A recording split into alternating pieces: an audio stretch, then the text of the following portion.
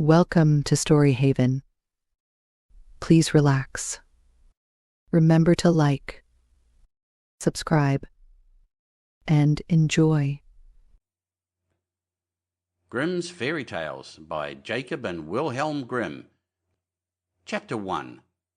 The Golden Bird. A certain king had a beautiful garden, and in the garden stood a tree which bore golden apples. These apples were always counted, and about the time when they began to grow ripe, it was found that every night one of them was gone. The king became very angry at this, and ordered the gardener to keep watch all night under the tree. The gardener set his eldest son to watch, but about 12 o'clock he fell asleep, and in the morning another of the apples was missing. Then the second son was ordered to watch, and at midnight he too fell asleep, and in the morning another apple was gone. Then the third son offered to keep watch, but the gardener at first would not let him, for fear some harm should come to him. However, at last he consented, and the young man laid himself under the tree to watch. As the clock struck 12, he heard a rustling noise in the air, and a bird came flying that was of pure gold. And as it was snapping at one of the apples with its beak, the gardener's son jumped up and shot an arrow at it. But the arrow did the bird no harm, only it dropped a golden feather from its tail and then flew away. The golden feather was brought to the king in the morning, and all the council was called together. Everyone agreed that it was worth more than all the wealth of the kingdom, but the king said, "One feather is of no use to me. I must have the whole bird." Then the gardener's eldest son set out and thought to find the golden bird very easily. And when he had gone but a little way, he came to a wood, and by the side of the wood he saw a fox sitting. So he took his bow and made ready to shoot at it. Then the fox said, "Do not shoot me, for I will give you good counsel. I know what your business is, and that you want to find the golden bird. You will reach a village in the evening, and when you get there, you will see two inns opposite to each other, one of which is very pleasant and beautiful to look at. Go not in there, but rest for the night in the other, though it may appear to you to be very poor and mean." But the son thought to himself, "What can such a beast as this know about the matter?" So he shot his arrow at the fox, but he missed, and it set up its tail above its back and ran into the wood. Then he went his way, and in the evening came to the village where the two inns were. And in one of these were people singing and dancing and feasting, but the other looked very dirty and poor. "I should be very silly," said he, "if I went into that shabby house and left this charming place." So he went into the smart house, and ate and drank at his ease, and forgot the bird, and his country too. Time passed on, and as the eldest son did not come back, and no tidings were heard of him, the second son set out, and the same thing happened to him.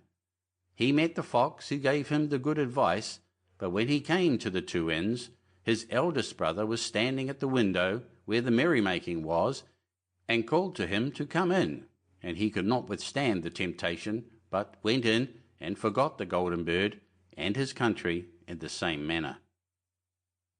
Time passed on again, and the youngest son too wished to set out into the wide world to seek for the golden bird. But his father would not listen to it for a long while, for he was very fond of his son, and was afraid that some ill luck might happen to him also, and prevent his coming back. However, at last it was agreed he should go, for he would not rest at home. And as he came to the wood, he met the fox, and heard the same good counsel. But he was thankful to the fox, and did not attempt his life as his brothers had done. So the fox said, "Sit upon my tail, and you will travel faster."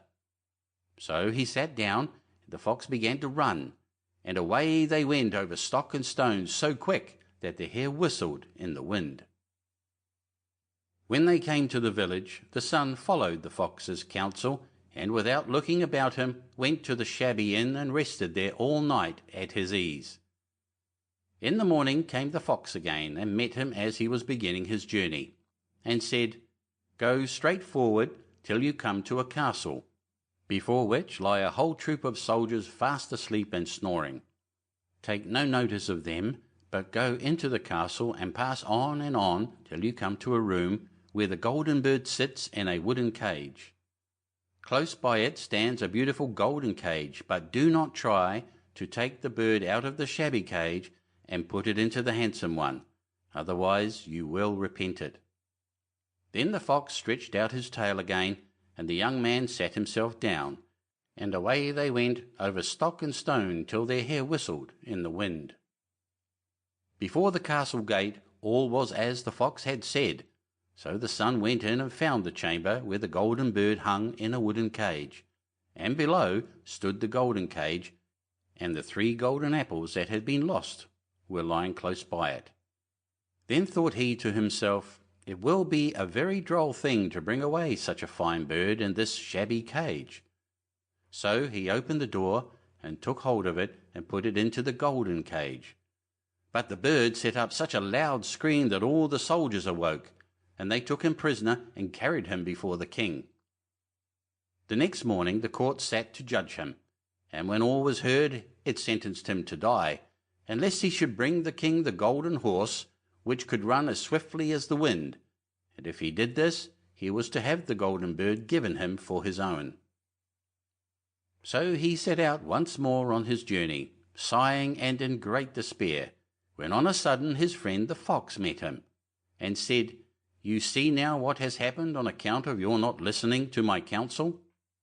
I will still, however, tell you how to find the golden horse if you will do as I bid you. You must go straight on till you come to the castle where the horse stands in his stall. By his side will lie the groom, fast asleep and snoring. Take away the horse quietly, but be sure to put the old leathern saddle upon him, and not the golden one that is close by it." Then the son sat down on the fox's tail, and away they went over stock and stone till their hair whistled in the wind. All went right, and the groom lay snoring with his hand upon the golden saddle. But when the son looked at the horse, he thought it a great pity to put the leathern saddle upon it. "I will give him the good one," said he. "I'm sure he deserves it." As he took up the golden saddle, the groom awoke, and cried out so loud that all the guards ran in and took him prisoner, and in the morning he was again brought before the court to be judged, and was sentenced to die. But it was agreed that if he could bring thither the beautiful princess, he should live, and have the bird and the horse given him for his own. Then he went his way very sorrowful. But the old fox came and said, "Why did not you listen to me? If you had, you would have carried away both the bird and the horse. Yet will I once more give you counsel. Go straight on, and in the evening you will arrive at a castle. At 12 o'clock at night the princess goes to the bathing house. Go up to her and give her a kiss, and she will let you lead her away. But take care you do not suffer her to go and take leave of her father and mother." Then the fox stretched out his tail, and so away they went over stock and stone till their hair whistled again. As they came to the castle, all was as the fox had said, and at 12 o'clock the young man met the princess going to the bath and gave her the kiss, and she agreed to run away with him, but begged with many tears that he would let her take leave of her father. At first he refused, but she wept still more and fell at his feet, till at last he consented. But the moment she came to her father's house, the guards awoke, and he was taken prisoner again. Then he was brought before the king, and the king said, "You shall never have my daughter, unless in 8 days you dig away the hill that stops the view from my window." Now this hill was so big that the whole world could not take it away. And when he had worked for 7 days, and had done very little, the fox came and said, "Lie down and go to sleep. I will work for you." And in the morning he awoke, and the hill was gone. So he went merrily to the king, and told him that now that it was removed, he must give him the princess. Then the king was obliged to keep his word, and away went the young man and the princess, and the fox came and said to him, "We will have all three, the princess, the horse, and the bird." "Ah," said the young man, "that would be a great thing, but how can you contrive it?" "If you will only listen," said the fox, "it can be done. When you come to the king, and he asks for the beautiful princess, you must say, 'Here she is.' Then he will be very joyful, and you will mount the golden horse that they are to give you, and put out your hand to take leave of them, but shake hands with the princess last. Then lift her quickly onto the horse behind you, clap your spurs to her side, and gallop away as fast as you can." All went right. Then the fox said, "When you come to the castle where the bird is, I will stay with the princess at the door, and you will ride in and speak to the king. And when he sees that it is the right horse, he will bring out the bird, but you must sit still, and say that you want to look at it to see whether it is the true golden bird, and when you get it into your hand, ride away." This too happened as the fox said. They carried off the bird, the princess mounted again, and they rode on to a great wood. Then the fox came and said, "Pray kill me, and cut off my head and my feet." But the young man refused to do it. So the fox said, "I will at any rate give you good counsel. Beware of two things: ransom no one from the gallows, and sit down by the side of no river." Then away he went. "Well," thought the young man, "it is no hard matter to keep that advice." He rode on with the princess till at last he came to the village where he had left his two brothers, and there he heard a great noise and uproar, and when he asked what was the matter, the people said 2 men are going to be hanged. As he came nearer, he saw that the 2 men were his brothers, who had turned robbers. So he said, "Cannot they in any way be saved?" But the people said no, unless he would bestow all his money upon the rascals and buy their liberty. Then he did not stay to think about the matter, but paid what was asked, and his brothers were given up, and went on with him towards their home. And as they came to the wood where the fox first met them, it was so cool and pleasant that the 2 brothers said, "Let us sit down by the side of the river and rest a while to eat and drink." So he said yes, and forgot the fox's counsel, and sat down on the side of the river. And while he suspected nothing, they came behind and threw him down the bank, and took the princess, the horse, and the bird, and went home to the king their master, and said, "All this we have won by our labour." Then there was great rejoicing made, but the horse would not eat, the bird would not sing, and the princess wept. The youngest son fell to the bottom of the river's bed. Luckily it was nearly dry, but his bones were almost broken, and the bank was so steep that he could find no way to get out. Then the old fox came once more, and scolded him for not following his advice, otherwise no evil would have befallen him. "Yet," said he, "I cannot leave you here, so lay hold of my tail and hold fast." Then he pulled him out of the river, and said to him as he got upon the bank, "Your brothers have set watch to kill you if they find you in the kingdom." So he dressed himself as a poor man, and came secretly to the king's court, and was scarcely within the doors when the horse began to eat, and the bird to sing, and the princess left off weeping. Then he went to the king and told him all his brothers' roguery, that they were seized and punished, and he had the princess given to him again, and after the king's death he was heir to his kingdom. A long while after he went to walk one day in the wood, and the old fox met him and besought him with tears in his eyes to kill him and cut off his head and feet. And at last he did so, and in a moment the fox was changed into a man, and turned out to be the brother of the princess, who had been lost a great many years. End of chapter 1.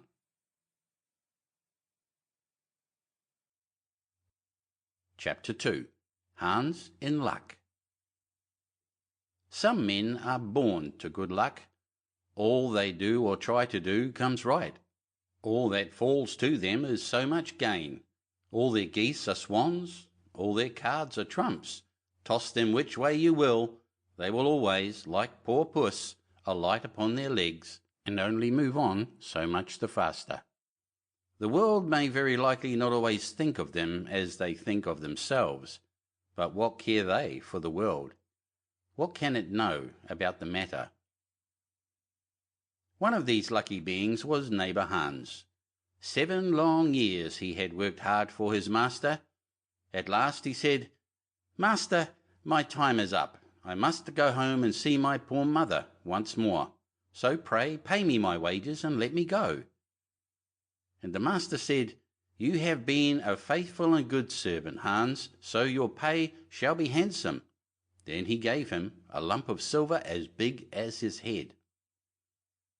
Hans took out his pocket-handkerchief, put the piece of silver into it, threw it over his shoulder, and jogged off on his road homewards. As he went lazily along, dragging one foot after another, a man came in sight, trotting gaily along on a capital horse. "Ah," said Hans aloud, "what a fine thing it is to ride on horseback! There he sits, as easy and happy as if he was at home, in the chair by his fireside. He trips against no stones, saves shoe leather, and gets on he hardly knows how." Hans did not speak so softly, but the horseman heard it all, and said, "Well, friend, why do you go on foot then?" "Ah," said he, "I have this load to carry. To be sure, it is silver, but it is so heavy that I can't hold up my head, and you must know it hurts my shoulder sadly." "What do you say of making an exchange?" said the horseman. "I will give you my horse, and you shall give me the silver, which will save you a great deal of trouble in carrying such a heavy load about with you." "With all my heart," said Hans, "but as you are so kind to me, I must tell you one thing. You will have a weary task to draw that silver about with you." However, the horseman got off, took the silver, helped Hans up, gave him the bridle into one hand and the whip into the other, and said, "When you want to go very fast, smack your lips loudly together and cry 'Jip!'" Hans was delighted as he sat on the horse, drew himself up, squared his elbows, turned out his toes, cracked his whip, and rode merrily off, 1 minute whistling a merry tune, and another singing, "No care and no sorrow, a fig for the morrow, we'll laugh and be merry, sing neigh down derry." After a time he thought he should like to go a little faster, so he smacked his lips and cried, "Jip!" Away went the horse full gallop, and before Hans knew what he was about, he was thrown off and lay on his back by the roadside. His horse would have run off if a shepherd who was coming by, driving a cow, had not stopped it. Hans soon came to himself and got upon his legs again, sadly vexed, and said to the shepherd, "This riding is no joke, when a man has the luck to get upon a beast like this, that stumbles and flings him off as if it would break his neck. However, I'm off now, once for all. I like your cow now a great deal better than this smart beast that played me this trick, and has spoiled my best coat, you see, in this puddle, which by the by smells not very like a nosegay. One can walk along at one's leisure behind that cow, keep good company, and have milk, butter, and cheese every day into the bargain. What would I give to have such a prize?" "Well," said the shepherd, "if you are so fond of her, I will change my cow for your horse. I like to do good to my neighbours, even though I lose by it myself." "Done," said Hans merrily. "What a noble heart that good man has," thought he. Then the shepherd jumped upon the horse, wished Hans and the cow good morning, and away he rode. Hans brushed his coat, wiped his face and hands, rested a while, and then drove off his cow quietly, and thought his bargain a very lucky one. "If I have only a piece of bread, and I certainly shall always be able to get that, I can, whenever I like, eat my butter and cheese with it, and when I am thirsty I can milk my cow and drink the milk, and what can I wish for more?" When he came to an inn, he halted, ate up all his bread, and gave away his last penny for a glass of beer. When he had rested himself, he set off again, driving his cow towards his mother's village. But the heat grew greater as soon as noon came on, till at last, as he found himself on a wide heath that would take him more than an hour to cross, he began to be so hot and parched that his tongue clave to the roof of his mouth. "I can find a cure for this," thought he. "Now I will milk my cow and quench my thirst." So he tied her to the stump of a tree and held his leathern cap to milk into, but not a drop was to be had. Who would have thought that this cow, which was to bring him milk and butter and cheese, was all that time utterly dry? Hans had not thought of looking to that. While he was trying his luck in milking, and managing the matter very clumsily, the uneasy beast began to think him very troublesome, and at last gave him such a kick on the head as knocked him down, and there he lay a long while senseless. Luckily a butcher soon came by, driving a pig in a wheelbarrow. "What is the matter with you, my man?" said the butcher, as he helped him up. Hans told him what had happened, how he was dry and wanted to milk his cow, but found the cow was dry too. Then the butcher gave him a flask of ale, saying, "There, drink and refresh yourself. Your cow will give you no milk. Don't you see she is an old beast, good for nothing but the slaughter-house?" "Alas, alas," said Hans, "who would have thought it? What a shame to take my horse and give me only a dry cow. If I kill her, what will she be good for? I hate cow beef. It is not tender enough for me. If it were a pig now, like that fat gentleman you are driving along at his ease, one could do something with it. It would at any rate make sausages." "Well," said the butcher, "I don't like to say no, when one is asked to do a kind neighbourly thing. To please you, I will change, and give you my fine fat pig for the cow."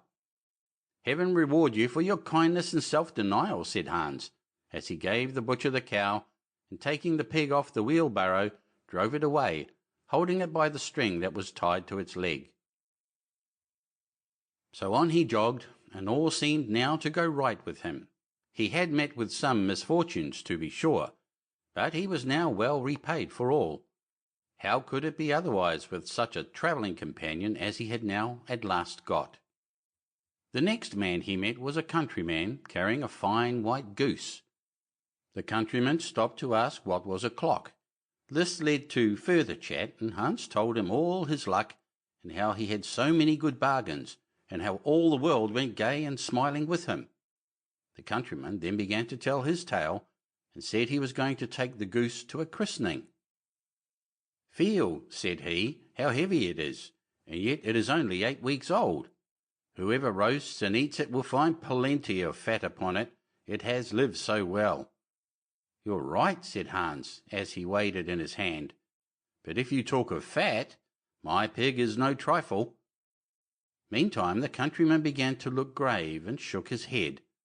"Hark ye," said he, "my worthy friend, you seem a good sort of fellow, so I can't help doing you a kind turn. Your pig may get you into a scrape. In the village I just came from, the squire has had a pig stolen out of his sty. I was dreadfully afraid when I saw you that you had got the squire's pig. If you have, and they catch you, it will be a bad job for you. The least they will do will be to throw you into the horse pond. Can you swim?" Poor Hans was sadly frightened. "Good man," he cried, "pray get me out of this scrape. I know nothing of where the pig was either bred or born, but he may have been the squire's for aught I can tell. You know this country better than I do. Take my pig and give me the goose." "I ought to have something into the bargain," said the countryman. "Give a fat goose for a pig, indeed. 'Tis not everyone would do so much for you as that. However, I will not be hard upon you, as you are in trouble." Then he took the string in his hand and drove off the pig by a side path, while Hans went on the way homewards free from care. "After all," thought he, "that chap is pretty well taken in. I don't care whose pig it is, but wherever it came from it has been a very good friend to me. I have much the best of the bargain. First there will be a capital roast, then the fat will find me in goose grease for 6 months, and then there are all the beautiful white feathers. I will put them into my pillow, and and then I am sure I shall sleep soundly without rocking. How happy my mother will be! Talk of a pig indeed! Give me a fine fat goose." As he came to the next village he saw a scissor grinder with his wheel, working and singing, "O'er hill and o'er dale, so happy I roam, work light and live well, all the world is my home, then who so blithe, so merry as I?" Hans stood looking on for a while, and at last said, "You must be well off, Master Grinder, you seem so happy at your work." "Yes," said the other, "mine is a golden trade. A good grinder never puts his hand into his pocket without finding money in it. But where did you get that beautiful goose?" "I did not buy it, I gave it for a pig." "And where did you get the pig?" "I gave a cow for it." "And the cow?" "I gave a horse for it." "And the horse?" "I gave a lump of silver as big as my head for it." "And the silver?" "Oh, I worked hard for that 7 long years." "You have thriven well in the world hitherto," said the grinder. "Now if you could find money in your pocket whenever you put your hand in it, your fortune would be made." "Very true, but how is that to be managed?" "How?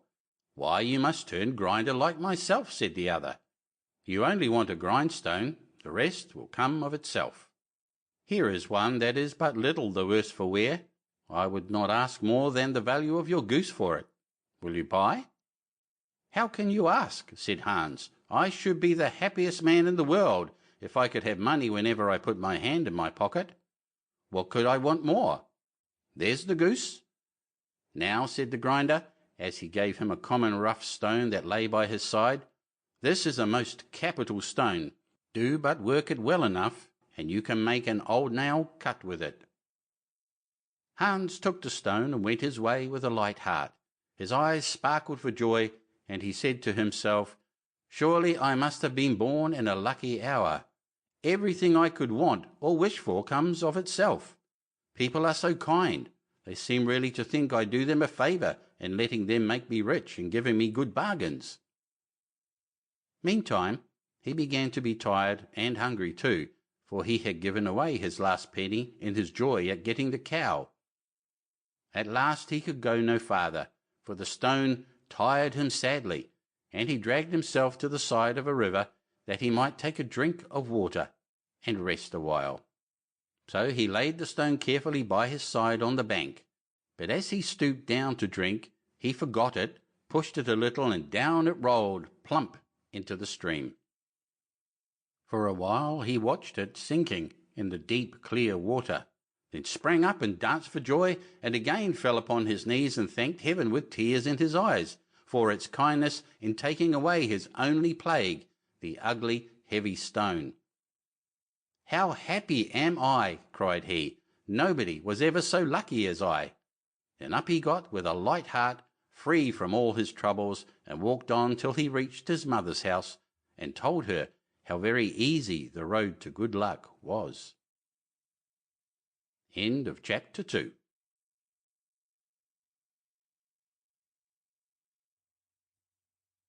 Chapter 3. Jorinda and Jorindel. There was once an old castle that stood in the middle of a deep, gloomy wood, and in the castle lived an old fairy. Now this fairy could take any shape she pleased.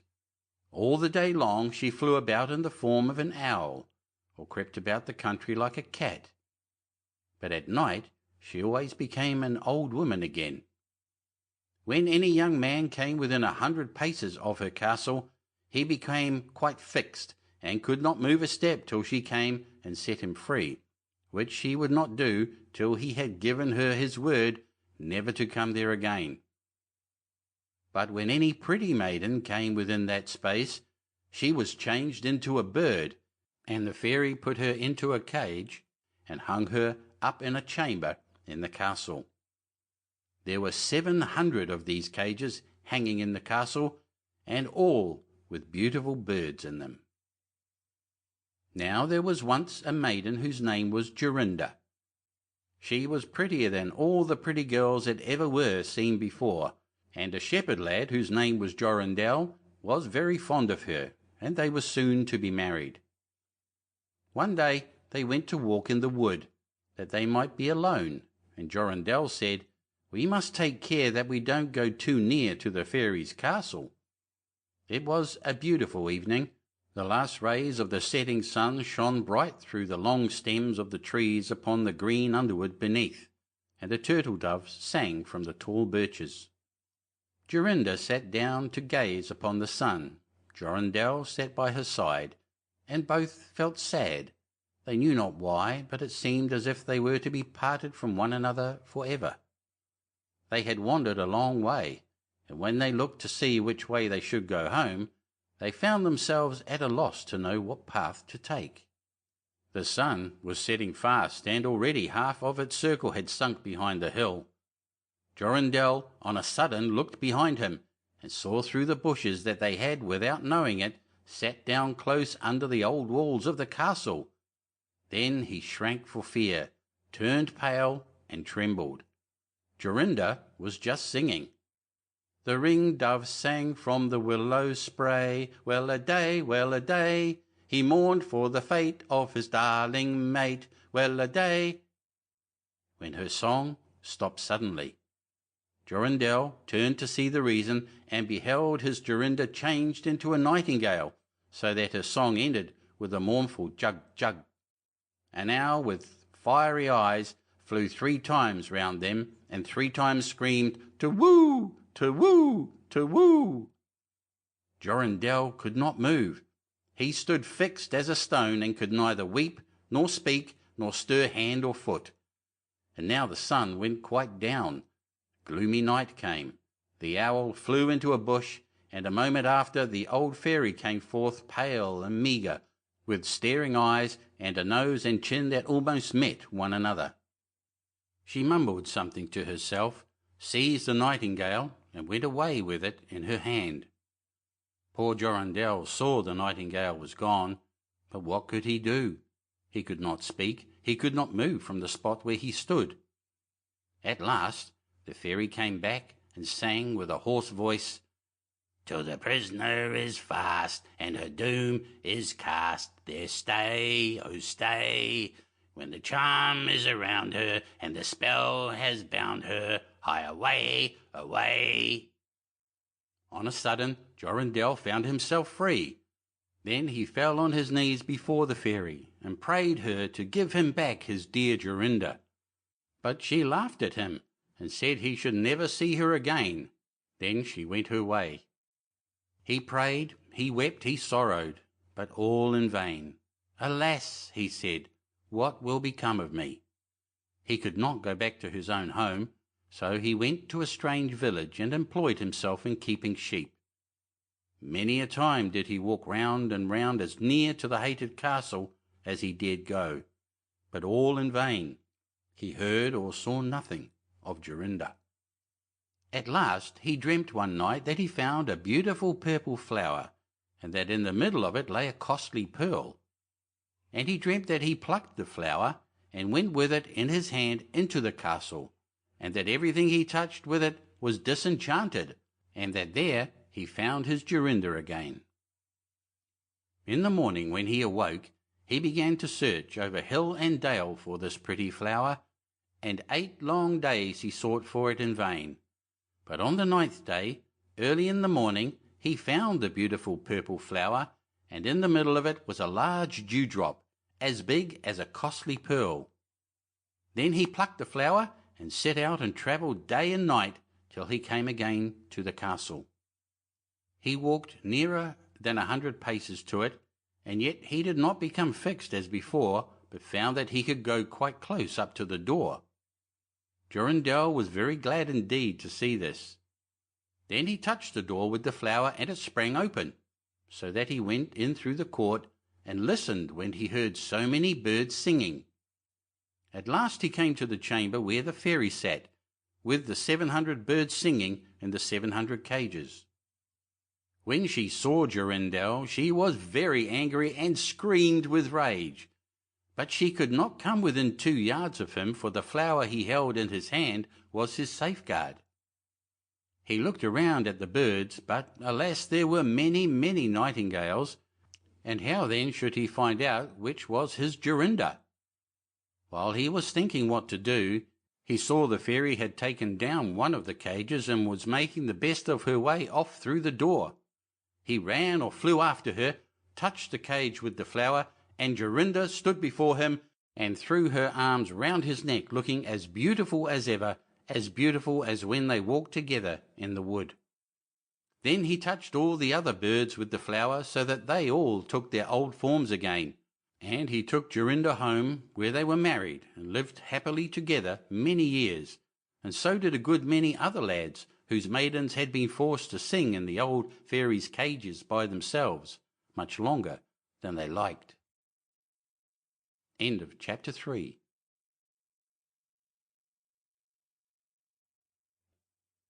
Chapter 4. The Travelling Musicians.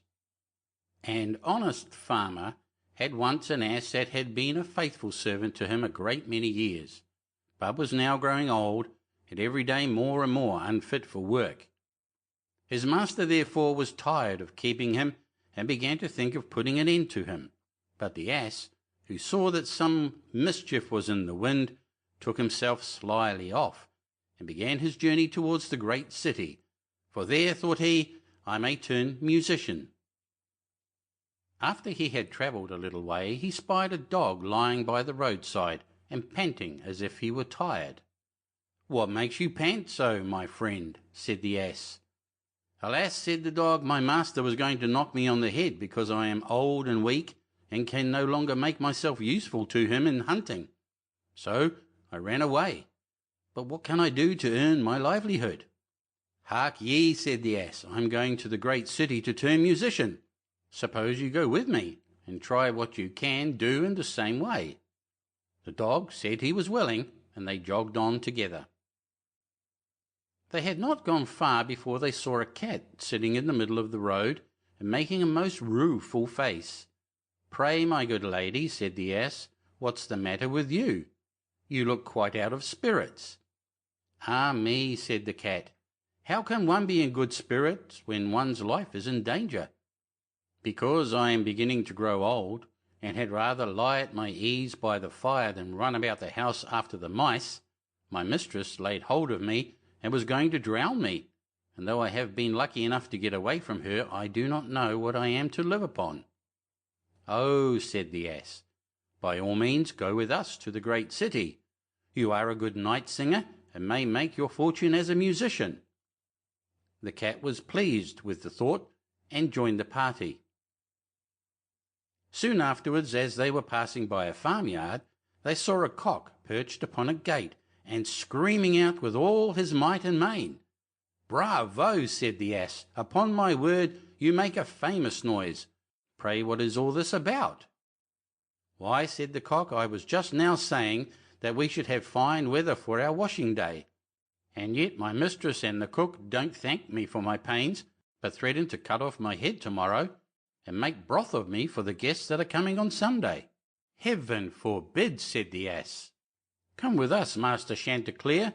It will be better, at any rate, than staying here to have your head cut off. Besides, who knows? If we care to sing in tune, we may get up some kind of concert, so come along with us." "With all my heart," said the cock, so they all four went on jollily together.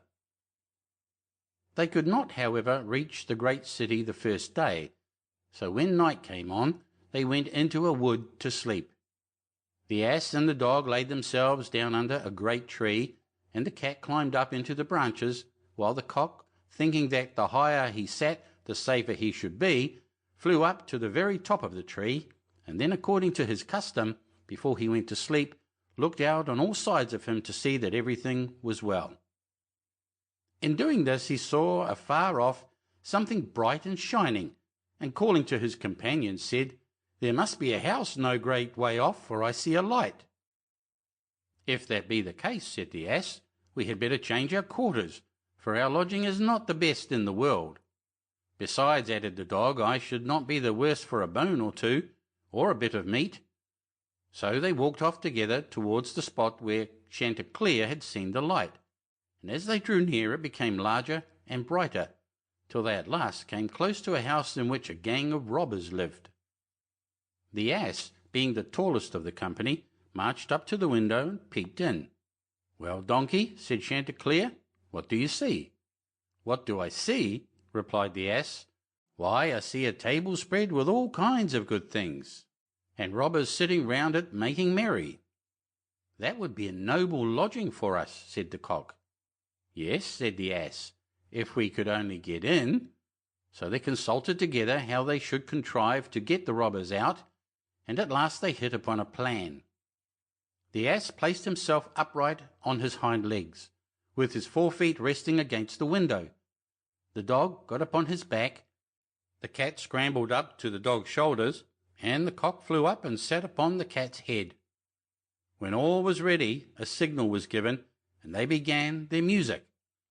The ass brayed, the dog barked, the cat mewed, and the cock screamed, and then they all broke through the window at once, and came tumbling into the room amongst the broken glass with a most hideous clatter. The robbers, who had been not a little frightened by the opening concert, had now no doubt that some frightful hobgoblin had broken in upon them, and scampered away as fast as they could. The coast once clear, our travellers soon sat down and dispatched what the robbers had left, with as much eagerness as if they had not expected to eat again for a month. As soon as they had satisfied themselves, they put out the lights, and each once more sought out a resting place to his own liking.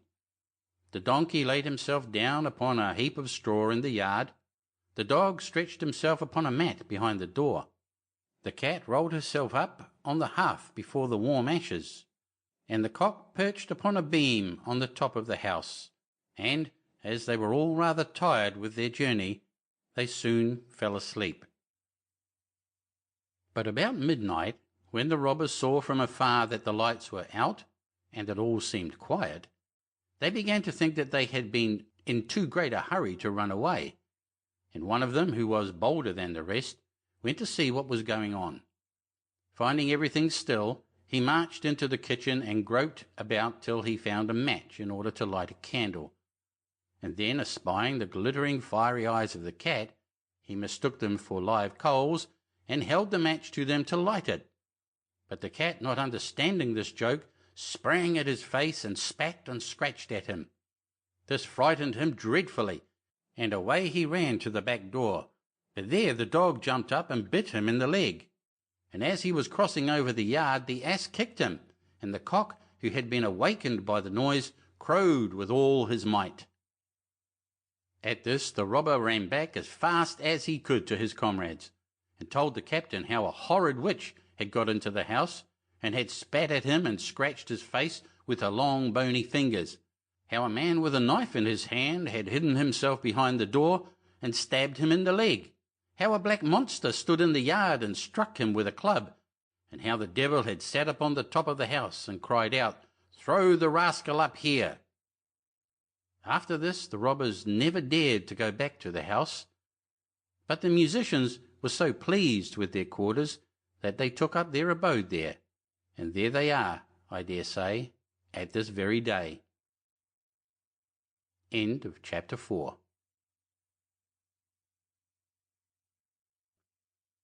Chapter 5. Old Sultan. A shepherd had a faithful dog called Sultan, who was grown very old and had lost all his teeth. And one day, when the shepherd and his wife were standing together before the house, the shepherd said, "I will shoot old Sultan tomorrow morning, for he is of no use now." But his wife said, "Pray let the poor faithful creature live. He has served us well a great many years, and we ought to give him a livelihood for the rest of his days." "But what can we do with him?" said the shepherd. "He has not a tooth in his head, and the thieves don't care for him at all.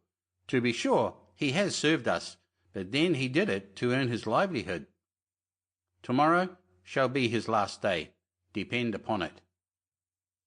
Poor Sultan, who was lying close by them, heard all that the shepherd and his wife said to one another, and was very much frightened to think tomorrow would be his last day.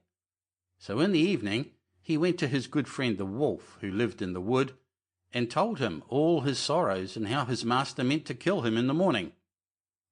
"Make yourself easy," said the wolf. "I will give you some good advice. Your master, you know, goes out every morning very early with his wife into the field, and they take their little child with them and lay it down behind the hedge in the shade while they are at work. Now do you lie down close by the child and pretend to be watching it, and I will come out of the wood and run away with it. You must run after me as fast as you can, and I will let it drop. Then you may carry it back, and they will think you have saved their child, and will be so thankful to you that they will take care of you as long as you live." The dog liked this plan very well, and accordingly so it was managed. The wolf ran with the child a little way. The shepherd and his wife screamed out, but Sultan soon overtook him and carried the poor little thing back to his master and mistress. Then the shepherd patted him on the head and said, "Old Sultan has saved our child from the wolf, and therefore he shall live and be well taken care of and have plenty to eat.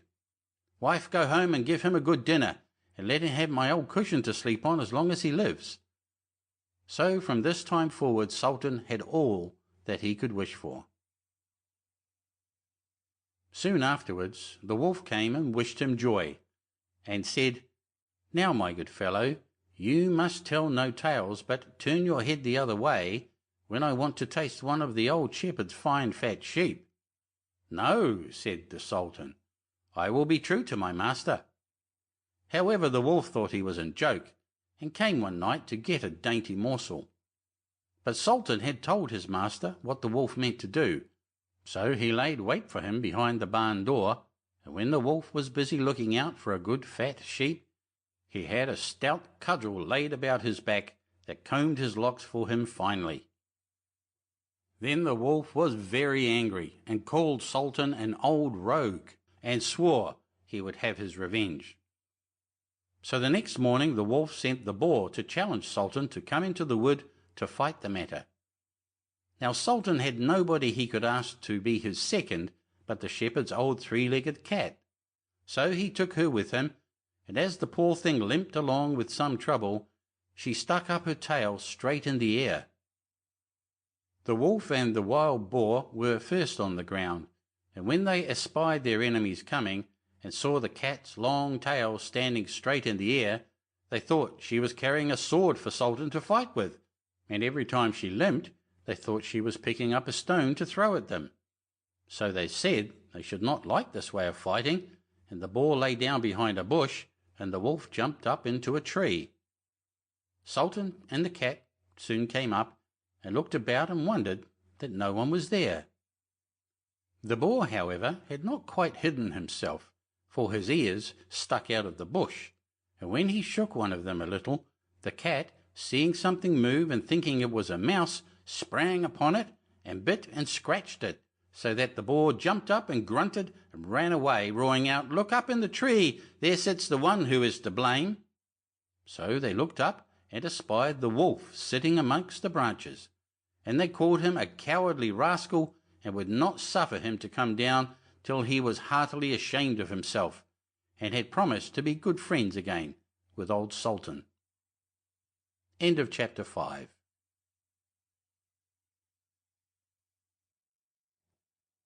Chapter 6. The Straw, the Coal, and the Bean.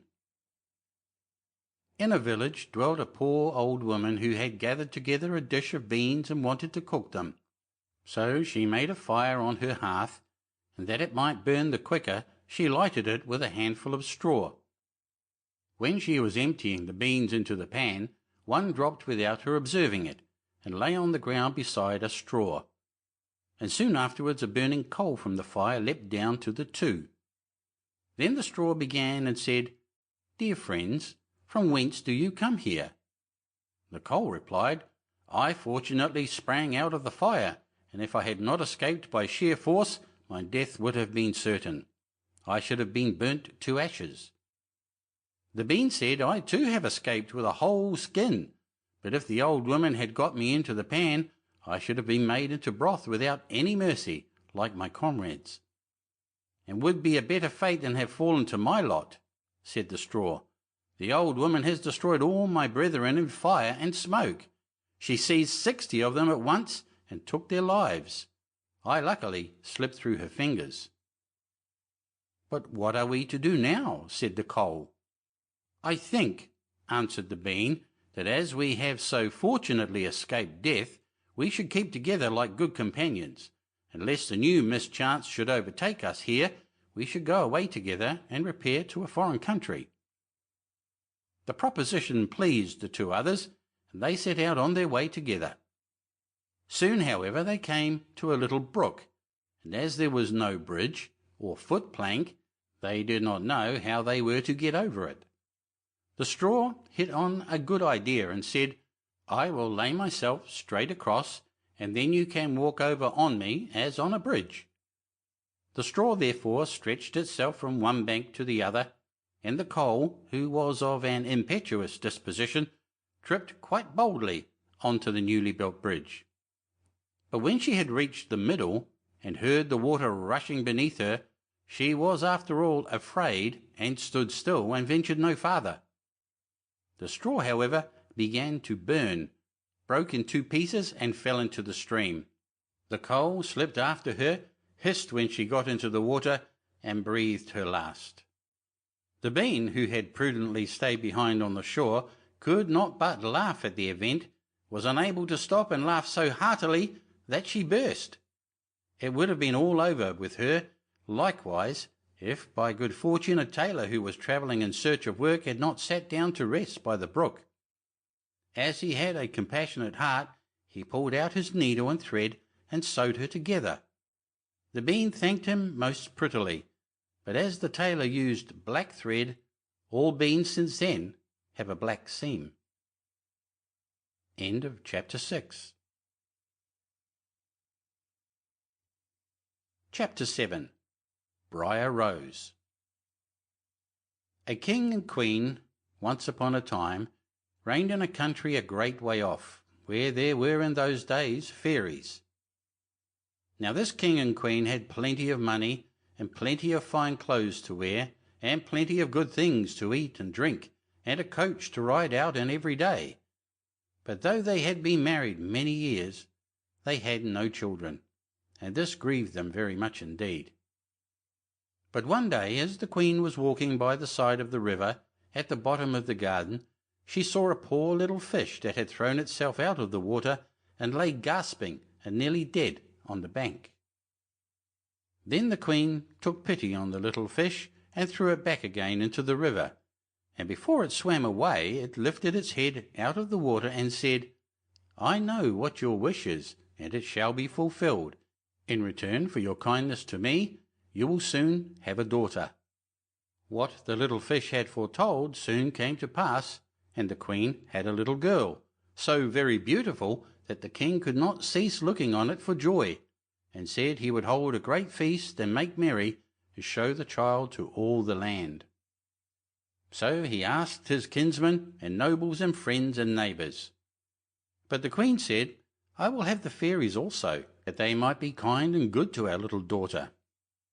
Now there were 13 fairies in the kingdom, but as the king and queen had only 12 golden dishes for them to eat out of, they were forced to leave one of the fairies without asking her.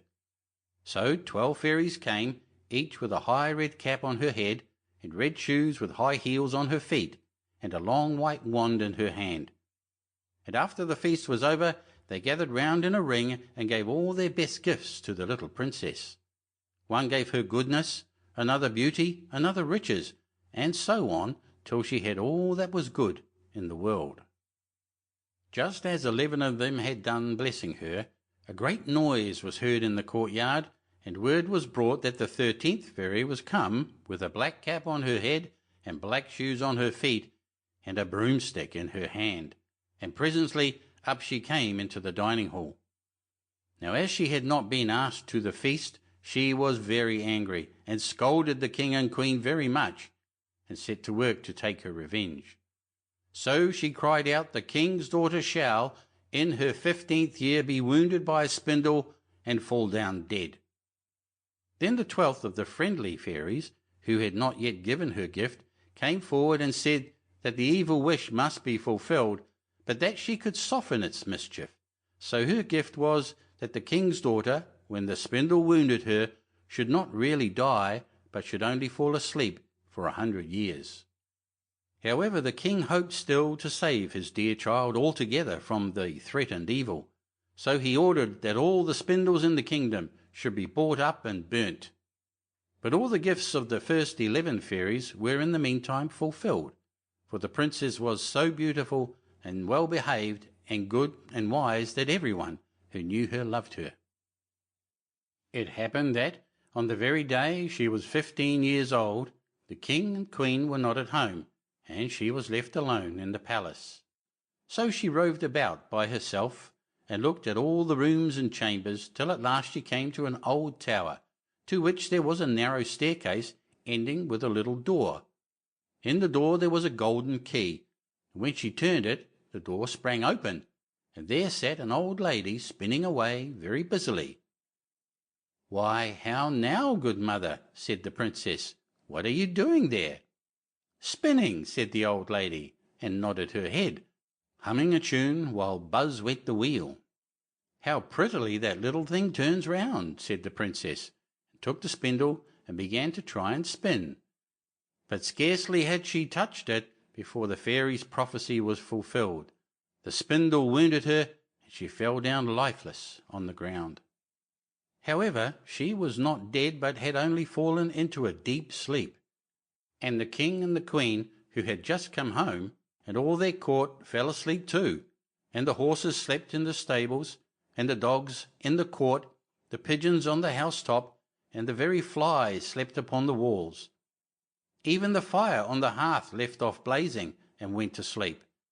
The jack stopped, and the spit that was turning about with a goose upon it for the king's dinner stood still, and the cook, who was at that moment pulling the kitchen boy by the hair to give him a box on the ear for something he had done amiss, let him go, and both fell asleep.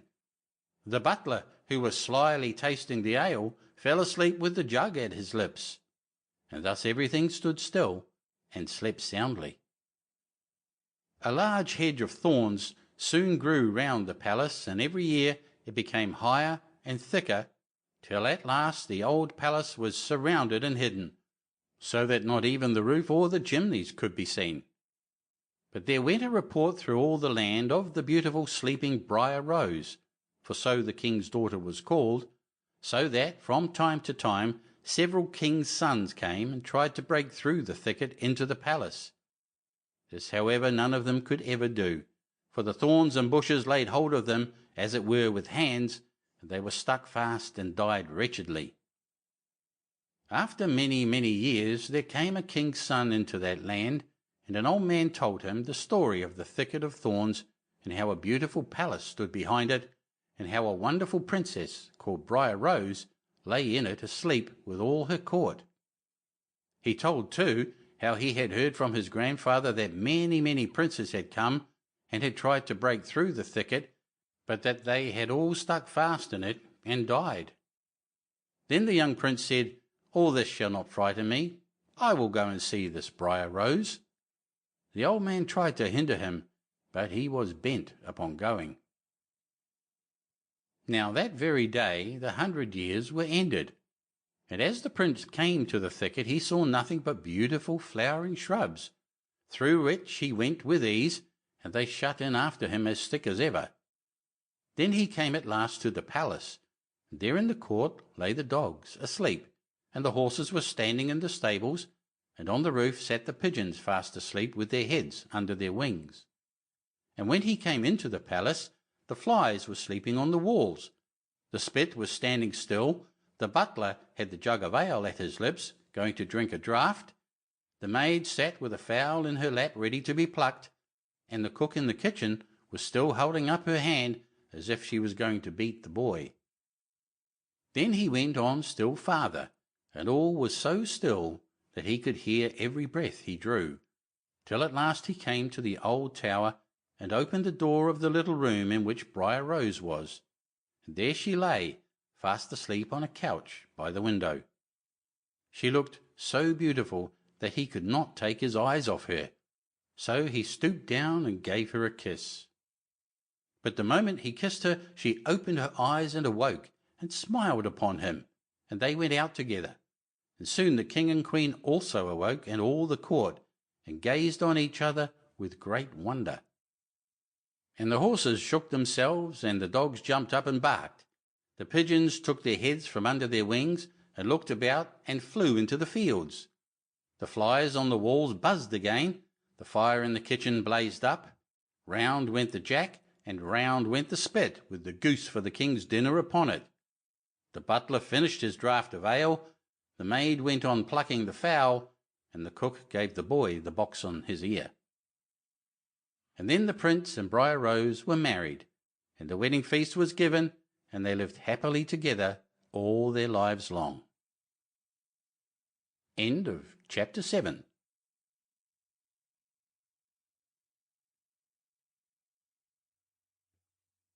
Chapter 8.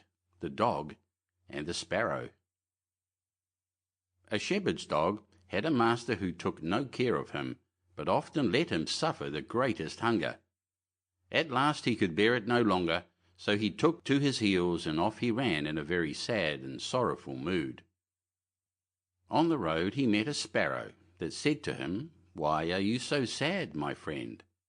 "Because," said the dog, "I am very, very hungry, and have nothing to eat." "If that be all," answered the sparrow, "come with me into the next town, and I will soon find you plenty of food."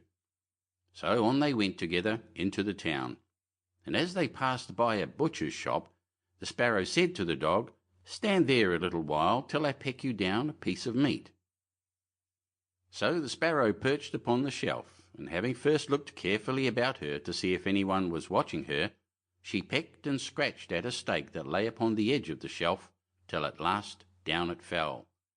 Then the dog snapped it up, and scrambled away with it into a corner, where he soon ate it all up. "Well," said the sparrow, "you shall have some more if you will, so come with me to the next shop, and I will peck you down another steak."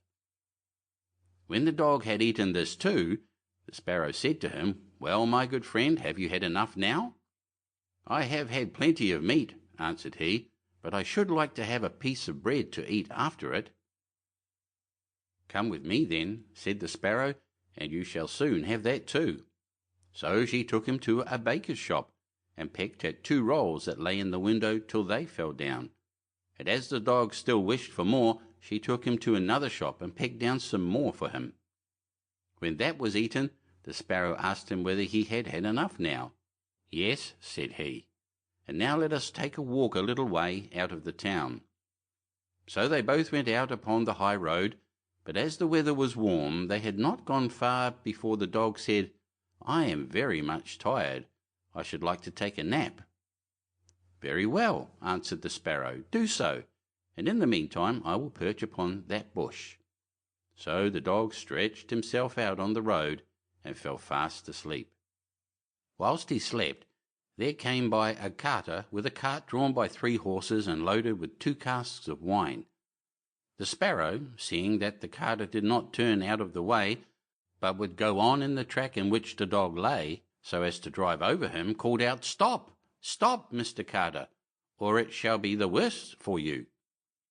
But the carter, grumbling to himself, "You make it the worse for me indeed. What can you do?" cracked his whip, and drove his cart over the poor dog, so that the wheels crushed him to death. "There," cried the sparrow, "thou cruel villain, thou hast killed my friend the dog. Now mind what I say. This deed of thine shall cost thee all thou art worth."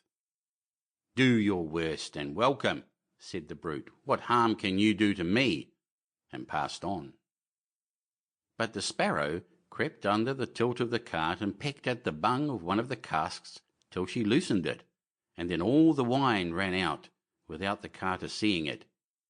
At last he looked round, and saw that the cart was dripping, and the cask quite empty. "What an unlucky wretch I am!" cried he. "Not wretch enough yet," said the sparrow, as she alighted upon the head of one of the horses, and pecked at him till he reared up and kicked.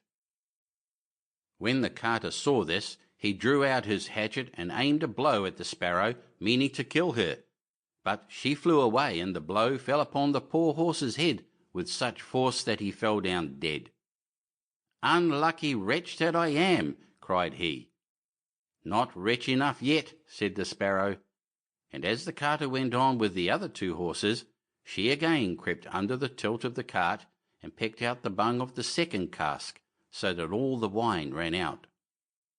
When the carter saw this, he again cried out, "Miserable wretch that I am!" But the sparrow answered, "Not wretch enough yet," and perched on the head of the second horse and pecked at him too. The carter ran up and struck at her again with his hatchet, but away she flew, and the blow fell upon the second horse and killed him on the spot. "Unlucky wretch that I am," said he. "Not wretch enough yet," said the sparrow, and perching upon the third horse she began to peck him too.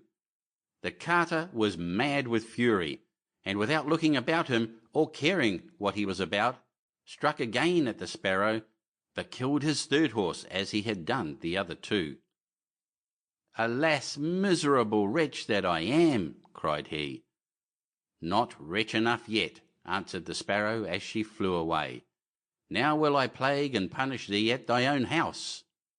The carter was forced at last to leave his cart behind him, and to go home, overflowing with rage and vexation. "Alas," said he to his wife, "what ill luck has befallen me! My wine is all spilt, and my horses, all three, dead."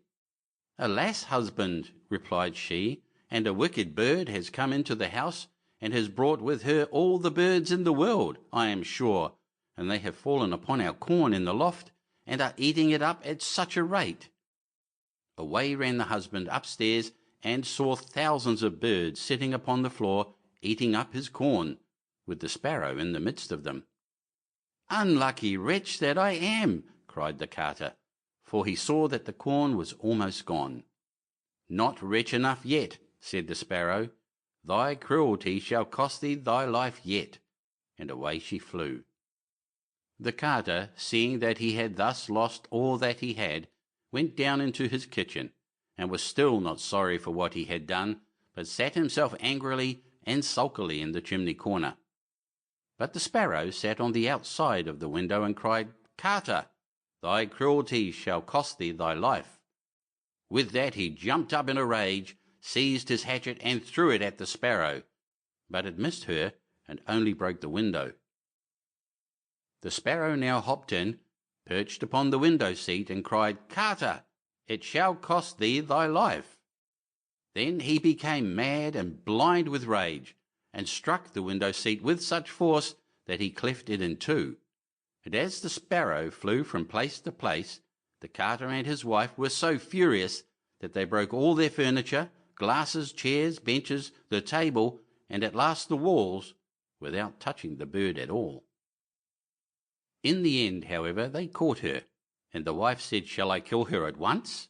"No," cried he, "that is letting her off too easily. She shall die a much more cruel death. I will eat her." But the sparrow began to flutter about and stretch out her neck and cried, "Carter, it shall cost thee thy life yet." With that he could wait no longer, so he gave his wife the hatchet and cried, "Wife, strike at the bird and kill her in my hand."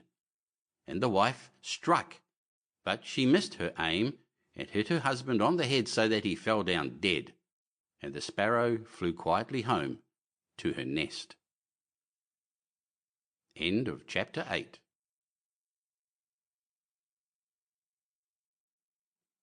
Chapter 9. The 12 Dancing Princesses. There was a king who had 12 beautiful daughters. They slept in 12 beds all in one room, and when they went to bed, the doors were shut and locked up. But every morning their shoes were found to be quite worn through, as if they had been danced in all night, and yet nobody could find out how it happened or where they had been. Then the king made it known to all the land that if any person could discover the secret and find out where it was that the princesses danced in the night, he should have the one he liked best for his wife, and should be king after his death.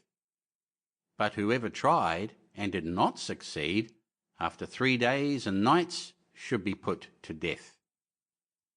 A king's son soon came. He was well entertained, and in the evening was taken to the chamber next to the one where the princesses lay in their 12 beds. There he was to sit and watch where they went to dance, and in order that nothing might pass without his hearing it, the door of his chamber was left open. But the king's son soon fell asleep, and when he awoke in the morning he found that the princesses had all been dancing, for the soles of their shoes were full of holes. The same thing happened the second and third night, so the king ordered his head to be cut off. After him came several others, but they had all the same luck, and all lost their lives in the same manner. Now it chanced that an old soldier who had been wounded in battle and could fight no longer passed through the country where this king reigned.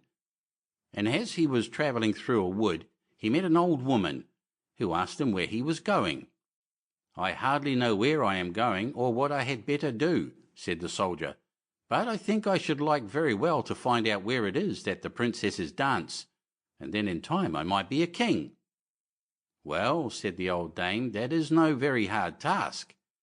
Only take care not to drink any of the wine which one of the princesses will bring to you in the evening, and as soon as she leaves, you pretend to be fast asleep."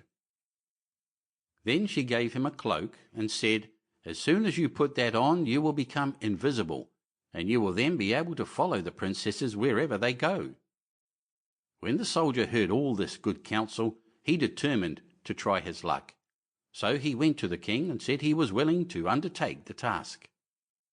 He was well received as the others had been, and the king ordered fine royal robes to be given him, and when the evening came he was led to the outer chamber. Just as he was going to lie down, the eldest of the princesses brought him a cup of wine, but the soldier threw it all away secretly, taking care not to drink a drop. Then he laid himself down on his bed, and in a little while began to snore very loud, as if he was fast asleep. When the 12 princesses heard this, they laughed heartily, and the eldest said this fellow too might have done a wiser thing than lose his life in this way. Then they rose up and opened their drawers and boxes, and took out all their fine clothes, and dressed themselves at the glass, and skipped about as if they were eager to begin dancing. But the youngest said, "I don't know how it is, while you are so happy, I feel very uneasy. I am sure some mischance will befall us."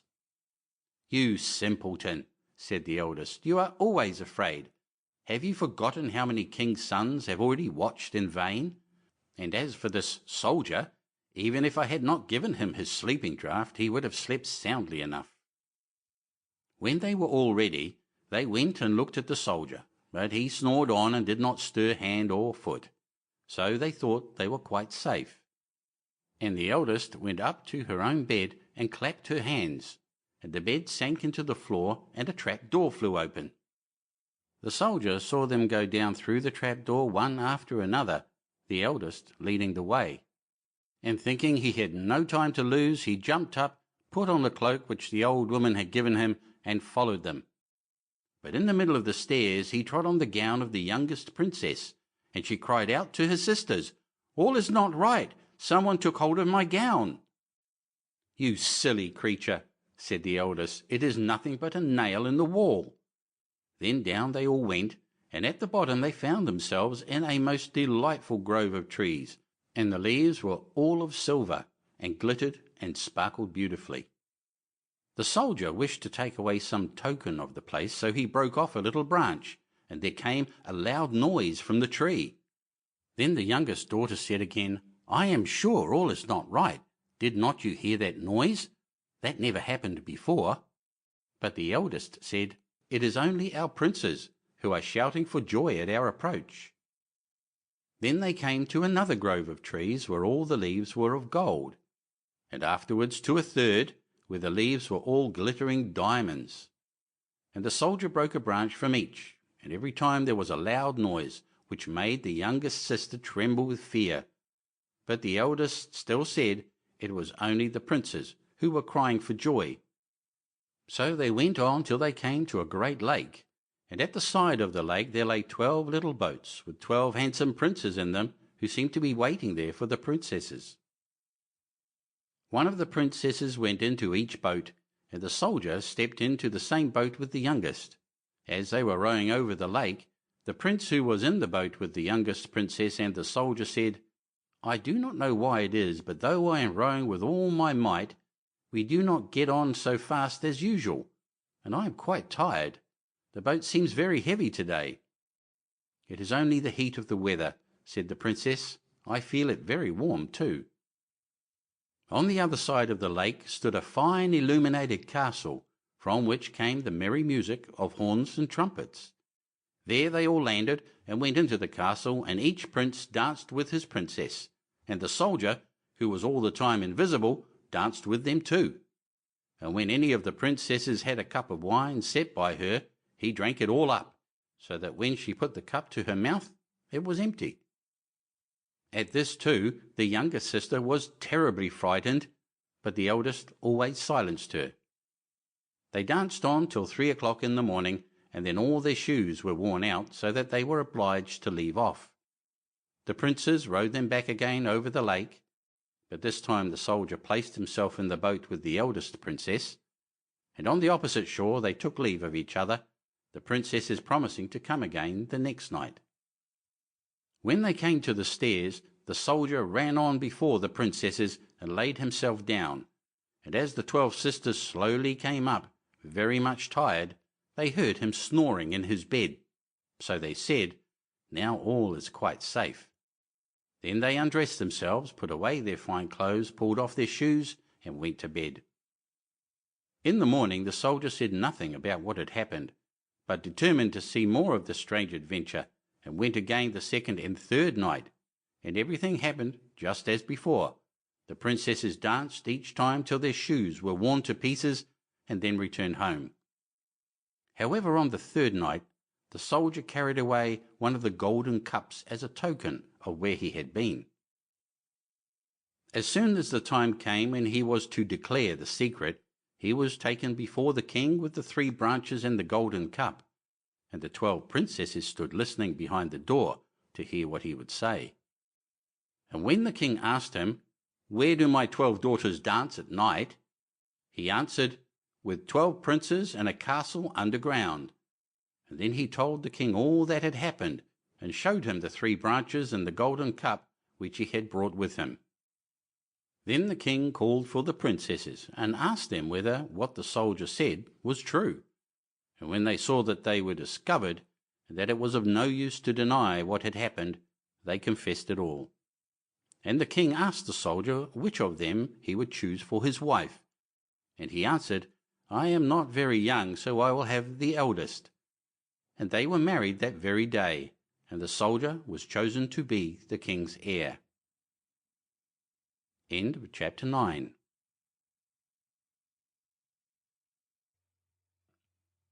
Chapter 10. The Fisherman and his Wife. There was once a fisherman who lived with his wife in a pigsty close by the seaside. The fisherman used to go out all day long a-fishing, and one day as he sat on the shore with his rod, looking at the sparkling waves and watching his line, all on a sudden his float was dragged away deep into the water, and drawing it up he pulled out a great fish. But the fish said, "Pray let me live. I am not a real fish. I am an enchanted prince. Put me in the water again and let me go." "Oh, oh," said the man, "you need not make so many words about the matter. I will have nothing to do with a fish that can talk, so swim away, sir, as soon as you please." Then he put him back into the water, and the fish darted straight down to the bottom, and left a long streak of blood behind him on the wave.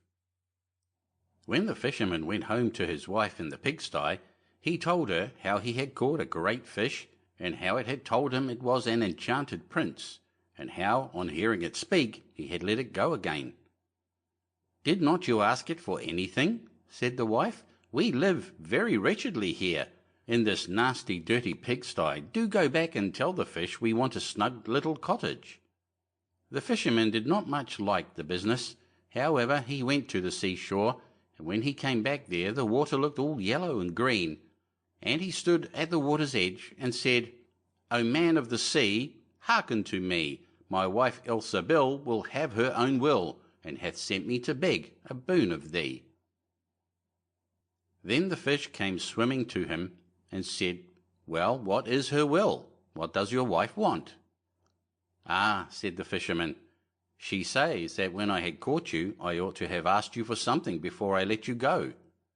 She does not like living any longer in the pigsty, and wants a snug little cottage." "Go home then," said the fish, "she is in the cottage already." So the man went home and saw his wife standing at the door of a nice trim little cottage. Come in," she said. "Is not this much better than the filthy pigsty we had?" And there was a parlour, and a bedchamber, and a kitchen, and behind the cottage there was a little garden planted with all sorts of flowers and fruits, and there was a courtyard behind, full of ducks and chickens. "Ah," said the fisherman, "how happily we shall live now." "We will try to do so, at least," said his wife. Everything went right for a week or two, and then Dame Ilsebil said, "Husband, there is not near room enough for us in this cottage. The courtyard and the garden are a great deal too small. I should like to have a large stone castle to live in. Go to the fish again, and tell him to give us a castle." "Wife," said the fisherman, "I don't like to go to him again, for perhaps he will be angry. We ought to be easy with this pretty cottage to live in." "Nonsense," said the wife. "He will do it very willingly, I know. Go along and try." The fisherman went, but his heart was very heavy, and when he came to the sea it looked blue and gloomy, though it was very calm, and he went close to the edge of the waves and said, "O man of the sea, hearken to me. My wife Ilsebil will have her own will, and hath sent me to beg a boon of thee." "Well, what does she want now?" said the fish. "Ah," said the man dolefully, "my wife wants to live in a stone castle." "Go home then," said the fish. "She is standing at the gate of it already." So away went the fisherman, and found his wife standing before the gate of a great castle. "See," said she, "is not this grand?" With that they went into the castle together, and found a great many servants there, and the rooms all richly furnished, and full of golden chairs and tables, and behind the castle was a garden, and around it was a park half a mile long, full of sheep and goats and hares and deer, and in the courtyard were stables and cow-houses. "Well," said the man, "now we will live cheerful and happy in this beautiful castle for the rest of our lives." "Perhaps we may," said the wife, "but let us sleep upon it before we make up our minds to that." So they went to bed. The next morning, when Dame Ilsebil awoke, it was broad daylight, and she jogged the fisherman with her elbow and said, "Get up, husband, and bestir yourself, for we must be king of all the land." "Wife, wife," said the man, "why should we wish to be the king? I will not be king." "Then I will," said she. "But, wife," said the fisherman, "how can you be king? The fish cannot make you a king." "Husband," said she, "say no more about it, but go and try. I will be king." So the man went away quite sorrowful to think that his wife should want to be king. This time the sea looked a dark grey colour, and was overspread with curling waves and the ridges of foam, as he cried out, "O man of the sea, hearken to me. My wife Ilsebil will have her own will, and hath sent me to beg a boon of thee." "Well, what would she have now?" said the fish. "Alas," said the poor man, "my wife wants to be king." "Go home," said the fish, "she is king already." Then the fisherman went home, and as he came close to the palace he saw a troop of soldiers and heard the sound of drums and trumpets. And when he went in, he saw his wife sitting on a throne of gold and diamonds, with a golden crown upon her head, and on each side of her stood 6 fair maidens, each a head taller than the other. "Well, wife," said the fisherman, "are you king?" "Yes," said she, "I am king." And when he had looked at her for a long time, he said, "Ah, wife, what a fine thing it is to be king! Now we shall never have anything more to wish for as long as we live." "I don't know how that may be," said she. "Never is a long time. I am king, it is true, but I begin to be tired of that, and I think I should like to be emperor." "Alas, wife, why should you wish to be emperor?" said the fisherman. "Husband," said she, "go to the fish. I say I will be emperor." "Ah, wife," replied the fisherman, "the fish cannot make an emperor, I am sure, and I should not like to ask him for such a thing."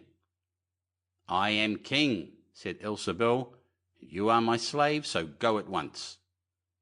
So the fisherman was forced to go, and he muttered as he went along, "This will come to no good. It is too much to ask. The fish will be tired at last, and then we shall be sorry for what we have done." He soon came to the seashore, and the water was quite black and muddy, and a mighty whirlwind blew over the waves and rolled them about. But he went as near as he could to the water's brink and said, "O man of the sea, hearken to me.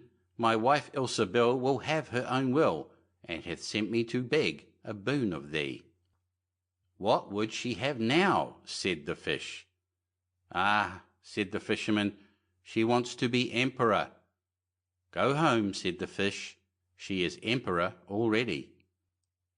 So he went home again, and as he came near he saw his wife Ilsebil sitting on a very lofty throne made of solid gold, with a crown on her head full 2 yards high, and on each side of her stood her guards and attendants in a row, each one smaller than the other, from the tallest giant down to a little dwarf no bigger than my finger. And before her stood princes and dukes and earls. And the fisherman went up to her and said, "Wife, are you emperor?" "Yes," said she, "I am emperor." "Ah," said the man, as he gazed upon her, "what a fine thing it is to be emperor." "Husband," said she, "why should we stop at being emperor? I will be pope next." "Oh, wife, wife," said he, "how can you be pope? There is but one pope at a time in Christendom." "Husband," said she, "I will be pope this very day." "But," replied the husband, "the fish cannot make you pope." "What nonsense!" said she. "If he can make an emperor, he can make a pope. Go and try him." So the fisherman went. But when he came to the shore, the wind was raging, and the sea was tossed up and down in boiling waves, and the ships were in trouble and rolled fearfully upon the tops of the billows. In the middle of the heavens there was a little piece of blue sky, but towards the south all was red, as if a dreadful storm was rising. At this sight the fisherman was dreadfully frightened, and he trembled so that his knees knocked together. But still he went down near to the shore, and said, "O man of the sea, hearken to me. My wife Ilsebil will have her own will, and hath sent me to beg a boon of thee." "What does she want now?" said the fish. "Ah," said the fisherman, "my wife wants to be pope."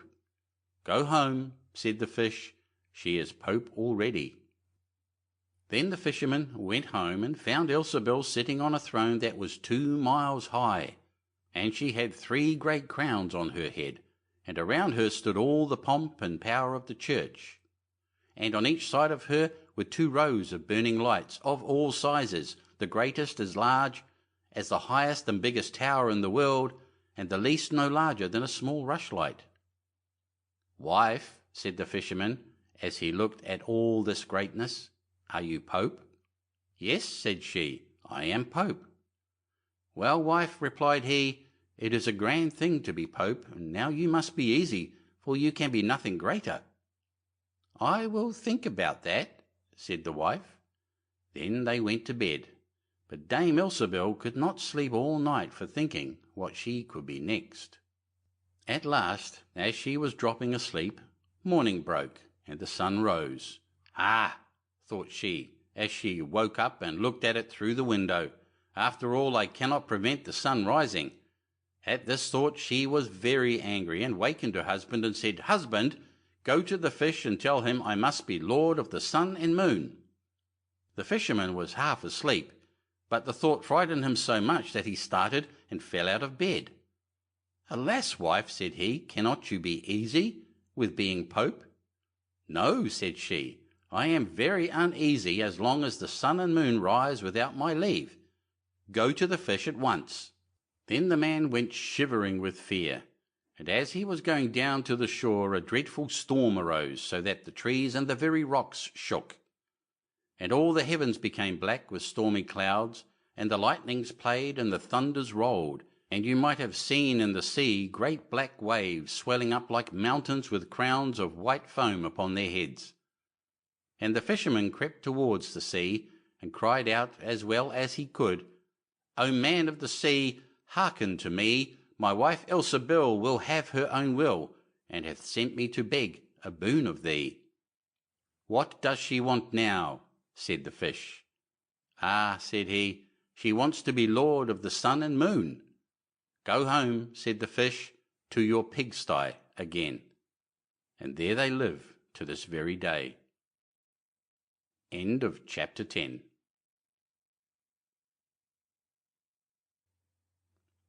Chapter 11. The Willow-Wren and the Bear. Once in summer-time the bear and the wolf were walking in the forest, and the bear heard a bird singing so beautifully that he said, "Brother Wolf, what bird is it that sings so well?" "That is the king of birds," said the wolf, "before whom we must bow down." In reality the bird was the Willow-Wren. "If that's the case," said the bear, "I should very much like to see his royal palace. Come, take me thither." "That is not done quite as you seem to think," said the wolf. "You must wait until the queen comes." Soon afterwards the queen arrived with some food in her beak, and the lord king came too, and they began to feed their young ones. The bear would have liked to go at once, but the wolf held him back by the sleeve and said, "No, you must wait until the lord and lady queen have gone away again."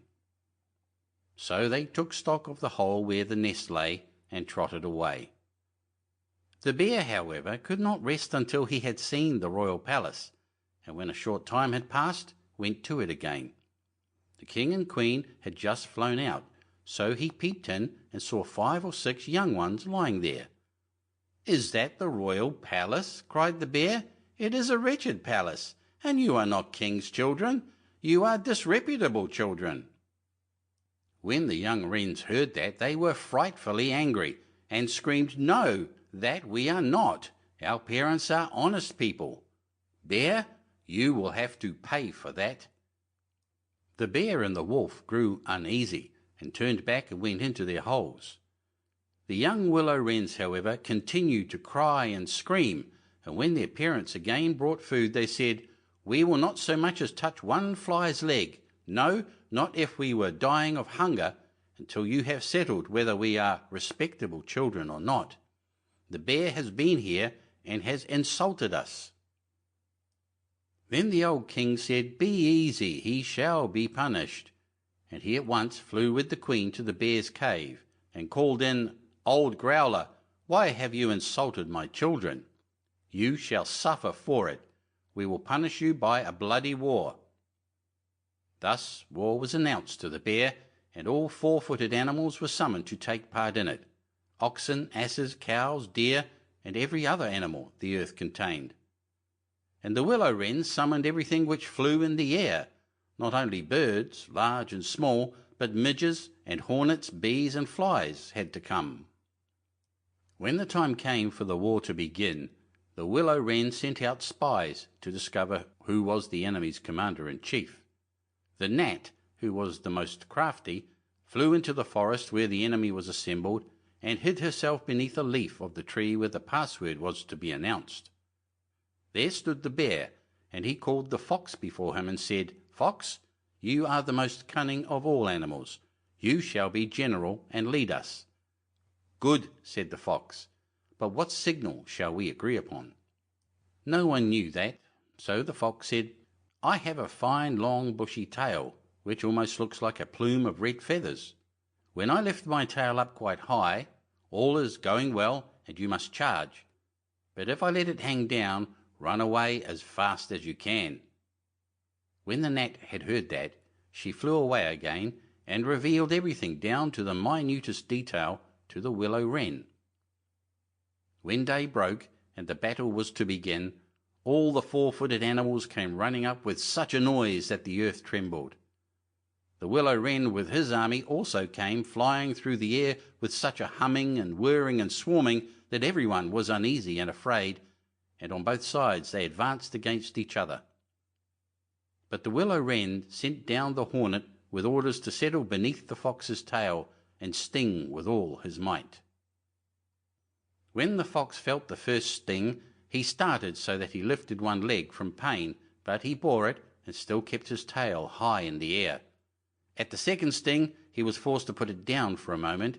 At the third, he could hold out no longer, screamed and put his tail between his legs. When the animals saw that, they thought all was lost and began to flee, each into his hole, and the birds had won the battle. Then the king and queen flew home to their children and cried, "Children, rejoice! Eat and drink to your heart's content. We have won the battle." But the young wrens said, "We will not eat yet. The bear must come to the nest and beg for pardon, and say that we are honourable children, before we will do that." Then the Willow-Wren flew to the bear's hole and cried, "Growler, you are to come to the nest to my children and beg their pardon, or else every rib of your body shall be broken." So the bear crept thither in the greatest fear and begged their pardon. And now at last the young wrens were satisfied and sat down together and ate and drank and made merry till quite late into the night. End of chapter 11.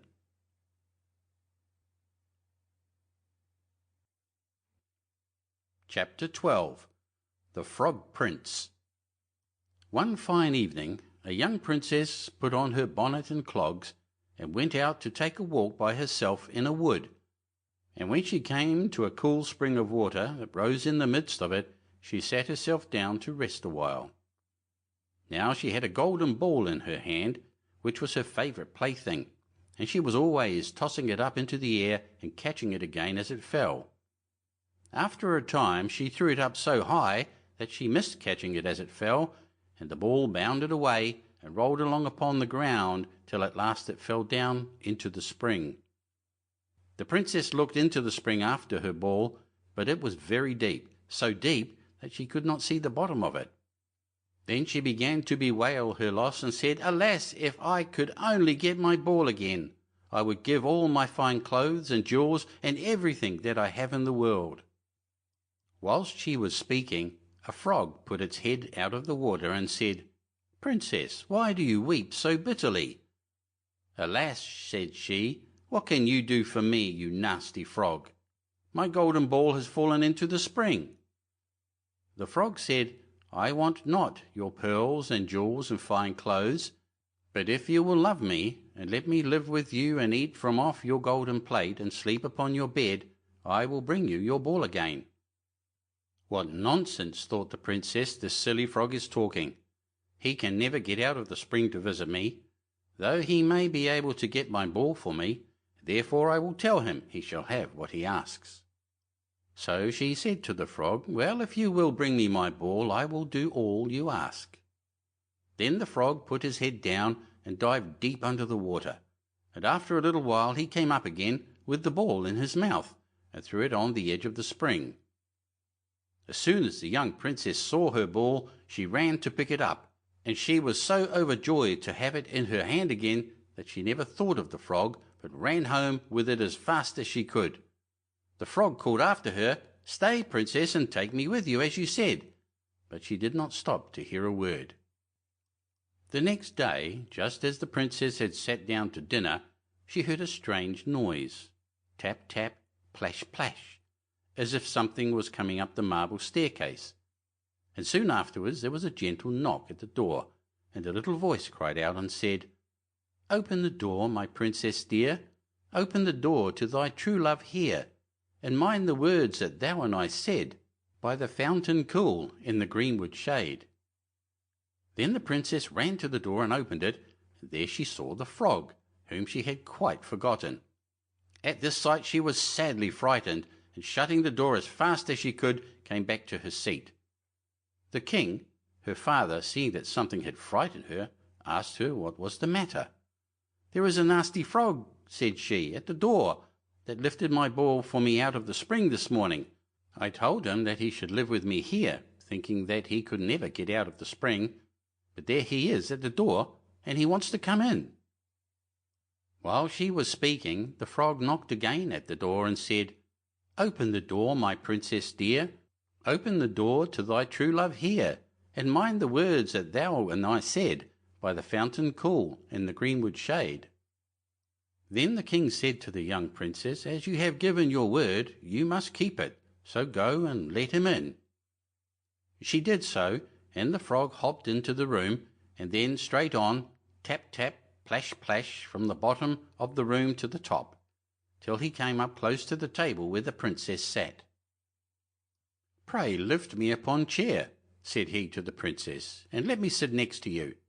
As soon as she had done this, the frog said, "Put your plate nearer to me, that I may eat out of it."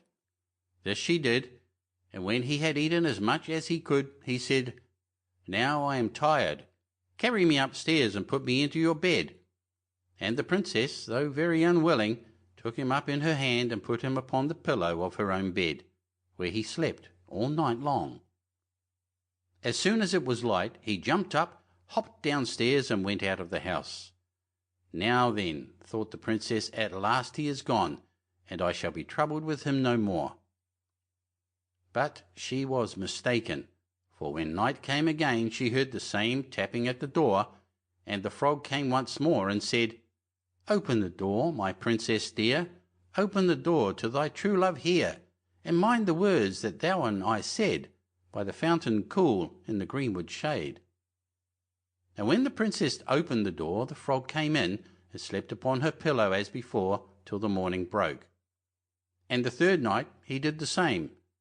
But when the princess awoke on the following morning, she was astonished to see, instead of the frog, a handsome prince gazing on her with the most beautiful eyes she had ever seen, and standing at the head of her bed.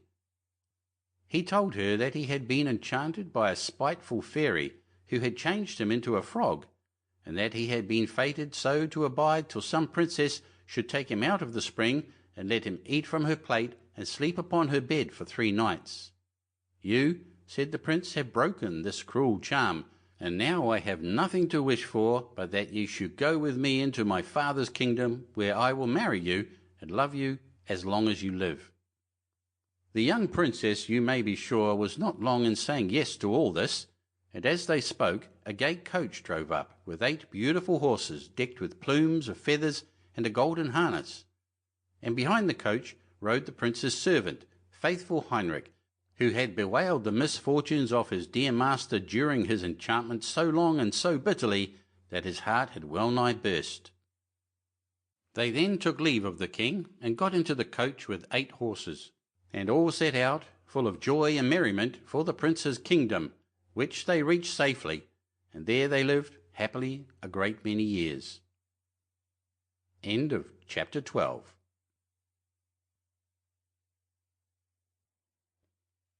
Chapter 13.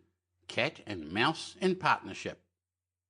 A certain cat had made the acquaintance of a mouse, and had said so much to her about the great love and friendship she felt for her, that at length the mouse agreed that they should live and keep house together.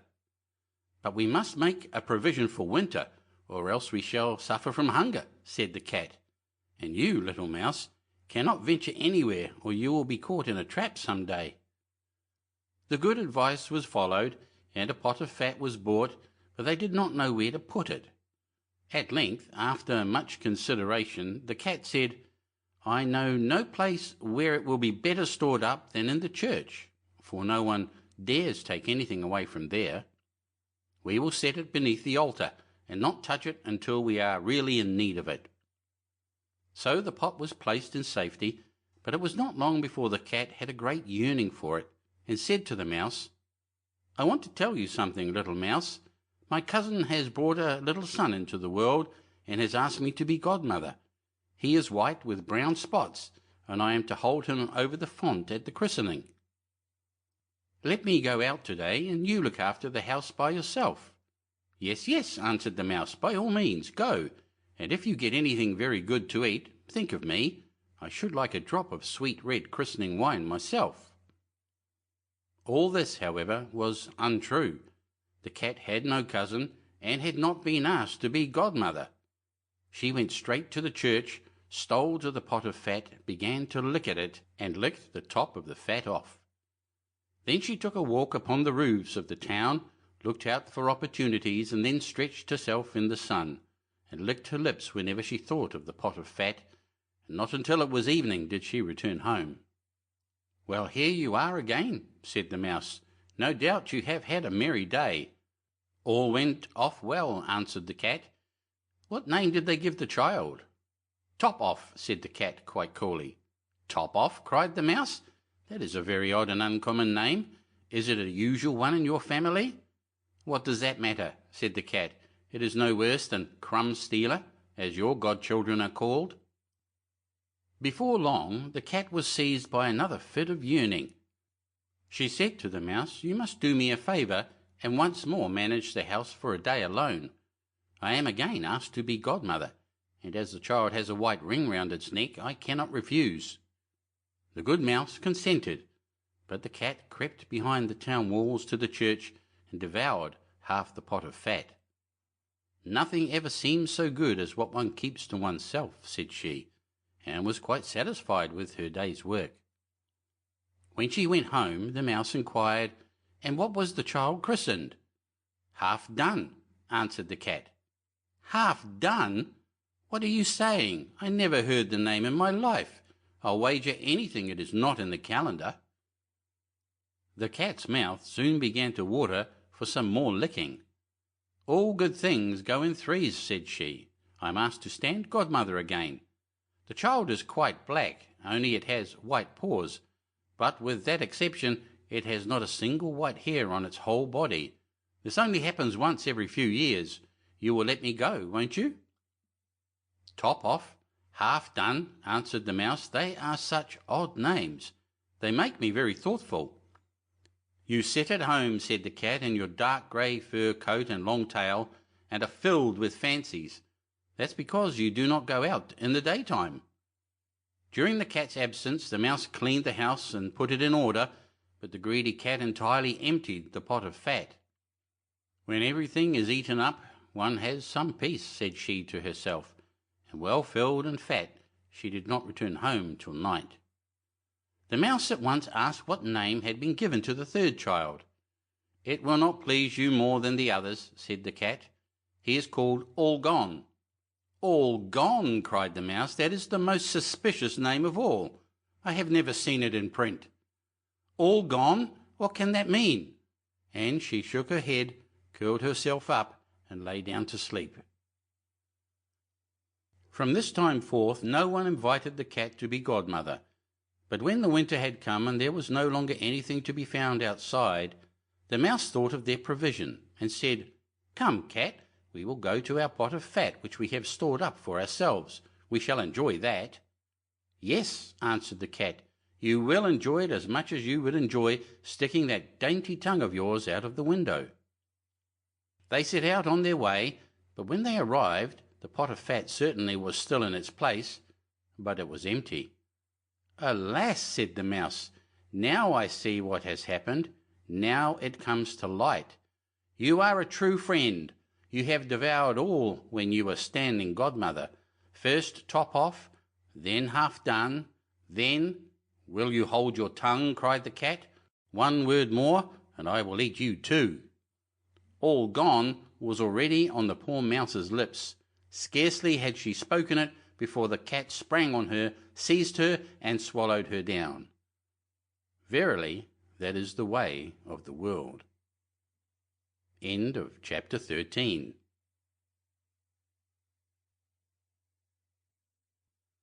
Chapter 14. The Goose-Girl. The king of a great land died, and left his queen to take care of their only child. This child was a daughter who was very beautiful, and her mother loved her dearly and was very kind to her. And there was a good fairy too, who was fond of the princess and helped her mother to watch over her. When she grew up, she was betrothed to a prince who lived a great way off, and as the time drew near for her to be married, she got ready to set off on her journey to his country. Then the queen, her mother, packed up a great many costly things, jewels and gold and silver, trinkets, fine dresses, and in short everything that became a royal bride. And she gave her a waiting maid to ride with her, and give her into the bridegroom's hands, and each had a horse for the journey. Now the princess's horse was the fairy's gift, and it was called Falada, and could speak.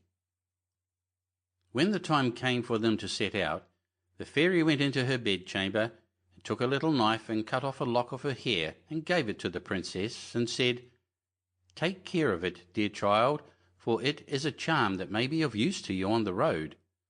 Then they all took a sorrowful leave of the princess, and she put the lock of hair into her bosom, got upon her horse, and set off on her journey to her bridegroom's kingdom.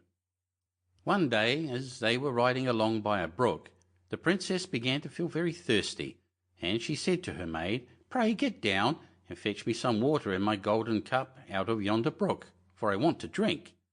"Nay," said the maid, "if you are thirsty, get off yourself and stoop down by the water and drink. I shall not be your waiting maid any longer." Then she was so thirsty that she got down and knelt over the little brook and drank, for she was frightened and dared not bring out her golden cup. And she wept and said, "Alas, what will become of me?" And the lock answered her and said, "Alas, alas, if thy mother knew it, sadly, sadly would she rue it." But the princess was very gentle and meek, so she said nothing to her maids or behaviour, but got upon her horse again. Then all rode farther on their journey till the day grew so warm and the sun so scorching that the bride began to feel very thirsty again, and at last, when they came to a river, she forgot her maid's rude speech and said, "Pray get down and fetch me some water to drink in my golden cup." But the maid answered her, and even spoke more haughtily than before, "Drink if you will, but I shall not be your waiting maid." Then the princess was so thirsty that she got off her horse and lay down and held her head over the running stream and cried and said, "What will become of me?" And the lock of hair answered her again, "Alas, alas, if thy mother knew it, sadly, sadly would she rue it." And as she leaned down to drink, the lock of hair fell from her bosom and floated away with the water. Now she was so frightened that she did not see it, but her maid saw it, and was very glad, for she knew the charm, and she saw that the poor bride would be in her power, now that she had lost the hair. So when the bride had done drinking, and would have got upon Falada again, the maid said, "I shall ride upon Falada, and you may have my horse instead." So she was forced to give up her horse, and soon afterwards to take off her royal clothes, and put on her maid's shabby ones. At last, as they drew near the end of their journey, this treacherous servant threatened to kill her mistress if she ever told anyone what had happened. But Falada saw it all, and marked it well. Then the waiting maid got upon Falada, and the real bride rode upon the other horse, and they went on in this way till at last they came to the royal court. There was great joy at their coming, and the prince flew to meet them, and lifted the maid from her horse, thinking she was the one who was to be his wife, and she was led upstairs to the royal chamber. But the true princess was told to stay in the court below. Now the old king happened just then to have nothing else to do, so he amused himself by sitting at his kitchen window, looking at what was going on, and he saw her in the courtyard. As she looked very pretty and too delicate for a waiting maid, he went up into the royal chamber to ask the bride who it was she had brought with her, that was thus left standing in the court below. "I brought her with me for the sake of her company on the road," said she. "Pray give the girl some work to do, that she may not be idle." The old king could not for some time think of any work for her to do, but at last he said, "I have a lad who takes care of my geese. She may go and help him." Now the name of this lad, that the real bride was to help in watching the king's geese, was Curdken. But the false bride said to the prince, "Dear husband, pray do me one piece of kindness." "That I will," said the prince. "Then tell one of your slaughterers to cut off the head of the horse I rode upon, for it was very unruly and plagued me sadly on the road." But the truth was, she was very much afraid lest Falada should some day or other speak and tell all she had done to the princess. She carried her point, and the faithful Falada was killed.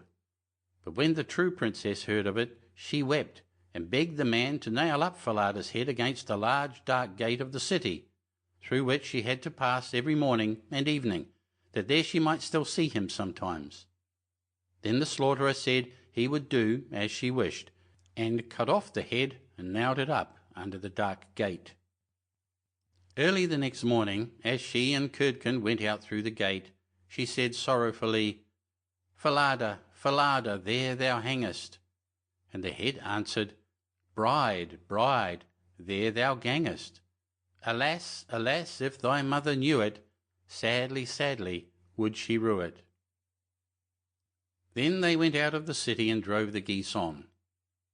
And when she came to the meadow, she sat down upon a bank there, and let down her waving locks of hair, which were all of pure silver. And when Curdken saw it glitter in the sun, he ran up and would have pulled some of the locks out, but she cried, "Blow, breezes, blow, let Curdken's hat go. Blow, breezes, blow, let him after it go. O'er hills, dales, and rocks, away be it whirled, till the silvery locks are all combed and curled." Then there came a wind so strong that it blew off Curdken's hat, and away it flew over the hills, and he was forced to turn and run after it, till, by the time he came back, she had done combing and curling her hair, had put it up again safe. Then he was very angry and sulky, and would not speak to her at all. But they watched the geese until it grew dark in the evening, and then drove them homewards. The next morning, as they were going through the dark gate, the poor girl looked up at Falada's head and cried, "Falada, Falada, there thou hangest." And the head answered, "Bride, bride, there thou gangest. Alas, alas, if thy mother knew it, sadly, sadly would she rue it." Then she drove on the geese and sat down again in the meadow, and began to comb out her hair as before. And Curdken ran up to her and wanted to take hold of it, but she cried out quickly, "Blow, breezes, blow, let Curdken's hat go. Blow, breezes, blow, let him after it go. O'er hills, dales, and rocks, away be it whirled, till the silvery locks are all combed and curled." Then the wind came and blew away his hat, and off it flew a great way over the hills and far away, so that he had to run after it, and when he came back, she had bound up her hair again, and all was safe. So they watched the geese till it grew dark. In the evening, after they came home, Curdken went to the old king and said, "I cannot have that strange girl to help me to keep the geese any longer." "Why?" said the king. "Because instead of doing any good, she does nothing but tease me all day long." Then the king made him tell him what had happened. And Curdken said, "When we go in the morning through the dark gate with our flock of geese, she cries and talks with the head of a horse that hangs upon the wall, and says, 'Falada, Falada, there thou hangest.' And the head answers, 'Bride, bride, there thou gangest. Alas, alas, if thy mother knew it, sadly, sadly would she rue it.'" And Curdken went on telling the king what had happened upon the meadow where the geese fed, how his hat was blown away, and how he was forced to run after it, and to leave his flock of geese to themselves. But the old king told the boy to go out again the next day, and when morning came he placed himself behind the dark gate, and heard how she spoke to Falada, and how Falada answered. Then he went into the field and hid himself in a bush by the meadow's side, and he soon saw with his own eyes how they drove the flock of geese, and how after a little time she let down her hair that glittered in the sun, and then he heard her say, "Blow, breezes, blow, let Curdken's hat go. Blow, breezes, blow, let him after it go. Over hills, dales, and rocks, away be it whirled, till the silvery locks are all combed and curled. And soon came a gale of wind, and carried away Curdken's hat, and away went Curdken after it, while the girl went on combing and curling her hair.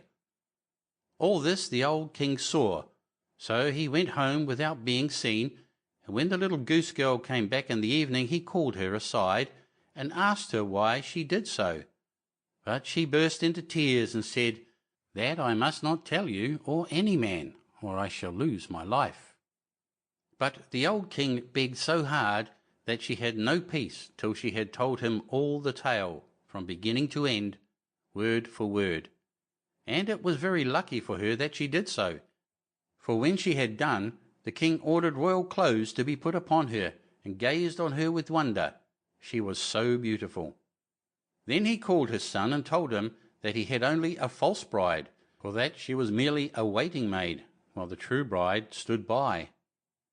And the young king rejoiced when he saw her beauty, and heard how meek and patient she had been, and without saying anything to the false bride, the king ordered a great feast to be got ready for all his court. The bridegroom sat at the top, with the false princess on one side and the true one on the other, but nobody knew her again, for her beauty was quite dazzling to their eyes, and she did not seem at all like the little Goose-Girl, now that she had her brilliant dress on. When they had eaten and drank, and were very merry, the old king said he would tell them a tale. So he began and told all the story of the princess, as if it was one that he had once heard, and he asked the true waiting maid what she thought ought to be done to anyone who would behave thus. "Nothing better," said this false bride, "than that she should be thrown into a cask stuck round with sharp nails, and that 2 white horses should be put to it, and should drag it from street to street till she was dead." "Thou art she," said the old king, "and as thou hast judged thyself, so shall it be done to thee." And the young king was then married to his true wife, and they reigned over the kingdom in peace and happiness all their lives. And the good fairy came to see them, and restored the faithful Falada to life again. End of chapter 14. Chapter 15. The Adventures of Chanticleer and Partlet. Part 1. How they went to the mountains to eat nuts. "The nuts are quite ripe now," said Chanticleer to his wife Partlet. "Suppose we go together to the mountains and eat as many as we can, before the squirrel takes them all away." "With all my heart," said Partlet. "Let us go and make a holiday of it together." So they went to the mountains, and as it was a lovely day, they stayed there till the evening. Now whether it was that they had eaten so many nuts that they could not walk, or whether they were lazy and would not, I do not know. However, they took it into their heads that it did not become them to go home on foot. So Chanticleer began to build a little carriage of nutshells, and when it was finished, Partlet jumped into it and sat down and bid Chanticleer harness himself to it and draw her home. "That's a good joke," said Chanticleer. "No, that will never do. I had rather by half walk home. I'll sit on the box and be coachman, if you like, but I'll not draw." While this was passing, a duck came quacking up and cried out, "You thieving vagabonds! What business have you in my grounds? I'll give it you well for your insolence." And upon that she fell upon Chanticleer most lustily. But Chanticleer was no coward, and returned the duck's blows with his sharp spurs so fiercely that she soon began to cry out for mercy, which was only granted her upon condition that she would draw the carriage home for them. This she agreed to do, and Chanticleer got upon the box and drove, crying, "Now, duck, get on as fast as you can." And away they went at a pretty good pace. After they had travelled along a little way, they met a needle and a pin walking together along the road, and the needle cried out, "Stop, stop!" and said it was so dark that they could hardly find their way, and such dirty walking they could not get on at all. He told them that he and his friend the pin had been at a public house a few miles off, and had sat drinking till they had forgotten how late it was, He begged therefore that the travellers would be so kind as to give them a lift in their carriage. Chanticleer, observing that they were but thin fellows, and not likely to take up much room, told them they might ride, but made them promise not to dirty the wheels of the carriage in getting in, nor to tread on Partlet's toes. Late at night they arrived at an inn, and as it was bad travelling in the dark, and the duck seemed much tired and waddled about a good deal from one side to the other, they made up their minds to fix their quarters there. But the landlord at first was unwilling, and said his house was full, thinking they might not be very respectable company. However, they spoke civilly to him, and gave him the egg which Partlet had laid by the way, and said they would give him the duck, who was in the habit of laying one every day. So at last he let them come in, and they bespoke a handsome supper, and spent the evening very jollily. Early in the morning, before it was quite light, and when nobody was stirring in the inn, Chanticleer awakened his wife, and, fetching the egg, they pecked a hole in it, ate it up, and threw the shells into the fireplace. They then went to the pin and needle, who were fast asleep, and seizing them by the heads, stuck one into the landlord's easy chair, and the other into his handkerchief. And having done this, they crept away as softly as possible. However, the duck who slept in the open air in the yard heard them coming, and jumping into the brook which ran close by the inn, soon swam out of their reach.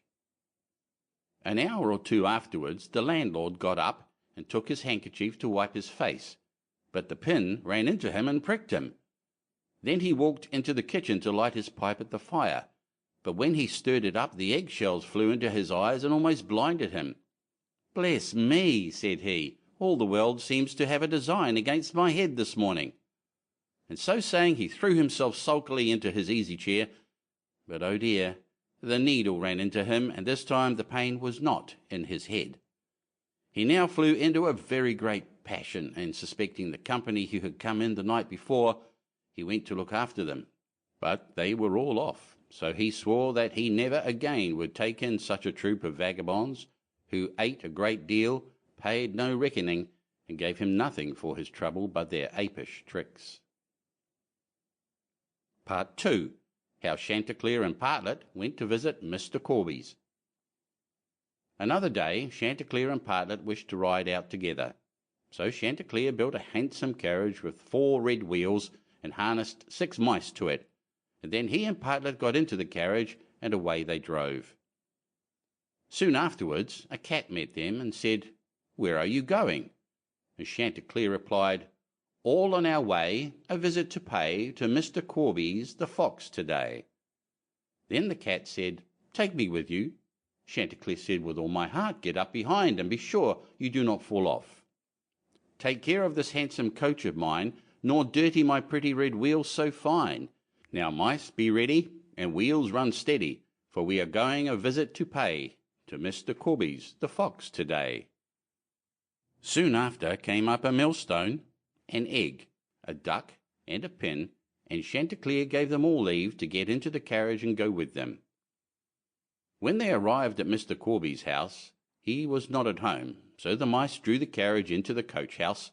Chanticleer and Partlet flew upon a beam, cat sat down in the fireplace, the duck got into the washing cistern, the pin stuck himself into the bed-pillow, the millstone laid himself over the house door, and the egg rolled himself up in the towel. When Mr. Corby's came home, he went to the fireplace to make a fire, but the cat threw all the ashes in his eyes. So he ran to the kitchen to wash himself, but there the duck splashed all the water in his face, and when he tried to wipe himself, the egg broke to pieces in the towel all over his face and eyes. Then he was very angry, and went without his supper to bed.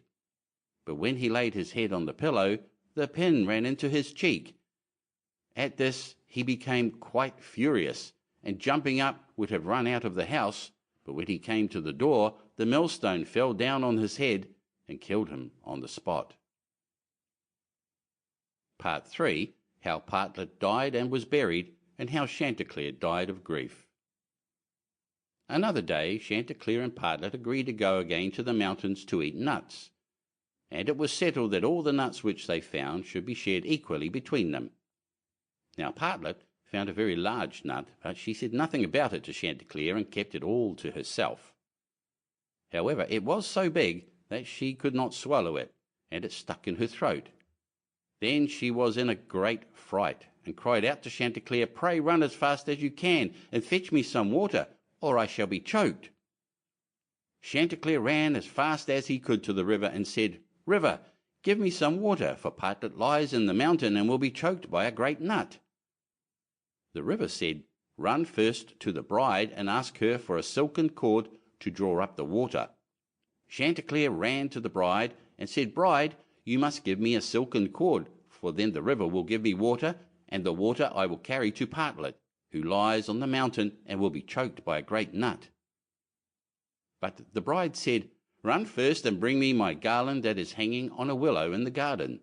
Then Chanticleer ran to the garden, and took the garland from the bough where it hung, and brought it to the bride. Then the bride gave him the silken cord, and he took the silken cord to the river, and the river gave him water, and he carried the water to Partlet. But in the meantime she was choked by the great nut, and lay quite dead, and never moved any more. Then Chanticleer was very sorry, and cried bitterly, and all the beasts came and wept with him over poor Partlet. And 6 mice built a little hearse to carry her to her grave, and when it was ready they harnessed themselves before it, and Chanticleer drove them. On the way they met the fox. "Where are you going, Chanticleer?" said he. "To bury my Partlet," said the other. "May I go with you?" said the fox. "Yes, but you must get up behind, or my horses will not be able to draw you." Then the fox got up behind, and presently the wolf, the bear, the goat, and all the beasts of the wood came and climbed upon the hearse. So on they went till they came to a rapid stream. "How shall we get over?" said Chanticleer. Then said a straw, "I will lay myself across, and you may pass over upon me." But as the mice were going over, the straw slipped away and fell into the water, and the 6 mice all fell in and were drowned. What was to be done?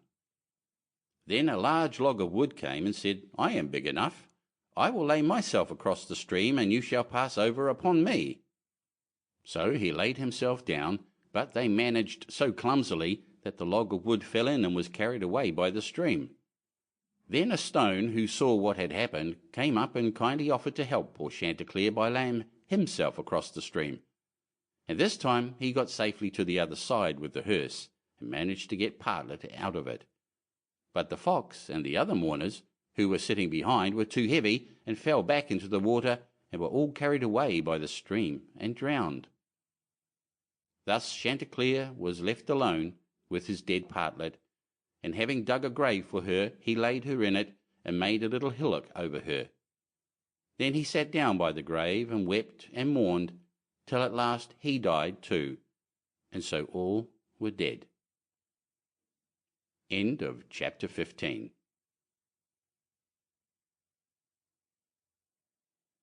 Chapter 16. Rupunzel. There were once a man and a woman who had long in vain wished for a child. At length the woman hoped that God was about to grant her desire. These people had a little window at the back of their house from which a splendid garden could be seen, which was full of the most beautiful flowers and herbs. It was, however, surrounded by a high wall, and no one dared to go into it, because it belonged to an enchantress, who had great power, and was dreaded by all the world. One day the woman was standing by this window and looking down into the garden, when she saw a bed which was planted with the most beautiful rampion, Rupunzel, and it looked so fresh and green that she longed for it. She quite pined away, and began to look pale and miserable. Then her husband was alarmed, and asked, "What ails you, dear wife?"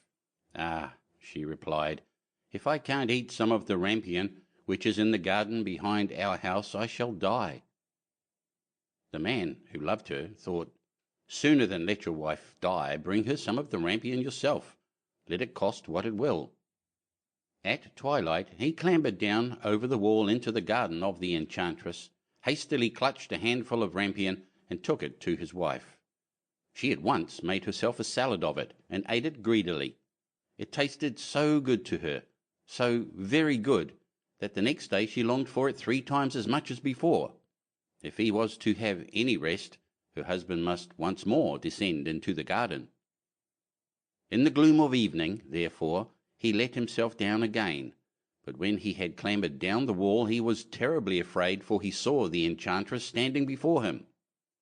"How can you dare," said she with an angry look, "descend into my garden and steal my rampion like a thief?"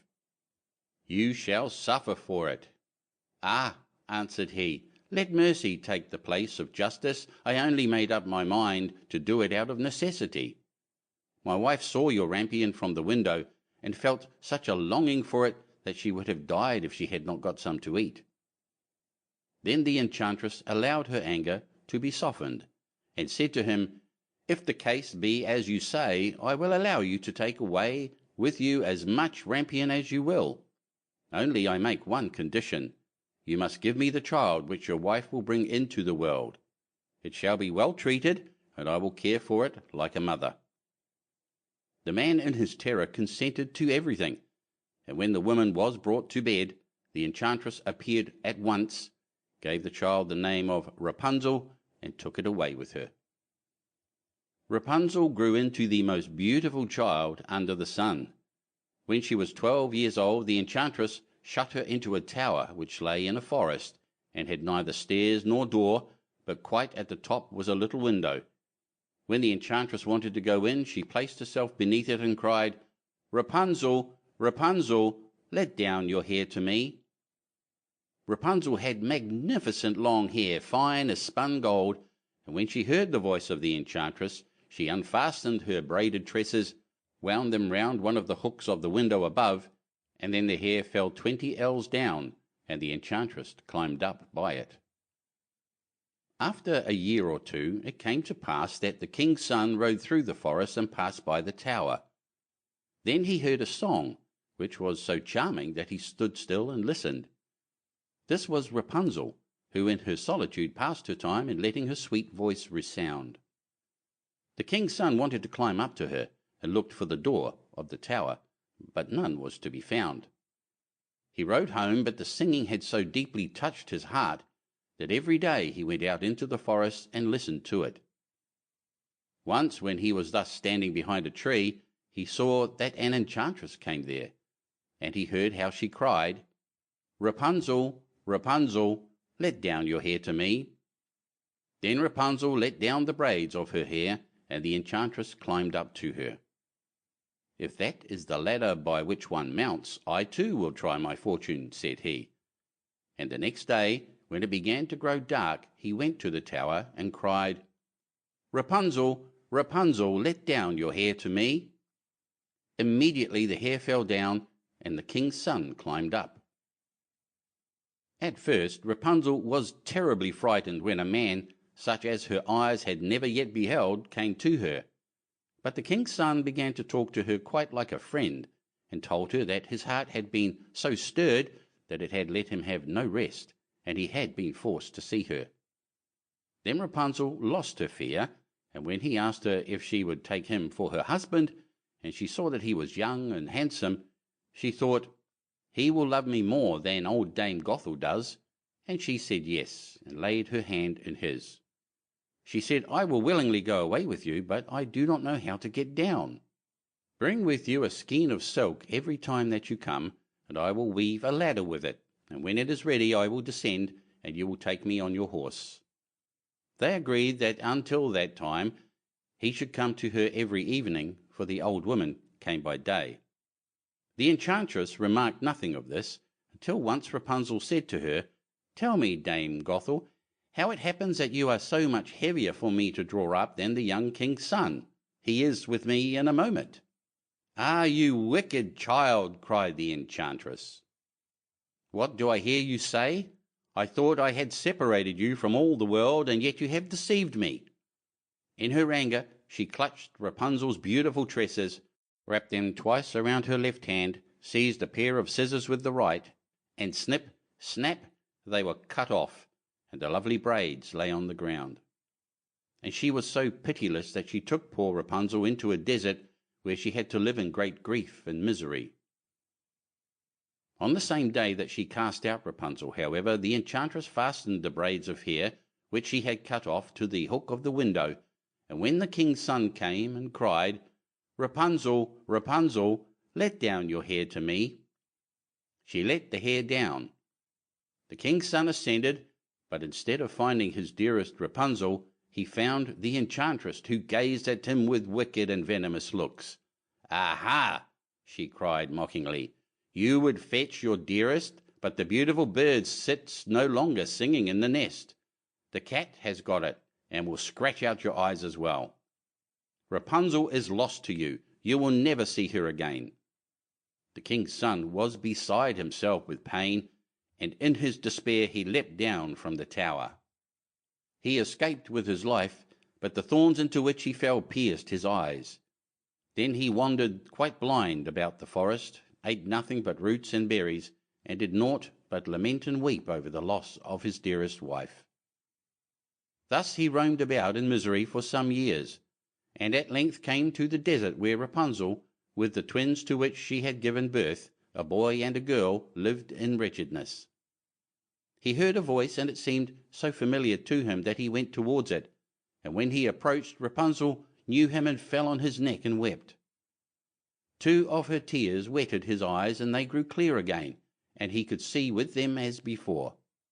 He led her to his kingdom, where he was joyfully received, and they lived for a long time afterwards, happy and contented. End of chapter 16.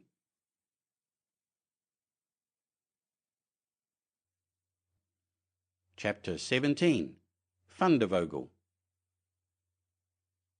There was once a forester who went into the forest to hunt, and as he entered it, he heard a sound of screaming, as if a little child were there.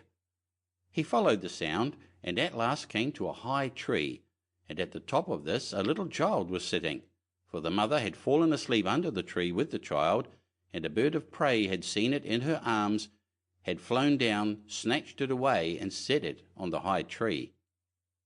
The forester climbed up, brought the child down, and thought to himself, "You will take him home with you, and bring him up with your Lena." He took it home, therefore, and the 2 children grew up together, and the one which he had found on a tree was called Fundevogel, because a bird had carried it away. Fundevogel and Lena loved each other so dearly that when they did not see each other, they were sad. Now the forester had an old cook, who one evening took 2 pails and began to fetch water, and did not go once only, but many times, out to the spring. Lena saw this and said, "Listen, old sonner, why are you fetching so much water? If you will never repeat it to anyone, I will tell you why." So Lena said no, she would never repeat it to anyone, and then the cook said, "Early tomorrow morning, when the forester is out hunting, I will heat the water, and when it is boiling in the kettle, I will throw in Fundevogel and will boil him in it."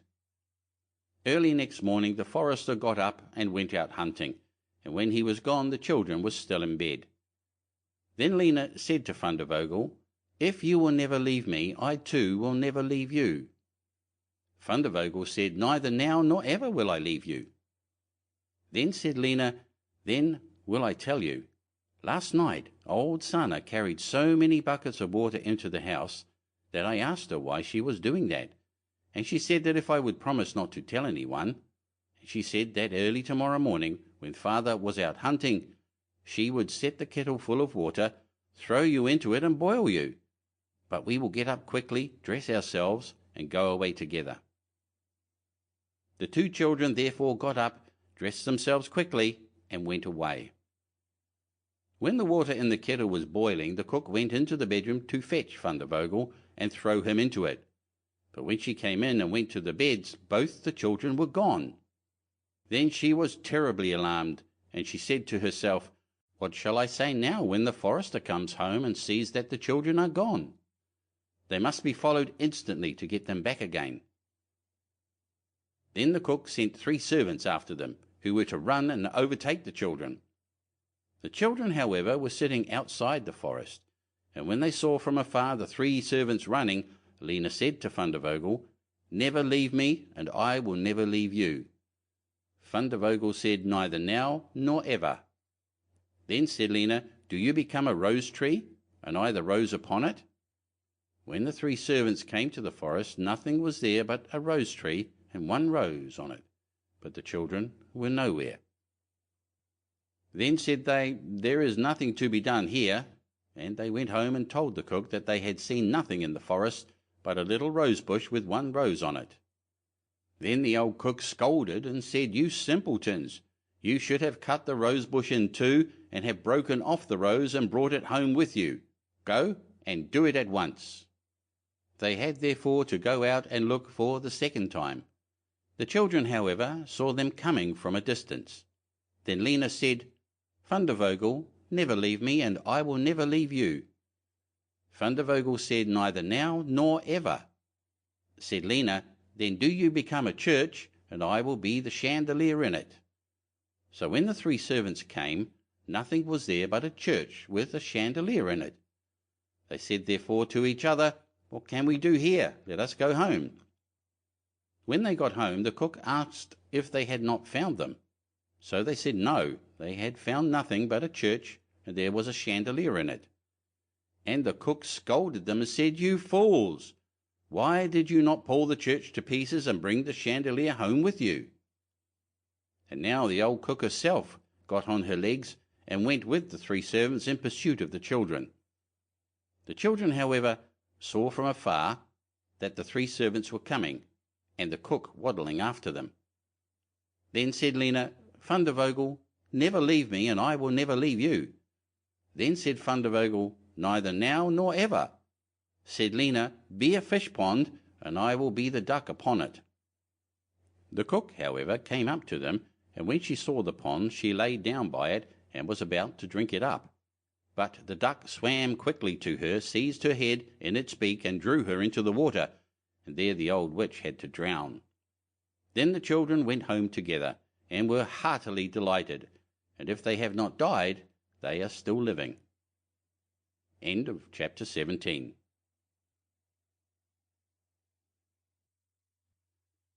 Chapter 18. The Valiant Little Tailor. One summer's morning, a little tailor was sitting on his table by the window. He was in good spirits, and sewed with all his might. Then came a peasant woman down the street, crying, "Good jams, cheap! Good jams, cheap!" This rang pleasantly in the tailor's ears. He stretched his delicate head out of the window and called, "Come up here, dear woman. Here you will get rid of your goods." The woman came up the 3 steps to the tailor with her heavy basket, and he made her unpack all the pots for him. He inspected each one, lifted it up, put his nose to it, and at length said, "The jam seems to me to be good, so weigh me out 4 ounces, dear woman, and if it is 1/4 of a pound, that is of no consequence." The woman, who had hoped to find a good sale, gave him what he desired, but went away quite angry and grumbling. "Now this jam shall be blessed by God," cried the little tailor, "and give me health and strength." So he brought the bread out of the cupboard, cut himself a piece right across the loaf, and spread the jam over it. "This won't taste bitter," said he, "but I will just finish the jacket before I take a bite." He laid the bread near him, sewed on, and in his joy made bigger and bigger stitches. In the meantime the smell of the sweet jam rose to where the flies were sitting in great numbers. They were attracted and descended on it in hosts. "Hi! Who invited you?" said the little tailor, and drove the unbidden guests away. The flies, however, who understood no German, would not be turned away, but came back again in ever-increasing companies. The little tailor at last lost all patience, and drew a piece of cloth from the hole under his work-table, and saying, "Wait, and I will give it to you," struck it mercilessly on them. When he drew it away and counted, there lay before him no fewer than 7, dead, and with legs stretched out. "Are you a fellow of that sort?" said he, and could not help admiring his own bravery. "The whole town shall know of this." And the little tailor hastened to cut himself a girdle, stitched it, and embroidered on it in large letters, 7 at one stroke. "What, the town," he continued, "the whole world shall hear of it," and his heart wagged with joy like a lamb's tail. The tailor put on the girdle and resolved to go forth into the world, because he thought his workshop was too small for his valour. Before he went away, he sought about in the house to see if there was anything which he could take with him. However, he found nothing but an old cheese, and that he put in his pocket. In front of the door he observed a bird which had caught itself in the thicket. It had to go into his pocket with the cheese. Now he took to the road boldly, and as he was light and nimble he felt no fatigue. The road led him up a mountain, and when he had reached the highest point of it, there sat a powerful giant looking peacefully about him. The little tailor went bravely up, spoke to him, and said, "Good day, comrade. So you are sitting there overlooking the wide-spread world. I am just on my way thither, and want to try my luck. Have you any inclination to go with me?" The giant looked contemptuously at the tailor, and said, "You ragamuffin, you miserable creature." "Oh, indeed?" answered the little tailor, and unbuttoned his coat, and showed the giant the girdle. "There may you read what kind of man I am." The giant read 7 at one stroke, and thought that they had been men whom the tailor had killed, and began to feel a little respect for the tiny fellow. Nevertheless, he wished to try him first, and took a stone in his hand and squeezed it together so that water dropped out of it. "Do that likewise," said the giant, "if you have strength." "Is that all?" said the tailor. "That is child's play with us," and put his hand into his pocket, brought out the soft cheese, and pressed it until the liquid ran out of it. "Faith," said he, "that was a little better, wasn't it?" The giant did not know what to say, and could not believe it of the little man. Then the giant picked up a stone and threw it so high that the eye could scarcely follow it. "Now, little mite of a man, do that likewise." "Well thrown," said the tailor, "but after all the stone came down to earth again. I will throw you one which shall never come back at all." And he put his hand into his pocket, took out the bird, and threw it into the air. The bird, delighted with its liberty, rose, flew away, and did not come back. "How does that shot please you, comrade?" asked the tailor. "You can certainly throw," said the giant, "but now we will see if you are able to carry anything properly." He took the little tailor to a mighty oak tree which lay there felled on the ground, and said, "If you are strong enough, help me to carry the tree out of the forest." "Readily," answered the little man. "Take you the trunk on your shoulders, and I will raise up the branches and twigs. After all, they are the heaviest." The giant took the trunk on his shoulder, but the tailor seated himself on a branch, and the giant, who could not look round, had to carry away the whole tree, and the little tailor into the bargain. He behind was quite merry and happy, and whistled the song, "3 tailors rode forth from the gate," as if carrying the tree were child's play. The giant, after he had dragged the heavy burden part of the way, could go no further, and cried, "Hark you, I shall have to let the tree fall." The tailor sprang nimbly down, seized the tree with both arms as if he had been carrying it, and said to the giant, "You are such a great fellow, and yet cannot even carry the tree." They went on together, and as they passed a cherry tree, the giant laid hold of the top of the tree where the ripest fruit was hanging, bent it down, gave it into the tailor's hand, and bade him eat. But the little tailor was much too weak to hold the tree, and when the giant let it go, it sprang back again, and the tailor was tossed into the air with it. When he had fallen down again without injury, the giant said, "What is this? Have you not strength enough to hold the weak twig?" "There is no lack of strength," answered the little tailor. "Do you think that could be anything to a man who has struck down 7 at one blow? I leapt over the tree because the huntsmen are shooting down there in the thicket.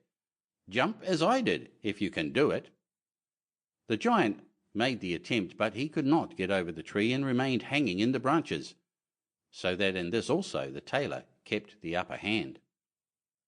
The giant said, "If you are such a valiant fellow, come with me into our cabin and spend the night with us." The little tailor was willing, and followed him. When they went into the cave, other giants were sitting there by the fire, and each of them had a roasted sheep in his hand, and was eating it. The little tailor looked round and thought, "It is much more spacious here than in my workshop." The giant showed him a bed and said he was to lie down in it and sleep. The bed, however, was too big for the little sailor. He did not lie down in it, but crept into a corner. When it was midnight, and the giant thought that the little tailor was lying in a sound sleep, he got up, took a great iron bar, cut through the bed with one blow, and thought he had finished off the grasshopper for good. With the earliest dawn the giants went into the forest, and had quite forgotten the little tailor, when all at once he walked up to them quite merrily and boldly. The giants were terrified. They were afraid that he would strike them all dead, and ran away in a great hurry. The little tailor went onwards, always following his own pointed nose. After he had walked for a long time, he came to the courtyard of a royal palace, and as he felt weary, he lay down on the grass and fell asleep. Whilst he lay there, the people came and inspected him on all sides, and read on his girdle, 7 at one stroke. "Ah," said they, "what does the great warrior want here in the midst of peace? He must be a mighty lord." They went and announced him to the king, and gave it as their opinion that if war should break out, this would be a weighty and useful man who ought on no account be allowed to depart. The counsel pleased the king, and he sent one of his courtiers to the little tailor to offer him military service when he awoke. The ambassador remained standing by the sleeper, waited until he stretched his limbs and opened his eyes, and then conveyed to him this proposal. "For this very reason I have come here." The tailor replied, "I am ready to enter the king's service." He was therefore honourably received, and a special dwelling was assigned him. The soldiers, however, were set against the little tailor, and wished him 1,000 miles away. "What is to be the end of this?" they said among themselves. "If we quarrel with him, and he strikes about him, 7 us will fall at every blow. Not one of us can stand against him." They came therefore to a decision, betook themselves in a body to the king, and begged for their dismissal. "We are not prepared," said they, "to stay with a man who kills 7 at one stroke." The king was sorry that for the sake of one he should lose all his faithful servants, wished that he had never set eyes on the tailor, and would willingly have been rid of him again. But he did not venture to give him his dismissal, for he dreaded lest he should strike him and all his people dead, and place himself on the royal throne. He thought about it for a long time, and at last found good counsel. He sent to the little tailor and caused him to be informed that as he was a great warrior, he had one request to make to him.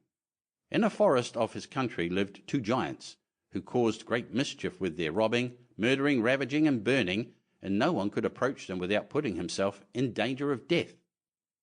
If the tailor conquered and killed these 2 giants, he would give him his only daughter to wife, and half of his kingdom as a dowry.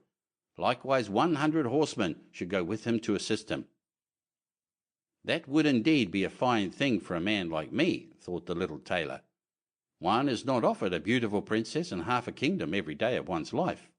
"Oh yes," he replied, "I will soon subdue the giants, and do not require the help of the 100 horsemen to do it. He who can hit 7 with one blow has no need to be afraid of 2. The little tailor went forth, and the 100 horsemen followed him. When he came to the outskirts of the forest, he said to his followers, "Just stay waiting here. I alone will soon finish off the giants." Then he bounded into the forest and looked about right and left. After a while he perceived both giants. They lay sleeping under a tree and snored so that the branches waved up and down. The little tailor, not idle, gathered 2 pockets full of stones, and with these climbed up the tree.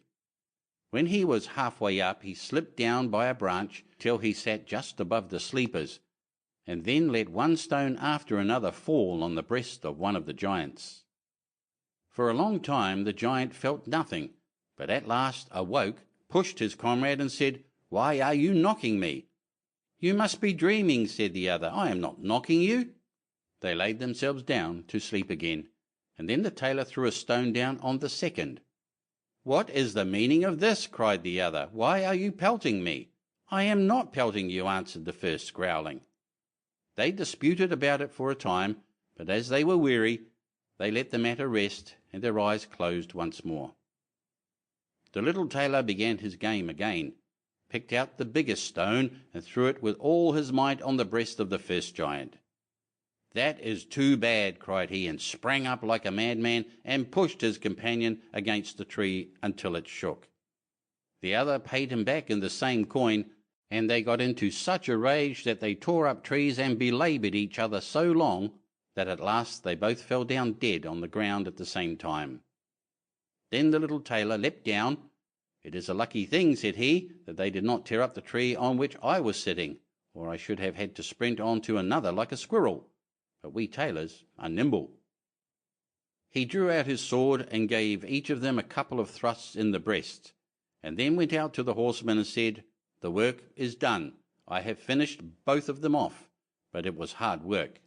They tore up trees in their sore need and defended themselves with them, but all that is to no purpose when a man like myself comes, who can kill 7 at one blow."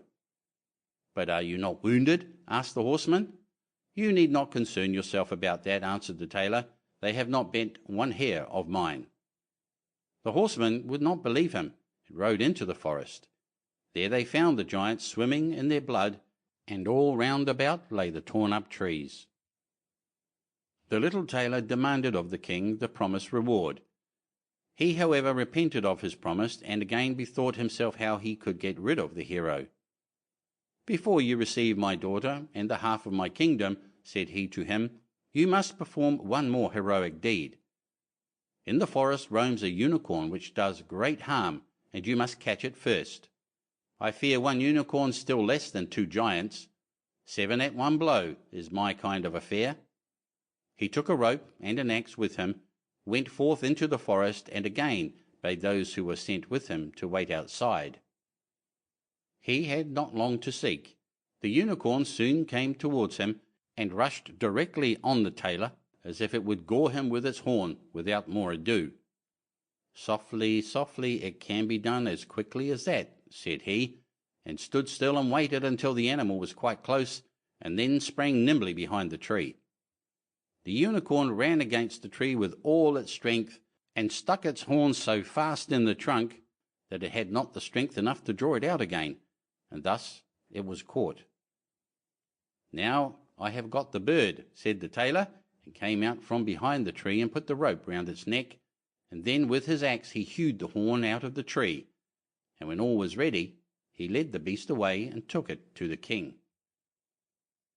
The king still would not give him the promised reward, and made him a third demand. Before the wedding, the tailor was to catch him a wild boar that made great havoc in the forest, and the huntsmen should give him their help. "Willingly," said the tailor, "that is child's play." He did not take the huntsmen with him into the forest, and they were well pleased that he did not, for the wild boar had several times received them in such a manner that they had no inclination to lie in wait for him. When the boar perceived the tailor, it ran on him with foaming mouth and whetted tusks, and was about to throw him to the ground, but the hero fled and sprang into a chapel which was near, up to the window at once, and in one bound out again. The boar ran after him, but the tailor ran outside and shut the door behind it, and then the raging beast, which was much too heavy and awkward to leap out of the window, was caught. The little tailor called the huntsmen thither that they might see the prisoner with their own eyes. The hero, however, went to the king, who was now, whether he liked it or not, obliged to keep his promise, and gave his daughter and half of his kingdom. Had he known that it was no warlike hero, but a little tailor who was standing before him, it would have gone to his heart still more than it did. The wedding was held with great magnificence and small joy, and out of a tailor a king was made. After some time, the young queen heard her husband say in his dreams at night, "Boy, make me the doublet and patch the pantaloons, or else I will wrap the yard measure over your ears." Then she discovered in what state of life the young lord had been born, and next morning complained of her wrongs to her father, and begged him to help her to get rid of her husband, who was nothing else but a tailor.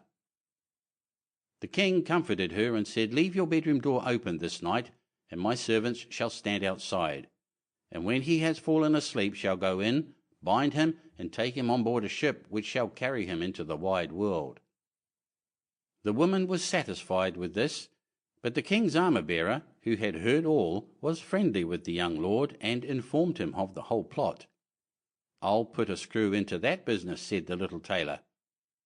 At night he went to bed with his wife at the usual time, and when she thought he had fallen asleep, she got up, opened the door, and then lay down again. The little tailor, who was only pretending to be asleep, began to cry out in a clear voice, "Boy, make me the doublet and patch me the pantaloons, or I will wrap the yard measure over your ears. I smote 7 at one blow. I killed 2 giants. I brought away 1 unicorn and caught a wild boar. And am I to fear those who are standing outside the room?" When these men heard the tailor speaking thus, they were overcome by a great dread, and ran as if the wild huntsmen were behind them, and none of them would venture anything further against him. So the little tailor was and remained a king to the end of his life. End of chapter 18.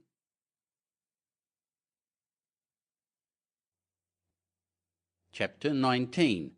Hansel and Gretel. Hard by a great forest dwelt a poor woodcutter with his wife and his 2 children.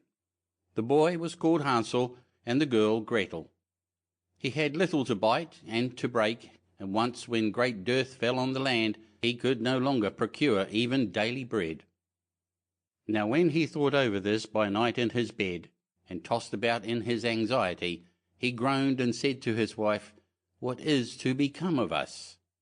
How are we to feed our poor children, when we no longer have anything even for ourselves?"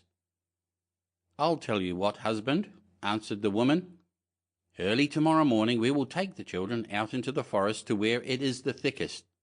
There we will light a fire for them, and give each of them 1 more piece of bread, and then we will go to our work and leave them alone. They will not find the way home again, and we shall be rid of them." "No, wife," said the man, "I will not do that.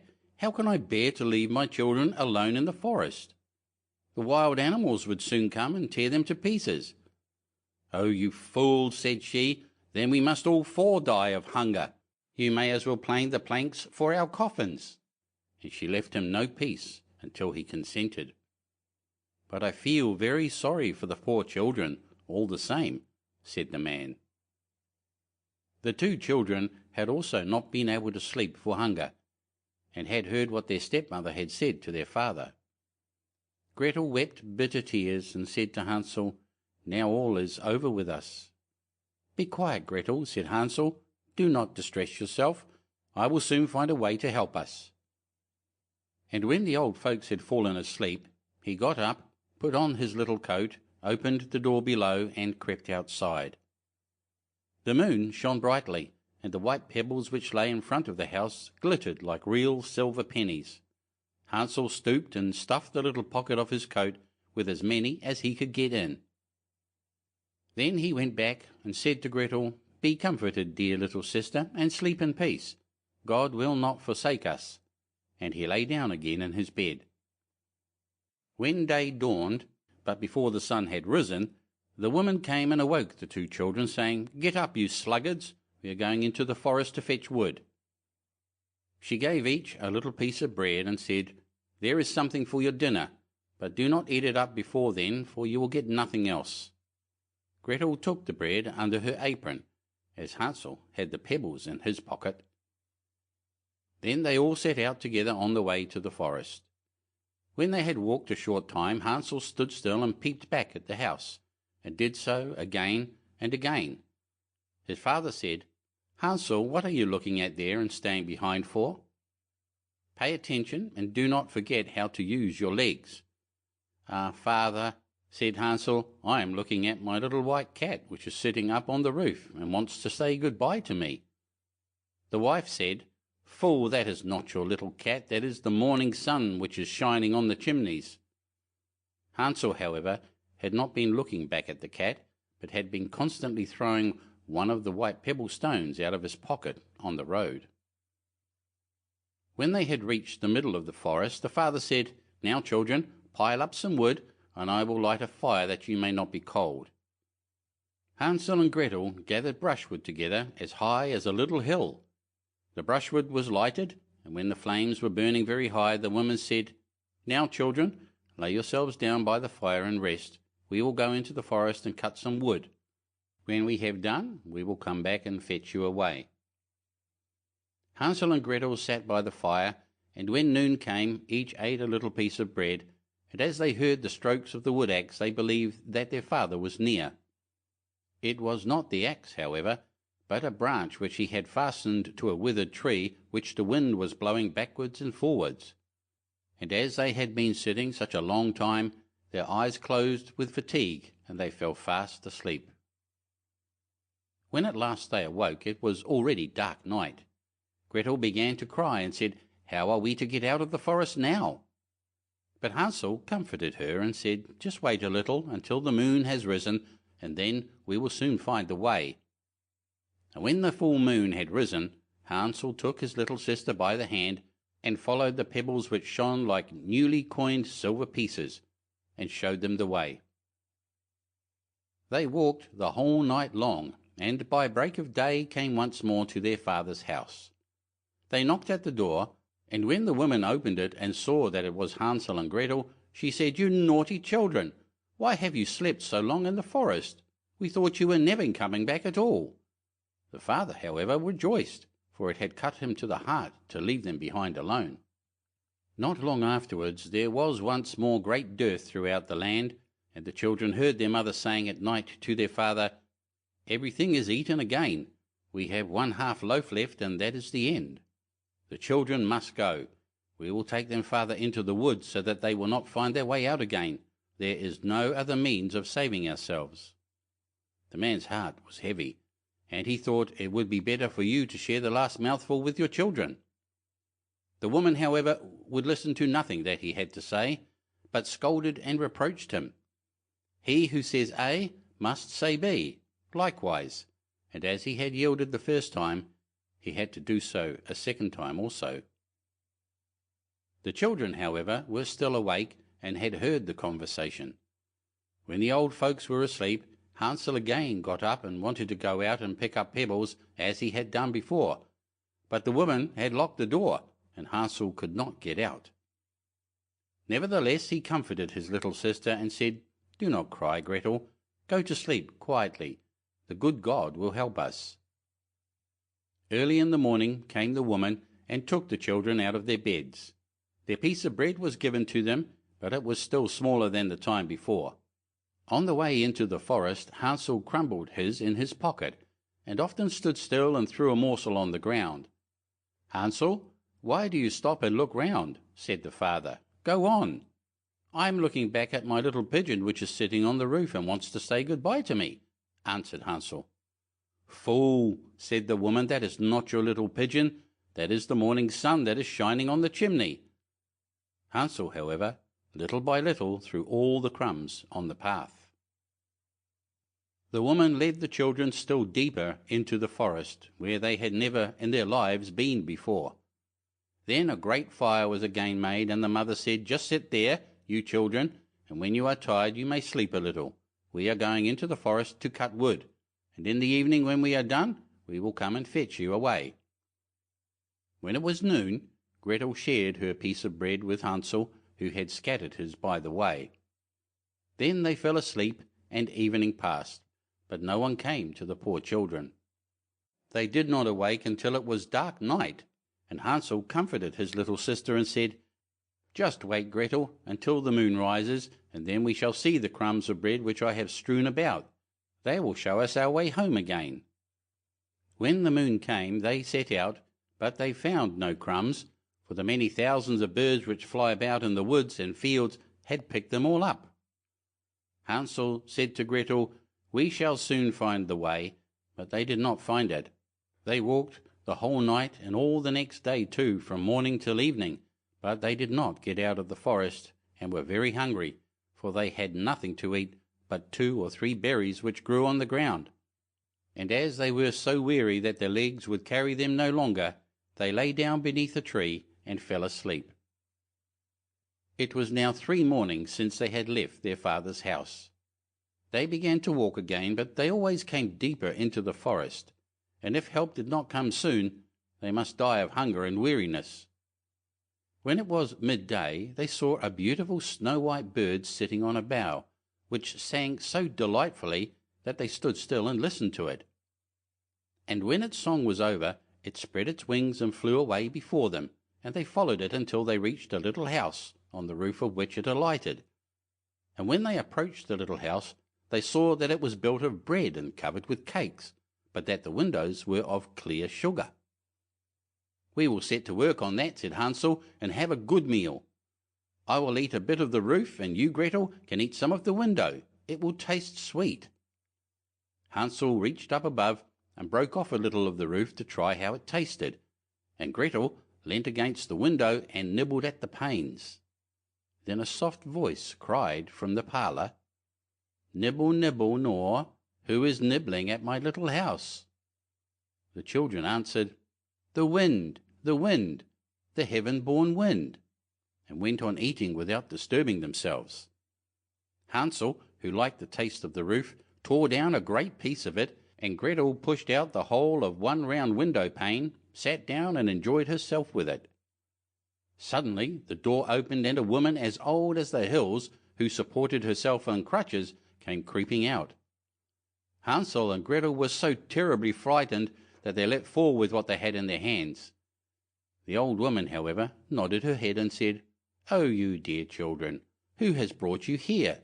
Do come in and stay with me. No harm shall happen to you."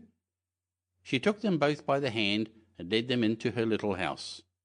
Then good food was set before them, milk and pancakes with sugar, apples and nuts. Afterwards 2 pretty little beds were covered with clean white linen, and Hansel and Gretel lay down in them and thought they were in heaven. The old woman had only pretended to be so kind. She was in reality a wicked witch who lay in wait for children, and had only built the little house of bread in order to entice them there. When a child fell into her power, she killed it, cooked and ate it, and that was a feast day with her.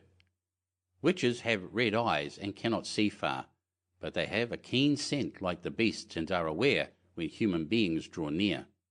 When Hansel and Gretel came into her neighbourhood, she laughed with malice and said mockingly, "I have them.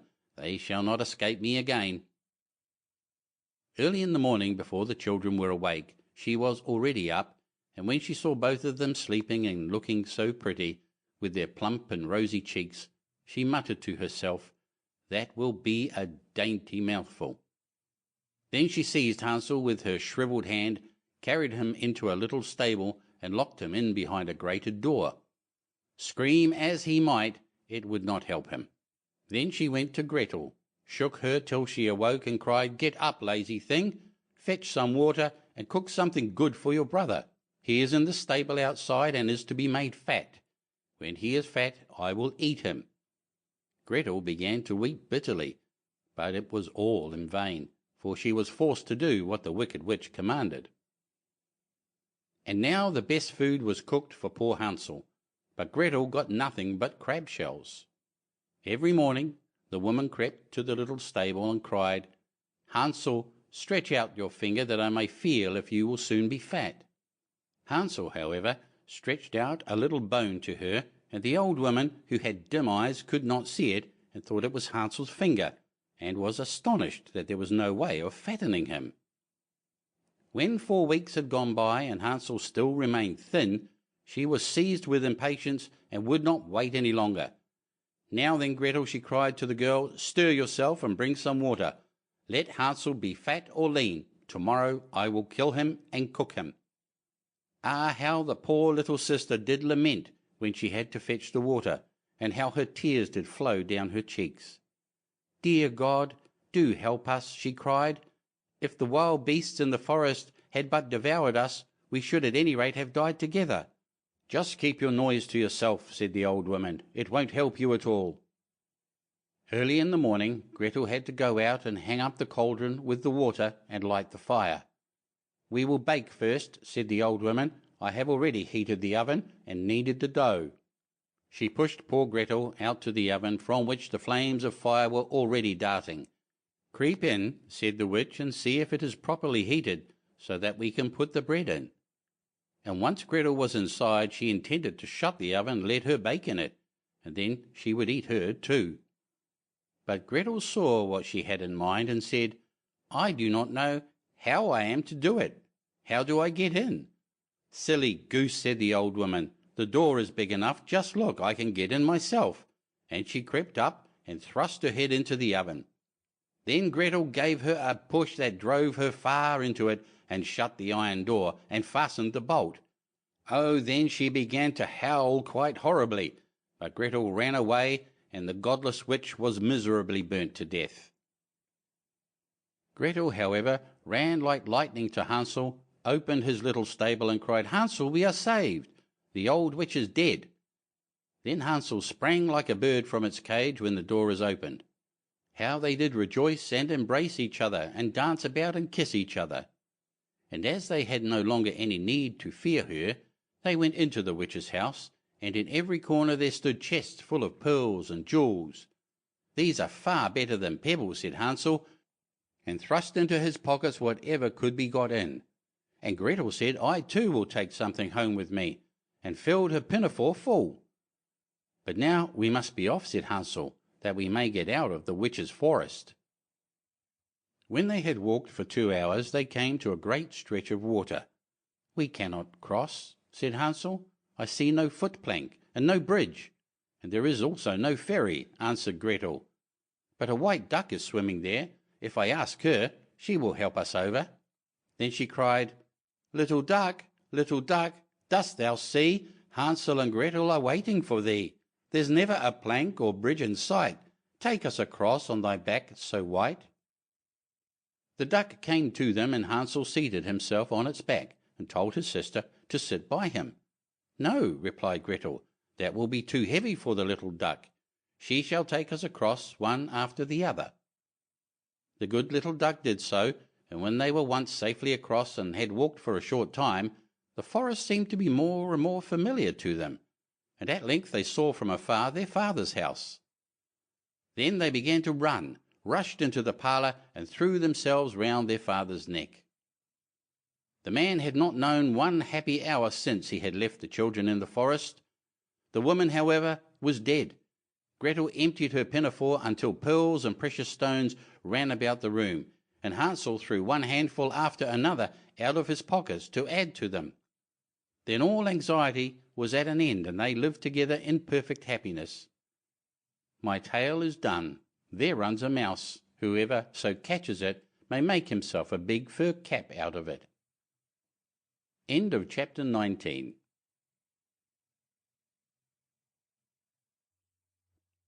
Chapter 20. The Mouse, the Bird, and the Sausage. Once upon a time, a mouse, a bird, and a sausage entered into partnership and set up house together. For a long time all went well. They lived in great comfort and prospered so far as to be able to add considerably to their stores. The bird's duty was to fly daily into the wood and bring in fuel. The mouse fetched the water, and the sausage saw to the cooking. When people are too well off, they always begin to long for something new, and so it came to pass that the bird, while out one day, met a fellow bird to whom he boastfully expatiated on the excellence of his household arrangements. But the other bird sneered at him for being a poor simpleton, who did all the hard work, while the other two stayed at home and had a good time of it. For when the mouse had made the fire and fetched in the water, she could retire into her little room and rest until it was time to set the table.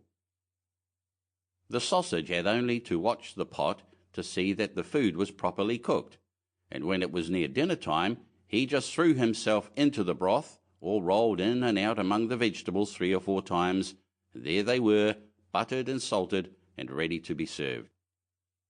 Then, when the bird came home and had laid aside his burden, they sat down to table, and when they had finished their meal, they could sleep their fill till the following morning, and that was really a very delightful life.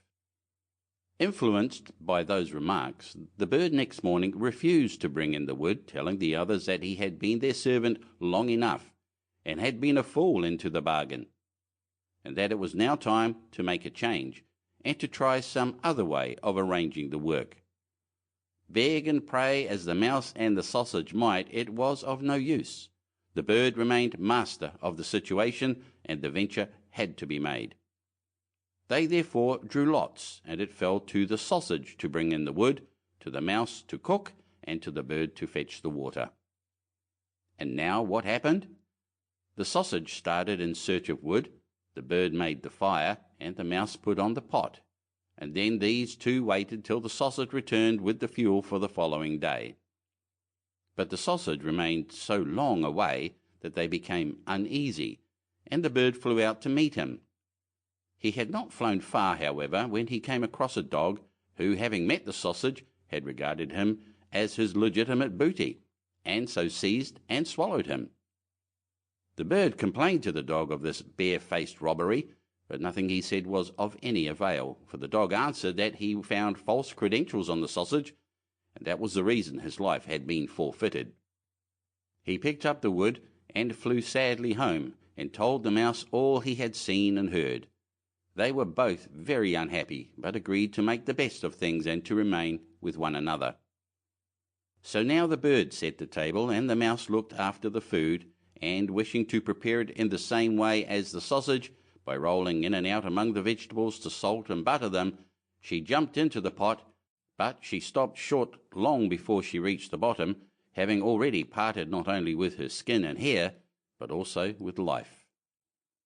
Presently the bird came in and wanted to serve up the dinner, but he could nowhere see the cook. In his alarm and flurry he threw the wood here and there about the floor, called and searched, but no cook was to be found. Then some of the wood that had been carelessly thrown down caught fire and began to blaze.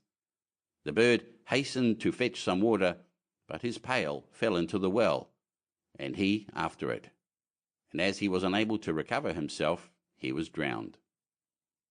End of chapter 20. Chapter 21. Mother Holle. Once upon a time there was a widow who had 2 daughters. One of them was beautiful and industrious, the other ugly and lazy.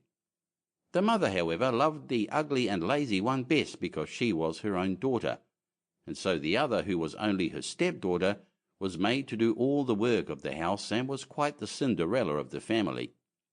Her stepmother sent her out every day to sit by the well in the high road, there to spin until she made her fingers bleed. Now it chanced one day that some blood fell onto the spindle, and as the girl stooped over the well to wash it off, the spindle suddenly sprang out of her hand and fell into the well. She ran home crying to tell of her misfortune, but her stepmother spoke harshly to her, and after giving her a violent scolding, said unkindly, "As you have let the spindle fall into the well, you may go yourself and fetch it out." The girl went back to the well, not knowing what to do, and at last in her distress she jumped into the water after the spindle. She remembered nothing more until she awoke and found herself in a beautiful meadow, full of sunshine and with countless flowers blooming in every direction. She walked over the meadow, and presently she came upon a baker's oven full of bread, and the loaves cried out to her, take us out, or alas, we shall be burnt to a cinder. We were baked through long ago." So she took the bread shovel and drew them all out. She went on a little farther till she came to a tree full of apples. Shake me, I pray," cried the tree. "My apples, one and all, are ripe." So she shook the tree, and the apples came falling down upon her like rain. But she continued shaking until there was not a single apple left upon it. Then she carefully gathered the apples together in a heap and walked on again. The next thing she came to was a little house. There she saw an old woman looking out, with such large teeth that she was terrified and turned to run away. But the old woman called after her, "What are you afraid of, dear child? Stay with me. If you will do the work of my house properly for me, I will make you very happy. You must be very careful, however, to make my bed in the right way, for I wish you always to shake it thoroughly, so that the feathers fly about. Then they say, down there in the world, that it is snowing, for I am Mother Holle." The old woman spoke so kindly that the girl summoned up courage and agreed to enter into her service. She took care to do everything according to the old woman's bidding, and every time she made the bed she shook it with all her might, so that the feathers flew about like so many snowflakes. The old woman was as good as her word. She never spoke angrily to her, and gave her roast and boiled meats every day. So she stayed on with Mother Holle for some time, and then she began to grow unhappy. She could not at first tell why she felt sad, but she became conscious at last of a great longing to go home. Then she knew she was homesick, although she was 1,000 times better off with Mother Holle than with her mother and sister. After waiting a while, she went to Mother Holle and said, "I am so homesick that I cannot stay with you any longer, for although I am so happy here, I must return to my own people." Then Mother Holle said, "I am pleased that you should want to go back to your own people, and as you have served me so well and faithfully, I will take you home myself." Thereupon she led the girl by the hand up to a broad gateway. The gate was opened, and as the girl passed through, a shower of gold fell upon her, and the gold clung to her, so that she was covered with it from head to foot.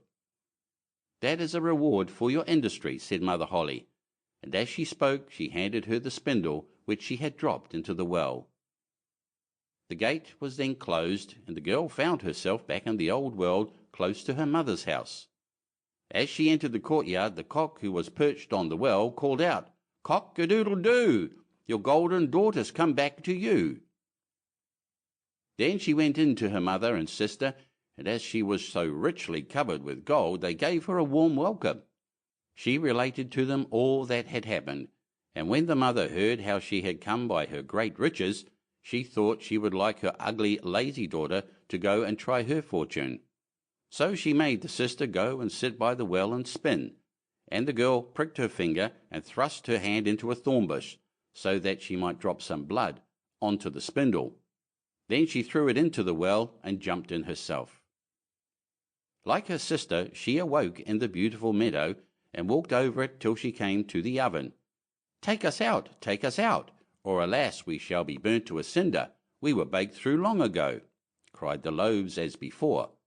But the lazy girl answered, "Do you think I am going to dirty my hands for you?" and walked on. Presently she came to the apple tree. Shake me, I pray, my apples one and all are ripe," it cried. But she only answered, "A nice thing to ask me to do, one of the apples might fall on my head," and passed on. At last she came to Mother Holle's house, and as she had heard all about the large teeth from her sister, she was not afraid of them, and engaged herself without delay to the old woman. The first day she was very obedient and industrious, and exerted herself to please Mother Holle, for she thought of the gold she should get in return. The next day, however, she began to dawdle over her work, and the third day she was more idle still. Then she began to lie in bed in the mornings and refused to get up. Worse still, she neglected to make the old woman's bed properly, and forgot to shake it so that the feathers might fly about. So Mother Holle very soon got tired of her, and told her she might go. The lazy girl was delighted at this, and thought to herself, the gold will soon be mine. Mother Holle led her as she had led her sister to the broad gateway, but as she was passing through, instead of the shower of gold, a great bucketful of pitch came pouring over her. "That is in return for your services," said the old woman, and she shut the gate. So the lazy girl had to go home covered with pitch, and the cock on the well called out as she saw her, "Cock-a-doodle-doo! Your dirty daughter's come back to you." But try what she would, she could not get the pitch off, and it stuck to her as long as she lived. End of chapter 21.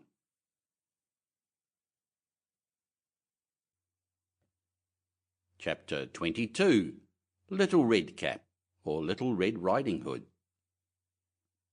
Once upon a time there was a dear little girl who was loved by everyone who looked at her, but most of all by her grandmother, and there was nothing that she would not have given to the child. Once she gave her a little cap of red velvet, which suited her so well that she would never wear anything else, so she was always called Little Red Cap. One day her mother said to her, "Come, Little Red Cap, here is a piece of cake and a bottle of wine. Take them to your grandmother. She is ill and weak, and they will do her good. Set out before it gets hot, and when you are going, walk nicely and quietly, and do not run off the path, or you may fall and break the bottle, and then your grandmother will get nothing. And when you go into her room, don't forget to say, 'Good morning,' and don't peep into every corner before you do it." "I will take great care," said Little Red Cap to her mother, and gave her hand on it. The grandmother lived out in the wood, half a league from the village, and just as Little Red Cap entered the wood, a wolf met her. Red Cap did not know what a wicked creature he was, and was not at all afraid of him. "Good day, Little Red Cap," said he. "Thank you kindly, wolf." "Whither away so early, Little Red Cap?" "To my grandmother's." "What have you got in your apron?" "Cake and wine. Yesterday was baking day, so poor sick grandmother is to have something good to make her stronger." "Where does your grandmother live, Little Red Cap?" "A good quarter of a league farther on in the wood. Her house stands under the large oak trees. The nut trees are just below. You surely must know it," replied Little Red Cap. The wolf thought to himself, "What a tender young creature! What a nice plump mouthful! She will be better to eat than the old woman. I must act craftily so as to catch both."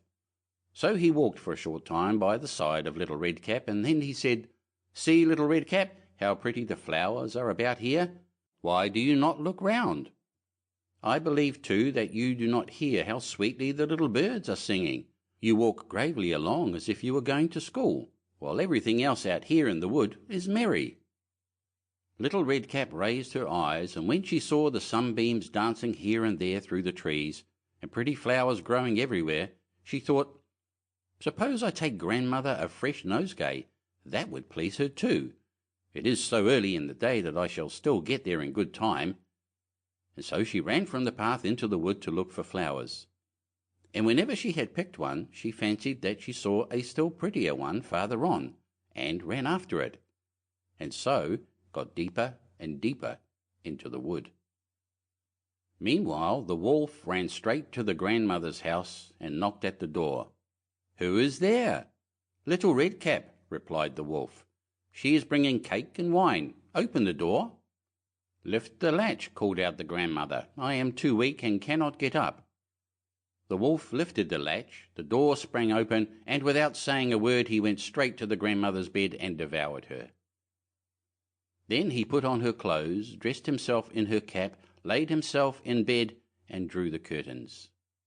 Little Red Cap, however, had been running about picking flowers, and when she had gathered so many that she could carry no more, she remembered her grandmother, and set out on the way to her. She was surprised to find the cottage door standing open, and when she went into the room, she had such a strange feeling that she said to herself, "Oh dear, how uneasy I feel today, and at other times I like being with grandmother so much." She called out, "Good morning," but received no answer. So she went to the bed and drew back the curtains. There lay her grandmother with her cap pulled far over her face, and looking very strange. "Oh, grandmother," she said, "what big ears you have!" "The better to hear you with, my child," was the reply. "But grandmother, what big eyes you have," she said. "The better to see you with, my dear." "But grandmother, what large hands you have, the better to hug you with." "Oh, but grandmother, what a terrible big mouth you have, the better to eat you with." And scarcely had the wolf said this, than with one bound he was out of bed and swallowed up Red Cap. When the wolf had appeased his appetite, he lay down again in the bed, fell asleep, and began to snore very loud. The huntsman was just passing the house, and thought to himself, "How the old woman is snoring!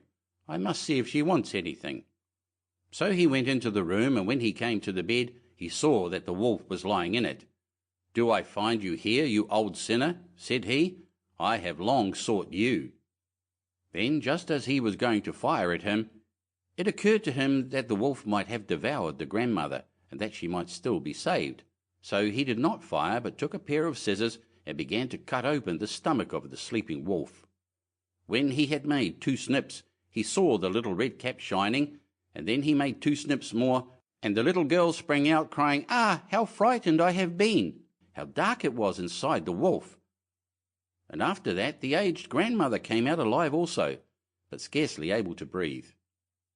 Red Cap, however, quickly fetched great stones with which they filled the wolf's belly, and when he awoke he wanted to run away, but the stones were so heavy that he collapsed at once and fell dead.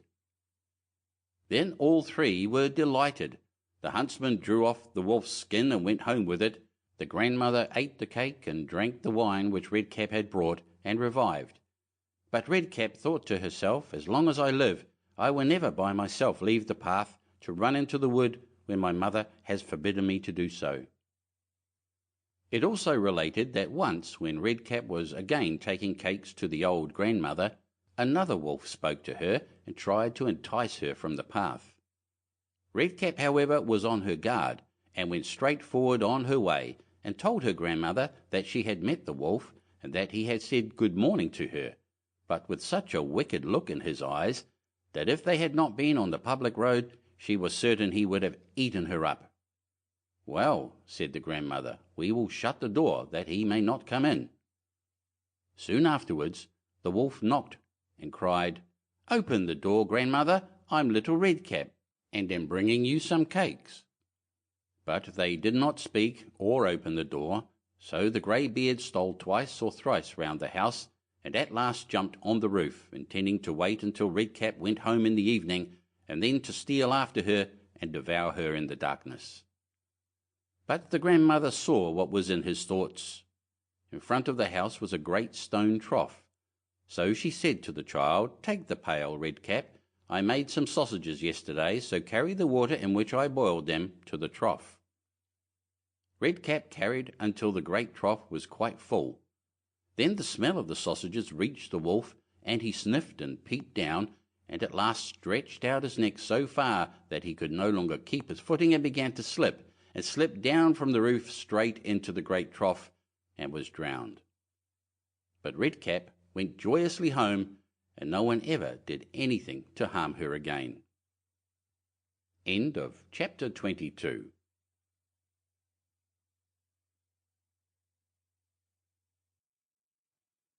Chapter 23. The Robber Bridegroom. There was once a miller who had one beautiful daughter, and as she was grown up he was anxious that she should be well married and provided for. He said to himself, "I will give her to the first suitable man who comes and asks for her hand." Not long after a suitor appeared, and as he appeared to be very rich, and the miller could see nothing in him with which to find fault, he betrothed his daughter to him. But the girl did not care for the man as a girl ought to care for her betrothed husband. She did not feel that she could trust him, and she could not look at him nor think of him without an inward shudder. One day he said to her, "You have not paid me a visit, although we have been betrothed for some time." "I do not know where your house is," she answered. "My house is out there in the dark forest," he said. She tried to excuse herself by saying that she would not be able to find the way thither. Her betrothed only replied, "You must come and see me next Sunday. I have already invited guests for that day, and that you may not mistake the way, I will strew ashes along the path." When Sunday came, and it was time for the girl to start, a feeling of dread came over her which she could not explain, and that she might be able to find her path again, she filled her pockets with peas and lentils to sprinkle on the ground as she went along. On reaching the entrance to the forest, she found the path strewed with ashes, and these she followed, throwing down some peas on either side of her at every step she took. She walked the whole day until she came to the deepest, darkest part of the forest. There she saw a lonely house, looking so grim and mysterious that it did not please her at all. She stepped inside, but not a soul was to be seen, and a great silence reigned throughout.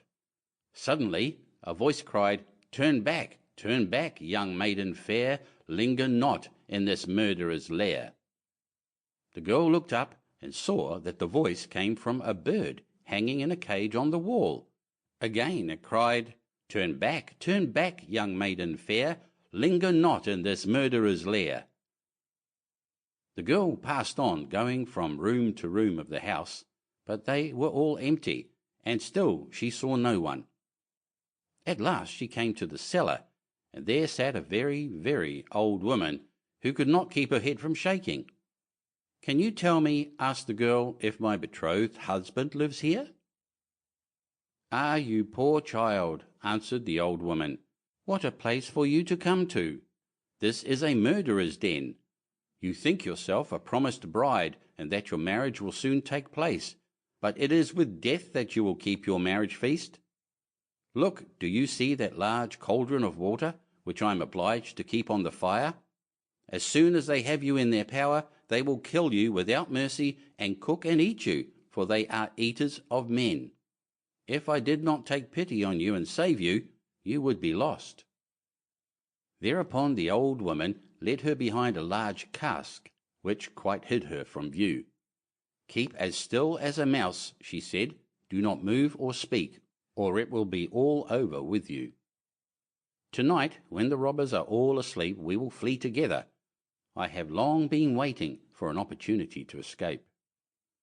The words were hardly out of her mouth when the godless crew returned, dragging another young girl along with them. They were all drunk and paid no heed to her cries and lamentations.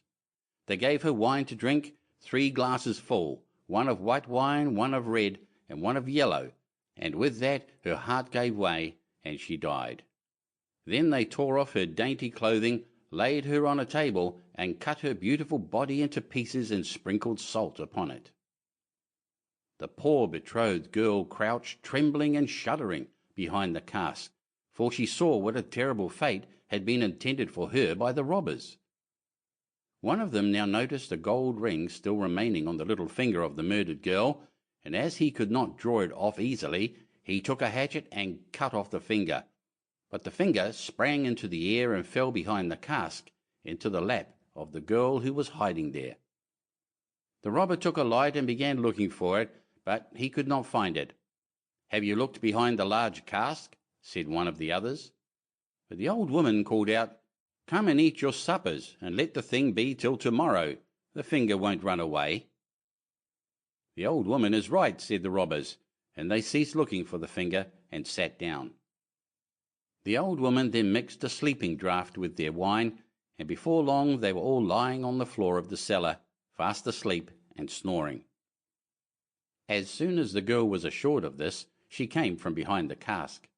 She was obliged to step over the bodies of the sleepers who were lying close together, and every moment she was filled with renewed dread lest she should awaken them. But God helped her, so that she passed safely over them, and then she and the old woman went upstairs, opened the door, and hastened as fast as they could from the murderer's den. They found the ashes scattered by the wind, but the peas and lentils had sprouted and grown sufficiently above the ground to guide them in the moonlight along the path. All night long they walked, and it was morning before they reached the mill. Then the girl told her father all that had happened. The day came that had been fixed for the marriage. The bridegroom arrived, and also a large company of guests, for the miller had taken care to invite all his friends and relations. As they sat at the feast, each guest in turn was asked to tell a tale. The bride sat still and did not say a word. "And you, my love," said the bridegroom, turning to her, "is there no tale you know? Tell us something." "I will tell you a dream then," said the bride. "I went alone through a forest and came at last to a house. Not a soul could I find within, but a bird that was hanging in a cage on the wall cried, 'Turn back, young maiden fair, linger not in this murderer's lair.' And again a second time it said these words, 'My darling, this is only a dream.' I went on through the house from room to room, but they were all empty, and everything was so grim and mysterious. At last I went down to the cellar, and there sat a very, very old woman who could not keep her head still. I asked her if my betrothed lived here, and she answered, "Ah, you poor child, you are come to a murderer's den. Your betrothed does indeed live here, but he will kill you without mercy and afterwards cook and eat you." "My darling, this is only a dream." The old woman hid me behind a large cask, and scarcely had she done this when the robbers returned home, dragging a young girl along with them. They gave her 3 kinds of wine to drink, white, red, and yellow, and with that she died. My darling, this is only a dream. Then they tore off her dainty clothing and cut her beautiful body into pieces and sprinkled salt upon it. My darling, this is only a dream. And one of the robbers saw that there was a gold ring still left on her finger, and as it was difficult to draw off, he took a hatchet and cut off her finger. But the finger sprang into the air and fell behind the great cask into my lap. And here is the finger with the ring. And with these words the bride drew forth the finger and shewed it to the assembled guests. The bridegroom, who during this recital had grown deadly pale, up and tried to escape, but the guests seized him and held him fast. They delivered him up to justice, and he and all his murderous band were condemned to death for their wicked deeds. End of chapter 23.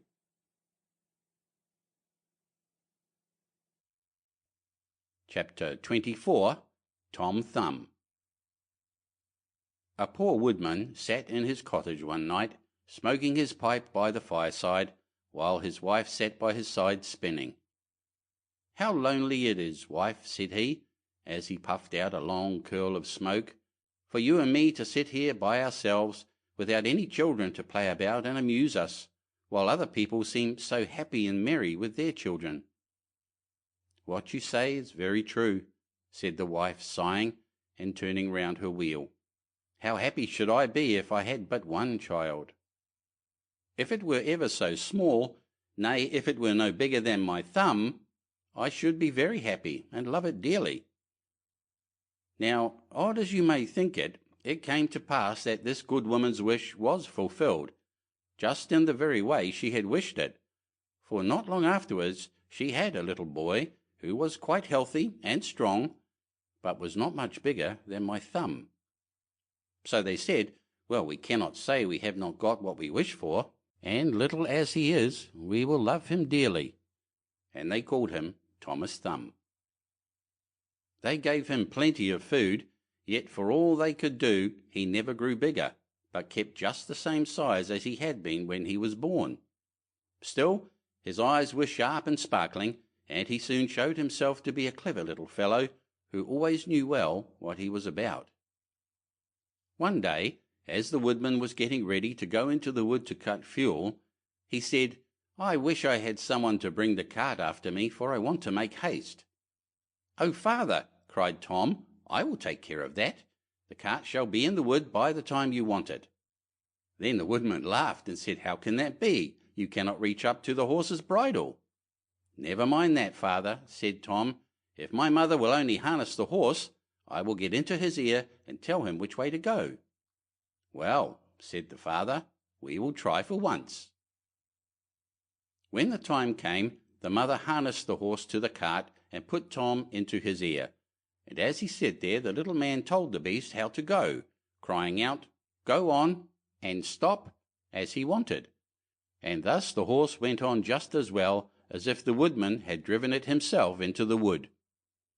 It happened that as the horse was going a little too fast and Tom was calling out, "Gently, gently," 2 strangers came up. "What an odd thing that is," said one. "There is a cart going along, and I hear a carter talking to the horse, but yet I can see no one." "That is queer indeed," said the other. "Let us follow the cart and see where it goes." So they went on into the wood, till at last they came to the place where the woodman was. Then Tom Thumb, seeing his father, cried out, "See, father, here I am with the cart, all right and safe. Now take me down." So his father took hold of the horse with one hand, and with the other took his son out of the horse's ear, and put him down upon a straw, where he sat as merry as you please. The two strangers were all this time looking on, and did not know what to say for wonder. At last one took the other aside and said, "That little urchin will make our fortune. If we can get him and carry him about from town to town as a show, we must buy him." So they went up to the woodman and asked him what he would take for the little man. "He will be better off," said they, "with us than with you." "I won't sell him at all," said the father. "My own flesh and blood is dearer to me than all the silver and gold in the world." But Tom, hearing of the bargain they wanted to make, crept up his father's coat to his shoulder and whispered in his ear, "Take the money, father, and let them have me. I'll soon come back to you." So the woodman at last said he would sell Tom to the strangers for a large piece of gold, and they paid the price. "Where would you like to sit?" said one of them. "Oh, put me on the rim of your hat. That will be a nice gallery for me. I can walk about there and see the country as we go along." So they did as he wished, and when Tom had taken leave of his father, they took him away with them. They journeyed on till it began to be dusky, and then the little man said, "Let me get down, I'm tired." So the man took off his hat and put him down on a clod of earth in a ploughed field by the side of the road. But Tom ran about amongst the furrows, and at last slipped into an old mouse hole. "Good night, my masters," said he. "I'm off. Mind and look sharp after me the next time." Then they ran at once to the place and poked the ends of their sticks into the mouse hole, but all in vain. Tom only crawled farther and farther in, and at last it became quite dark, so that they were forced to go their way without their prize, as sulky as could be. When Tom found they were gone, he came out of his hiding place. "What dangerous walking it is," said he, "in this ploughed field. If I were to fall from one of these great clods, I should undoubtedly break my neck." At last, by good luck, he found a large empty snail shell. "This is lucky," said he. "I can sleep here very well." And in he crept. Just as he was falling asleep, he heard two men passing by, chatting together, and one said to the other, "How can we rob that rich parson's house of his silver and gold?" "I'll tell you," cried Tom. "What noise was that?" said the thief, frightened. "I'm sure I heard someone speak." They stood still listening, and Tom said, "Take me with you, and I'll soon show you how to get the parson's money." "But where are you?" said they. "Look about on the ground," answered he, "and listen where the sound comes from." At last the thieves found him out, and lifted him up in their hands. "You little urchin," they said, "what can you do for us?" "Why, I can get between the iron window bars of the parson's house, and throw you out whatever you want." "That's a good thought," said the thieves. "Come along, we shall see what you can do." When they came to the parson's house, Tom slipped through the window bars into the room, and then called out as loud as he could bawl, "Will you have all that is here?" At this the thieves were frightened, and said, "Softly, softly, speak low, that you may not awaken anybody." But Tom seemed as if he did not understand them, and bawled out again, "How much will you have?" "Shall I throw it all out?" Now the cook lay in the next room, and hearing a noise, she raised herself up in her bed and listened. Meantime the thieves were frightened and ran off a little way, but at last they plucked up their hearts and said, "The little urchin is only trying to make fools of us." So they came back and whispered softly to him, saying, "Now let us have no more of your roguish jokes, but throw us out some of the money." Then Tom called out as loud as he could, "Very well, hold your hands, here it comes." The cook heard this quite plain, so she sprang out of bed and ran to open the door. The thieves ran off as if a wolf was at their tails, and the maid, having groped about and found nothing, went away for a light. By the time she came back, Tom had slipped off into the barn, and when she had looked about and searched every hole and corner and found nobody, she went to bed, thinking she must have been dreaming with her eyes open. The little man crawled about in the hayloft, and at last found a snug place to finish his night's rest in. So he laid himself down, meaning to sleep till daylight, and then find his way home to his father and mother. But alas, how woefully he was undone! What crosses and sorrows happen to us all in this world! The cook got up early, before daybreak, to feed the cows, and going straight to the hayloft carried away a large bundle of hay, with the little man in the middle of it fast asleep. He still, however, slept on, and did not awake till he found himself in the mouth of the cow, for the cook had put the hay into the cow's rick, and the cow had taken Tom up in a mouthful of it. "Good lack-a-day," said he, "how came I to tumble into the mill?" But he soon found out where he really was, and was forced to have all his wits about him, that he might not get between the cow's teeth, and so be crushed to death. At last down he went into his stomach. "It is rather dark," said he. "They forgot to build windows in this room to let the sun in. A candle would be no bad thing." Though he made the best of his bad luck, he did not like his quarters at all, and the worst of it was that more and more hay was always coming down, and the space left for him became smaller and smaller. At last he cried out as loud as he could, "Don't bring me any more hay! Don't bring me any more hay!" The maid happened to be just then milking the cow, and hearing someone speak, but seeing nobody, and yet being quite sure it was the same voice that she had heard in the night, she was so frightened that she fell off his stool and overset the milk pail.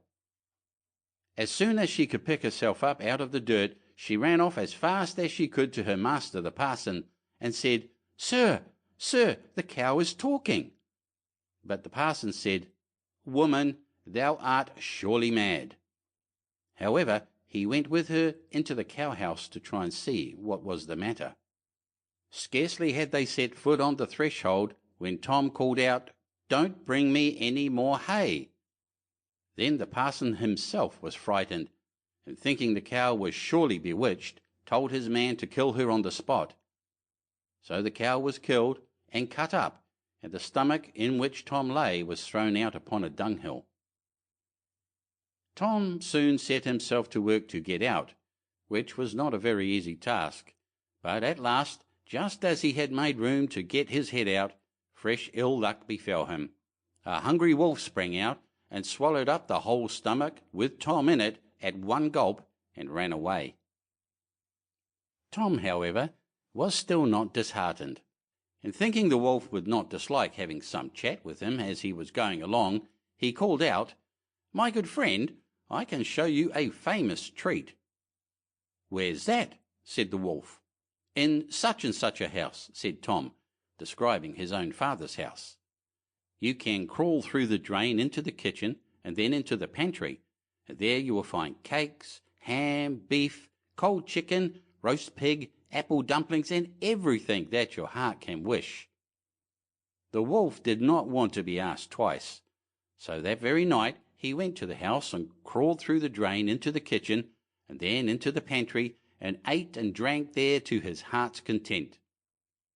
As soon as he had had enough, he wanted to get away, but he had eaten so much that he could not go out by the same way he came in.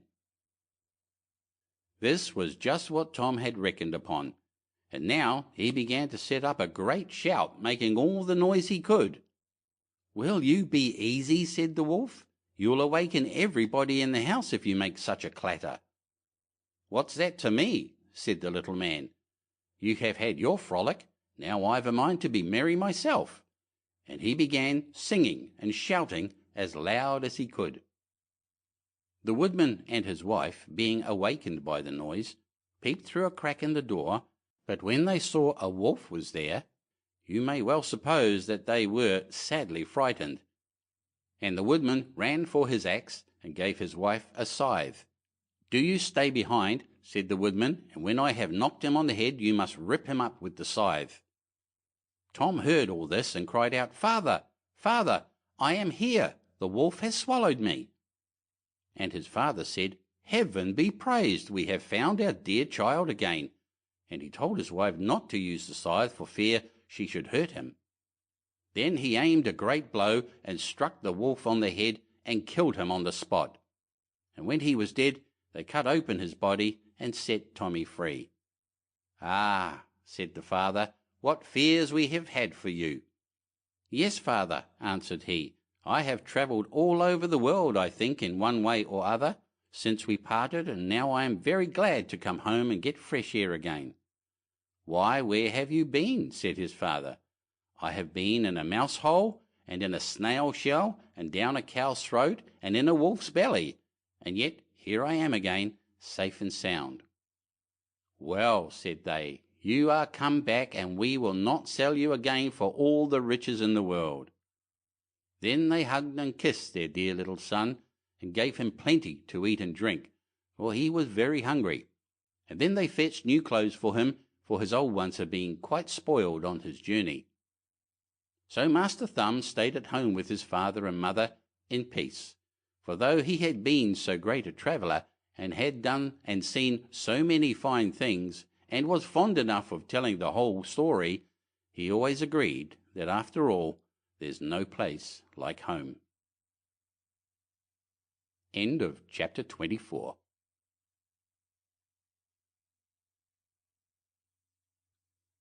Chapter 25. Rumplestiltskin.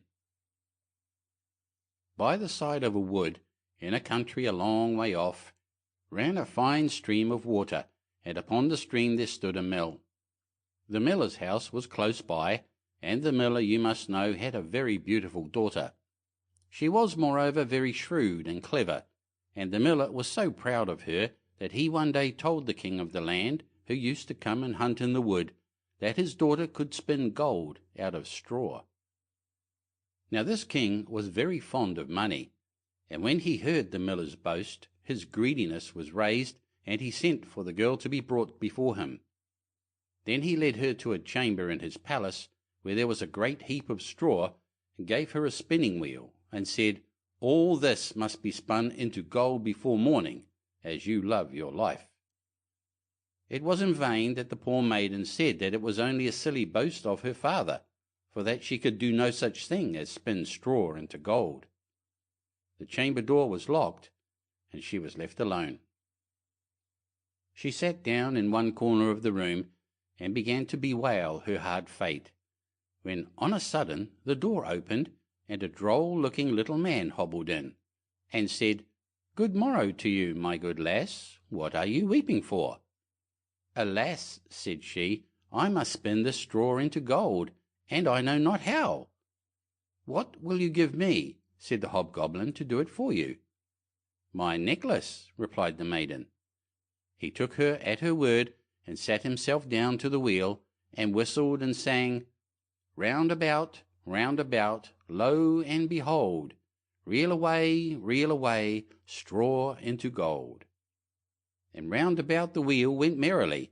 The work was quickly done, and the straw was all spun into gold. When the king came and saw this, he was greatly astonished and pleased, but his heart grew still more greedy of gain, and he shut up the poor miller's daughter again with a fresh task. Then she knew not what to do, and sat down once more to weep. But the dwarf soon opened the door and said, "What will you give me to do your task?" "The ring on my finger," said she. So her little friend took the ring, and began to work at the wheel again, and whistled and sang, round about, lo and behold, reel away, straw into gold, till long before morning all was done again. The king was greatly delighted to see all this glittering treasure, but still he had not enough. So he took the miller's daughter to a yet larger heap, and said, "All this must be spun tonight, and if it is, you shall be my queen." As soon as she was alone, that dwarf came in. "What will you give me to spin gold for you this third time?" "I have nothing left," said she. "Then say you will give me," said the little man, "the first little child that you may have when you are queen." "That may never be," thought the miller's daughter, and as she knew no other way to get her task done, she said she would do what he asked. Round went the wheel again to the old song, and the manikin once more spun the heap into gold. The king came in the morning, and finding all he wanted, was forced to keep his word, so he married the miller's daughter, and she really became queen. At the birth of her first little child she was very glad, and forgot the dwarf and what she had said. But one day he came into her room, where she was sitting playing with her baby, and put her in mind of it. Then she grieved sorely at her misfortune, and said she would give him all the wealth of the kingdom if he would let her off, but in vain. Till at last her tears softened him, and he said, I will give you 3 days' grace, and if during that time you tell me my name, you shall keep your child. Now the queen lay awake all night, thinking of all the odd names that she had ever heard, and she sent messengers all over the land to find out new ones. The next day the little man came, and she began with Timothy, Ichabod, Benjamin, Jeremiah, and all the names she could remember, but to all and each of them he said, Madam, that is not my name. The second day she began with all the comical names she could hear of, Bandy-legs, Hunchback, Crookshanks, and so on, but the little gentleman still said to every one of them, Madam, that is not my name. The third day one of the messengers came back and said, I have travelled 2 days without hearing of any other names, but yesterday, as I was climbing a high hill, among the trees of the forest where the fox and the hare bid each other good night, I saw a little hut, and before the hut burnt a fire, and round about the fire a funny little dwarf was dancing upon one leg and singing, Merrily the feast I'll make, to-day I'll brew, to-morrow bake, merrily I'll dance and sing, for next day will a stranger bring. Little does my lady dream, Rumplestiltskin is my name. When the queen heard this, she jumped for joy, and as soon as her little friend came, she sat down upon her throne and called all her court round to enjoy the fun. And the nurse stood by her side with the baby in her arms, as if it was quite ready to be given up. Then the little man began to chuckle at the thought of having the poor child to take home with him to his hut in the woods, and he cried out, Now, lady, what is my name? Is it John? asked she. No, madam. Is it Tom? No, madam. Is it Jimmy? It is not. Can your name be Rumplestiltskin? said the lady slyly. Some witch told you that. Some witch told you that, cried the little man, and dashed his right foot in a rage so deep into the floor that he was forced to lay hold of it with both hands to pull it out. Then he made the best of his way off, while the nurse laughed and the baby crowed, and all the court jeered at him for having had so much trouble for nothing, and said, We wish you a very good morning and a merry feast, Mr. Rumplestiltskin. End of chapter 25.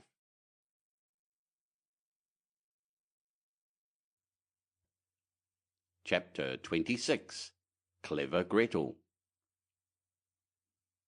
There was once a cook named Gretel, who wore shoes with red heels, and when she walked out with them on, she turned herself this way and that, was quite happy, and thought, You certainly are a pretty girl. And when she came home, she drank, in her gladness of heart, a draught of wine, and as wine excites a desire to eat, she tasted the best of whatever she was cooking until she was satisfied, and said, The cook must know what the food is like. It came to pass that the master one day said to her, Gretel, there is a guest coming this evening. Prepare me 2 fowls very daintily. I will see to it, master, answered Gretel. She killed 2 fowls, scalded them, plucked them, put them on the spit, and towards evening set them before the fire that they might roast. The fowls began to turn brown and were nearly ready, but the guest had not yet arrived. Then Gretel called out to her master, If the guest does not come, I must take the fowls away from the fire, but it will be a sin and a shame if they are not eaten the moment they are at their juiciest. The master said, I will run myself and fetch the guest. When the master had turned his back, Gretel laid the spit with the fowls on one side, and thought, Standing so long by the fire there makes one sweat and thirsty. Who knows when they will come? Meanwhile I will run into the cellar and take a drink. She ran down set a jug, said God bless it for you, Gretel, and took a good drink, and thought that wine should flow on, and should not be interrupted, and took yet another hearty draught. Then she went and put the fowls down again to the fire, basted them, and drove the spit merrily round. But as the roast meat smelt so good, Gretel thought something might be wrong, it ought to be tasted. She touched it with her finger and said, "Ah, how good fowls are! It certainly is a sin and a shame that they are not eaten at the right time." She ran to the window to see if the master was not coming with his guest, but she saw no one, and went back to the fowls and thought, "One of the wings is burning. I had better take it off and eat it." So she cut it off, ate it, and enjoyed it, and when she had done she thought, "The other must go down too, or else master will observe that something is missing." When the 2 wings were eaten, she went and looked for her master and did not see him. It suddenly occurred to her, who knows, they are perhaps not coming at all and have turned in somewhere. Then she said, "Well, Gretel, enjoy yourself. 1 fowl has been cut into. Take another drink, and eat up entirely. When it is eaten you will have some peace. Why should God's good gifts be spoiled?" So she ran into the cellar again, took an enormous drink, and ate up the 1 chicken in great glee. When one of the chickens was swallowed down, and still her master did not come, Gretel looked at the other and said, "What one is, the other should be likewise. The 2 go together. What's right for the one is right for the other. I think if I were to take another draught it would do me no harm." So she took another hearty drink, and let the second chicken follow the first. While she was making the most of it, her master came and cried, "Hurry up, Gretel, the guest is coming directly after me." "Yes, sir, I will soon serve up," answered Gretel. Meantime the master looked to see that the table was properly laid, and took the great knife wherewith he was going to carve the chickens, and sharpened it on the steps. Presently the guest came and knocked politely and courteously at the house door. Gretel ran and looked to see who was there, and when she saw the guest she put her finger to her lips and said, "Hush, hush, go away as quickly as you can. If my master catches you it will be the worse for you. He certainly did ask you to supper, but his intention is to cut off your 2 ears. Just listen how he is sharpening the knife for it." The guest heard the sharpening, and hurried down the steps again as fast as he could. Gretel was not idle. She ran screaming to her master and cried, "You have invited a fine guest." "Why, Gretel, what do you mean by that?" "Yes," said she, "he has taken the chickens which I was just going to serve up off the dish, and has run away with them." "That's a nice trick," said her master, and lamented the fine chickens. "If he had but left me one, so that something remained for me to eat." He called to him to stop, but the guest pretended not to hear. Then he ran after him with the knife still in his hand, crying, "Just one, meaning that the guest should leave him just 1 chicken, and not take both. The guest, however, thought no otherwise than that he was to give up 1 of his ears, and ran as if fire were burning under him, in order to take them both with him. End of chapter 26.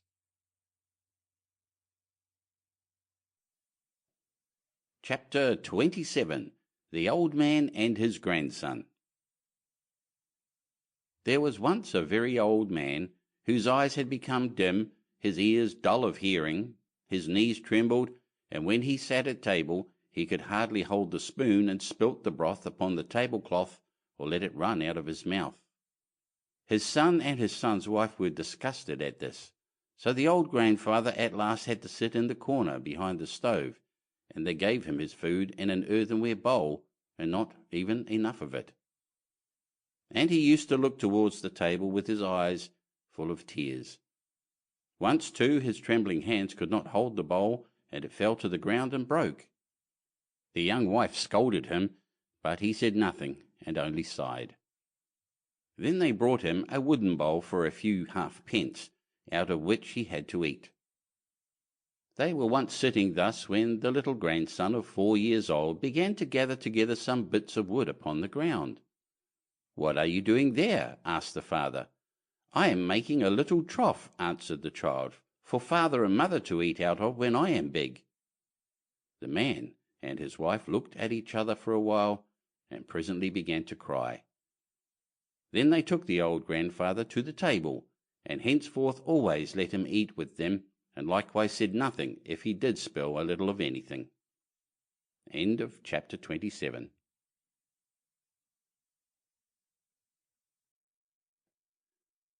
Chapter 28. The Little Peasant. There was a certain village wherein no one lived but really rich peasants, and just one poor one, whom they called the Little Peasant. He had not even so much as a cow, and still less money to buy one, and yet he and his wife did so wish to have one. One day he said to her, "Listen, I have a good idea. There is our gossip the carpenter. He shall make us a wooden calf and paint it brown so that it looks like any other, and in time it will certainly get big and be a cow." The woman also liked the idea, and their gossip the carpenter cut and planed the calf and painted it as it ought to be, and made it with its head hanging down as if it were eating. Next morning, when the cows were being driven out, the little peasant called the cowherd in and said, "Look, I have a little calf there, but it is still small and has to be carried." The cowherd said, "All right," and took it in his arms and carried it to the pasture and set it among the grass. The little calf always remained standing like one which was eating, and the cowherd said, "It will soon run by itself, just look how it eats already." At night, when he was going to drive the herd home again, he said to the calf, "If you can stand there and eat your fill, you can also go on your 4 legs. I don't care to drag you home again in my arms." But the little peasant stood at his door and waited for his little calf, and when the cowherd drove the cows through the village, and the calf was missing, he inquired where it was. The cowherd answered, "It is still standing out there eating. It would not stop and come with us." But the little peasant said, "Oh, but I must have my beast back again." Then they went back to the meadow together, but someone had stolen the calf, and it was gone. The cowherd said it must have run away. The peasant, however, said, "Don't tell me that," and led the cowherd before the mayor, who for his carelessness condemned him to give the peasant a cow for the calf which had run away. And now the little peasant and his wife had the cow for which they had so long wished, and they were heartily glad. But they had no food for it, and could give it nothing to eat, so it soon had to be killed. They salted the flesh, and the peasant went into the town and wanted to sell the skin there, so that he might buy a new calf with the proceeds. On the way he passed by a mill, and there sat a raven with broken wings, and out of pity he took him and wrapped him in the skin. But as the weather grew so bad, and there was a storm of rain and wind, he could go no farther, and turned back to the mill and begged for shelter. The miller's wife was alone in the house, and said to the peasant, "Lay yourself on the straw there," and gave him a slice of bread and cheese. The peasant ate it and lay down with his skin beside him, and the woman thought, "He is tired and has gone to sleep." In the meantime came the parson. The miller's wife received him well, and said, "My husband is out, so we will have a feast." The peasant listened, and when he heard them talk about feasting, he was vexed that he had been forced to make shift with a slice of bread and cheese. Then the woman served up 4 different things: roast meat, salad, cakes, and wine. Just as they were about to sit down and eat, there was a knocking outside. The woman said, "Oh heavens, it is my husband." She quickly hid the roast meat inside the tiled stove, the wine under the pillow, the salad on the bed, the cakes under it, and the parson in the closet on the porch. Then she opened the door for her husband and said, "Thank heaven you are back again. There is such a storm, it looks as if the world were coming to an end." The miller saw the peasant lying on the straw, and asked, "What is that fellow doing there?" "Ah," said the wife, "the poor knave came in the storm and rain and begged for shelter, so I gave him a bit of bread and cheese and showed him where the straw was." The man said, "I have no objection, but be quick and get me something to eat." The woman said, "But I have nothing but bread and cheese." I am contented with anything, replied the husband. So far as I am concerned, bread and cheese will do, and looked at the peasant and said, Come and eat some more with me. The peasant did not require to be invited twice, but got up and ate. After this the miller saw the skin in which the raven was lying on the ground, and asked, What have you there? The peasant answered, I have a soothsayer inside it. Can he foretell anything to me? Said the miller. Why not? Answered the peasant. But he only says 4 things, and the 5th he keeps to himself. The miller was curious, and said, Let him foretell something for once. Then the peasant pinched the raven's head so that he croaked and made a noise like prrr, prrr. The miller said, What did he say? The peasant answered, In the first place he says that there is some wine hidden under the pillow. Bless me, cried the miller, and went there and found the wine. Now go on, said he. The peasant made the raven croak again, and said, In the second place he says that there is some roast meat in the tiled stove. Upon my word, cried the miller, and went thither and found the roast meat. The peasant made the raven prophesy still more, and said, Thirdly, he says there is some salad on the bed.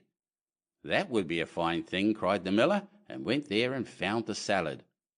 At last the peasant pinched the raven once more till he croaked, and said, Fourthly, he says that there are some cakes under the bed. That would be a fine thing, cried the miller, and looked there and found the cakes. And now the two sat down to the table together, but the miller's wife was frightened to death, and went to bed and took all the keys with her. The miller would have liked much to know the 5th, but the little peasant said, First we will quickly eat the 4 things, for the 5th is something bad. So they ate, and after that they bargained how much the miller was to give for the 5th prophecy, until they agreed on 300 tailors. Then the peasant once more pinched the raven's head till he croaked loudly. The miller asked, What did he say? The peasant replied, He says that the devil is hiding outside there in the closet on the porch. The miller said, The devil must go out, and opened the house door. Then the woman was forced to give up the keys, and the peasant unlocked the closet. The parson ran out as fast as he could, and the miller said, It was true. I saw the black rascal with my own eyes. The peasant, however, made off next morning by daybreak with the 300 tailors. At home the small peasant gradually launched out. He built a beautiful house, and the peasant said, The small peasant has certainly been to the place where golden snow falls, and people carry the gold home in shovels. Then the small peasant was brought before the mayor, and bidden to say from whence his wealth came. He answered, I sold my cow's skin in the town for 300 tailors. When the peasants heard that, they too wished to enjoy this great profit, and ran home, killed all their cows, and stripped off their skins in order to sell them in the town to the greatest advantage. The mayor, however, said, But my servant must go first. When she came to the merchant in the town, he did not give her more than 2 tailors for a skin. And when the others came, he did not give them so much, and said, What can I do with all these skins? Then the peasants were vexed that the small peasant should have thus outwitted them, wanted to take vengeance on him, and accused him of his treachery before the mayor. The innocent little peasant was unanimously sentenced to death, and was to be rolled into the water in a barrel pierced full of holes. He was led forth, and a priest was brought who was to say a mass for his soul.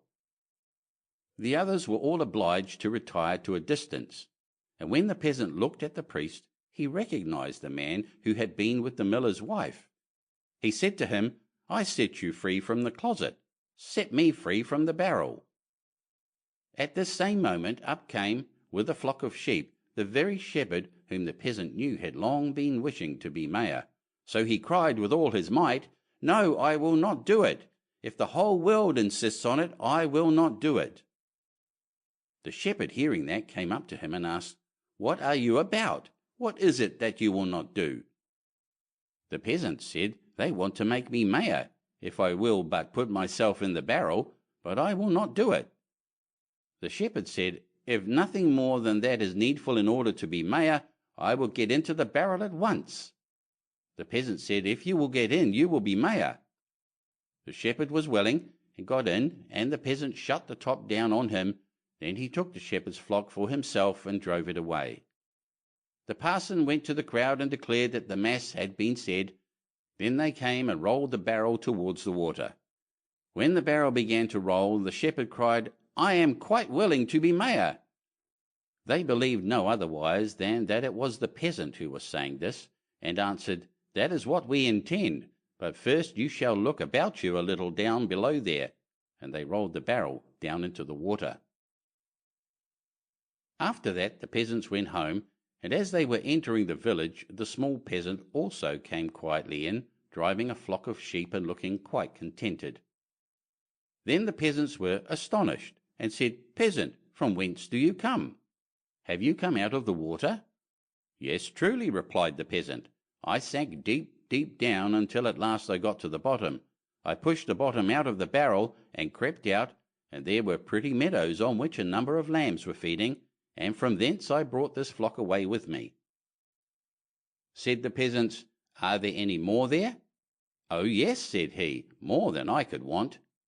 Then the peasants made up their minds that they too would fetch some sheep for themselves, a flock apiece. But the mayor said, "I come first." So they went to the water together, and just then there were some of the small fleecy clouds in the blue sky, which are called little lambs, and they were reflected in the water. Whereupon the peasants cried, "We already see the sheep down below." The mayor pressed forward and said, "I will go down first and look about me, and if things promise well, I'll call you." So he jumped in. Splash went the water. It sounded as if he were calling them, and the whole crowd plunged in after him as one man. Then the entire village was dead, and the small peasant, as sole heir, became a rich man. End of chapter 28.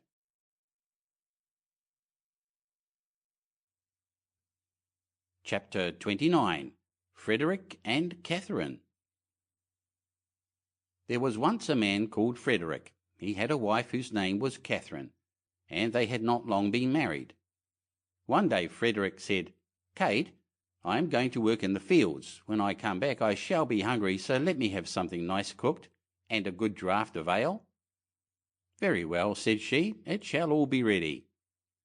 When dinner time drew nigh, Catherine took a nice steak, which was all the meat she had, and put it on the fire to fry. The steak soon began to look brown and to crackle in the pan, and Catherine stood by with a fork and turned it. Then she said to herself, "The steak is almost ready, I may as well go to the cellar for the ale." So she left the pan on the fire and took a large jug and went into the cellar and tapped the ale cask. The beer ran into the jug, and Catherine stood looking on. At last it popped into her head, "The dog is not shut up. He may be running away with the steak. That's well thought of." So up she ran from the cellar, and sure enough the rascally cur had got the steak in his mouth and was making off with it. Away ran Catherine, and away ran the dog across the field, but he ran faster than she and stuck close to the steak. "It's all gone, and what can't be cured must be endured," said Catherine. So she turned round, and as she had run a good way and was tired, she walked home leisurely to cool herself.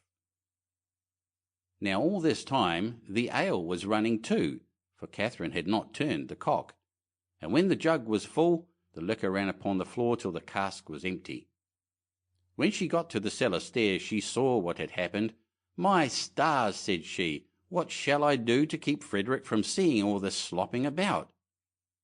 So she thought a while, and at last remembered that there was a sack of fine meal bought at the last fair, and that if she sprinkled this over the floor it would suck up the ale nicely. "What a lucky thing," said she, "that we kept that meal. We have now a good use for it." So away she went for it, but she managed to set it down just upon the great jug full of beer, and upset it, and thus all the ale that had been saved was set swimming on the floor also. "Ah, well," said she, "when one goes another may as well follow." Then she strewed the meal all about the cellar, and was quite pleased with her cleverness, and said, "How very neat and clean it looks." At noon Frederick came home. "Now, wife," cried he, "what have you for dinner?" "Oh, Frederick," answered she, "I was cooking you a steak, but while I went down to draw the ale the dog ran away with it, and while I ran after him the ale ran out, and when I went to dry up the ale with the sack of meal that we got at the fair, I upset the jug. But the cellar is now quite dry and looks so clean."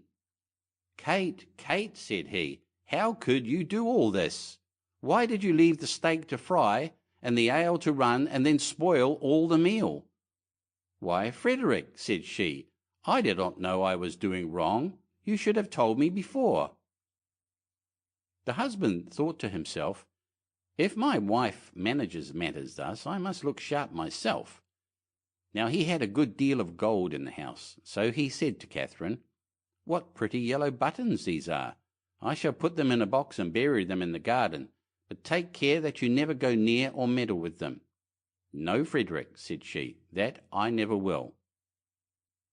As soon as he was gone, there came by some pedlars with earthenware plates and dishes, and they asked her whether she would buy.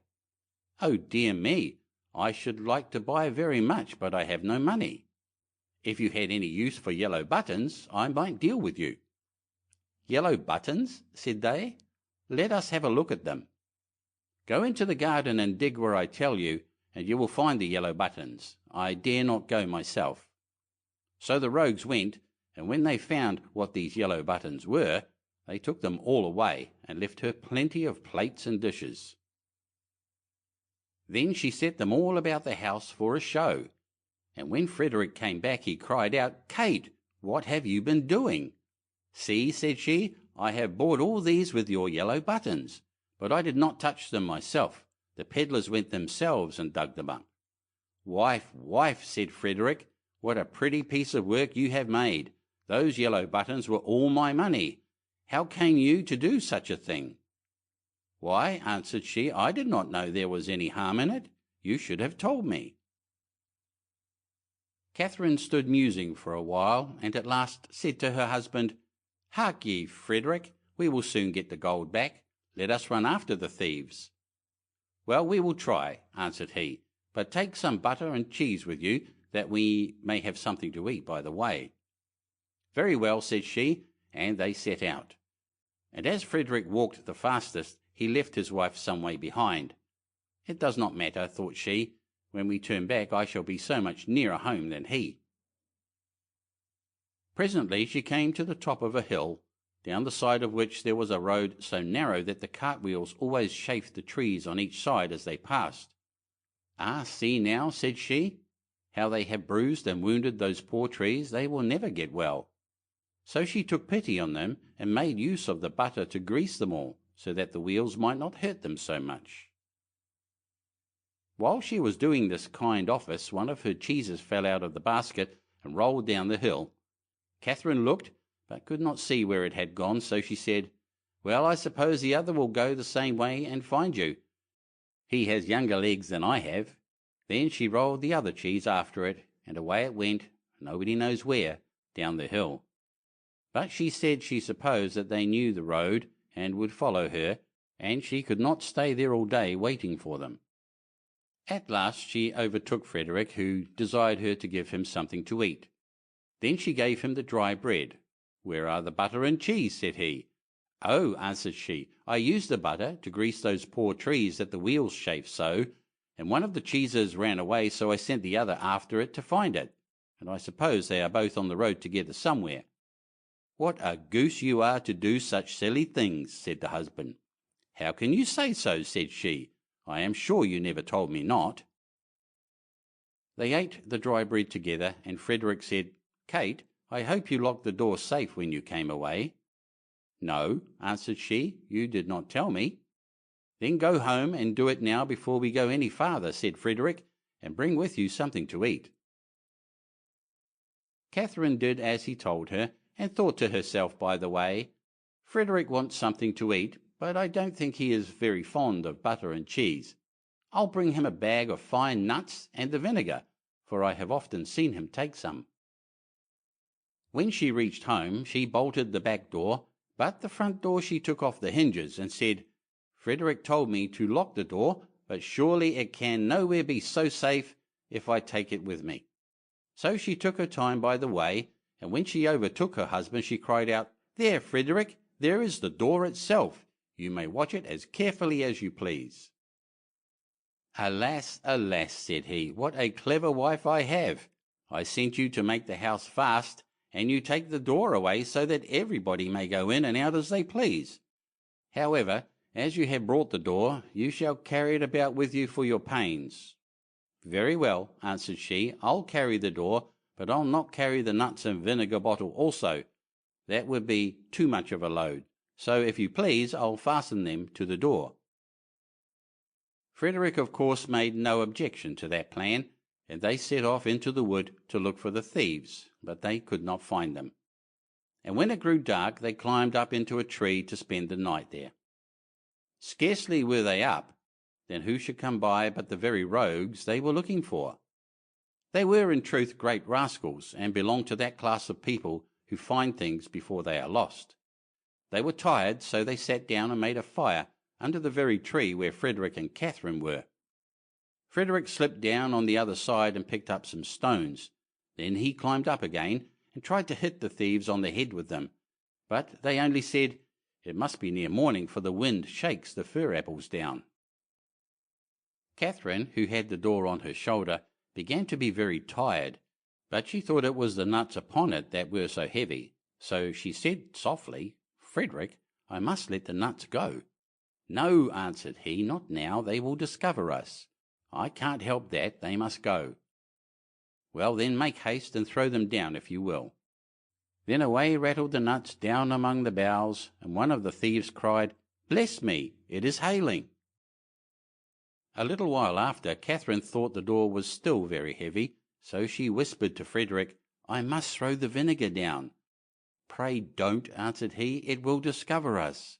"I can't help that," said she, "go it must." So she poured all the vinegar down, and the thieves said, "What a heavy dew there is!"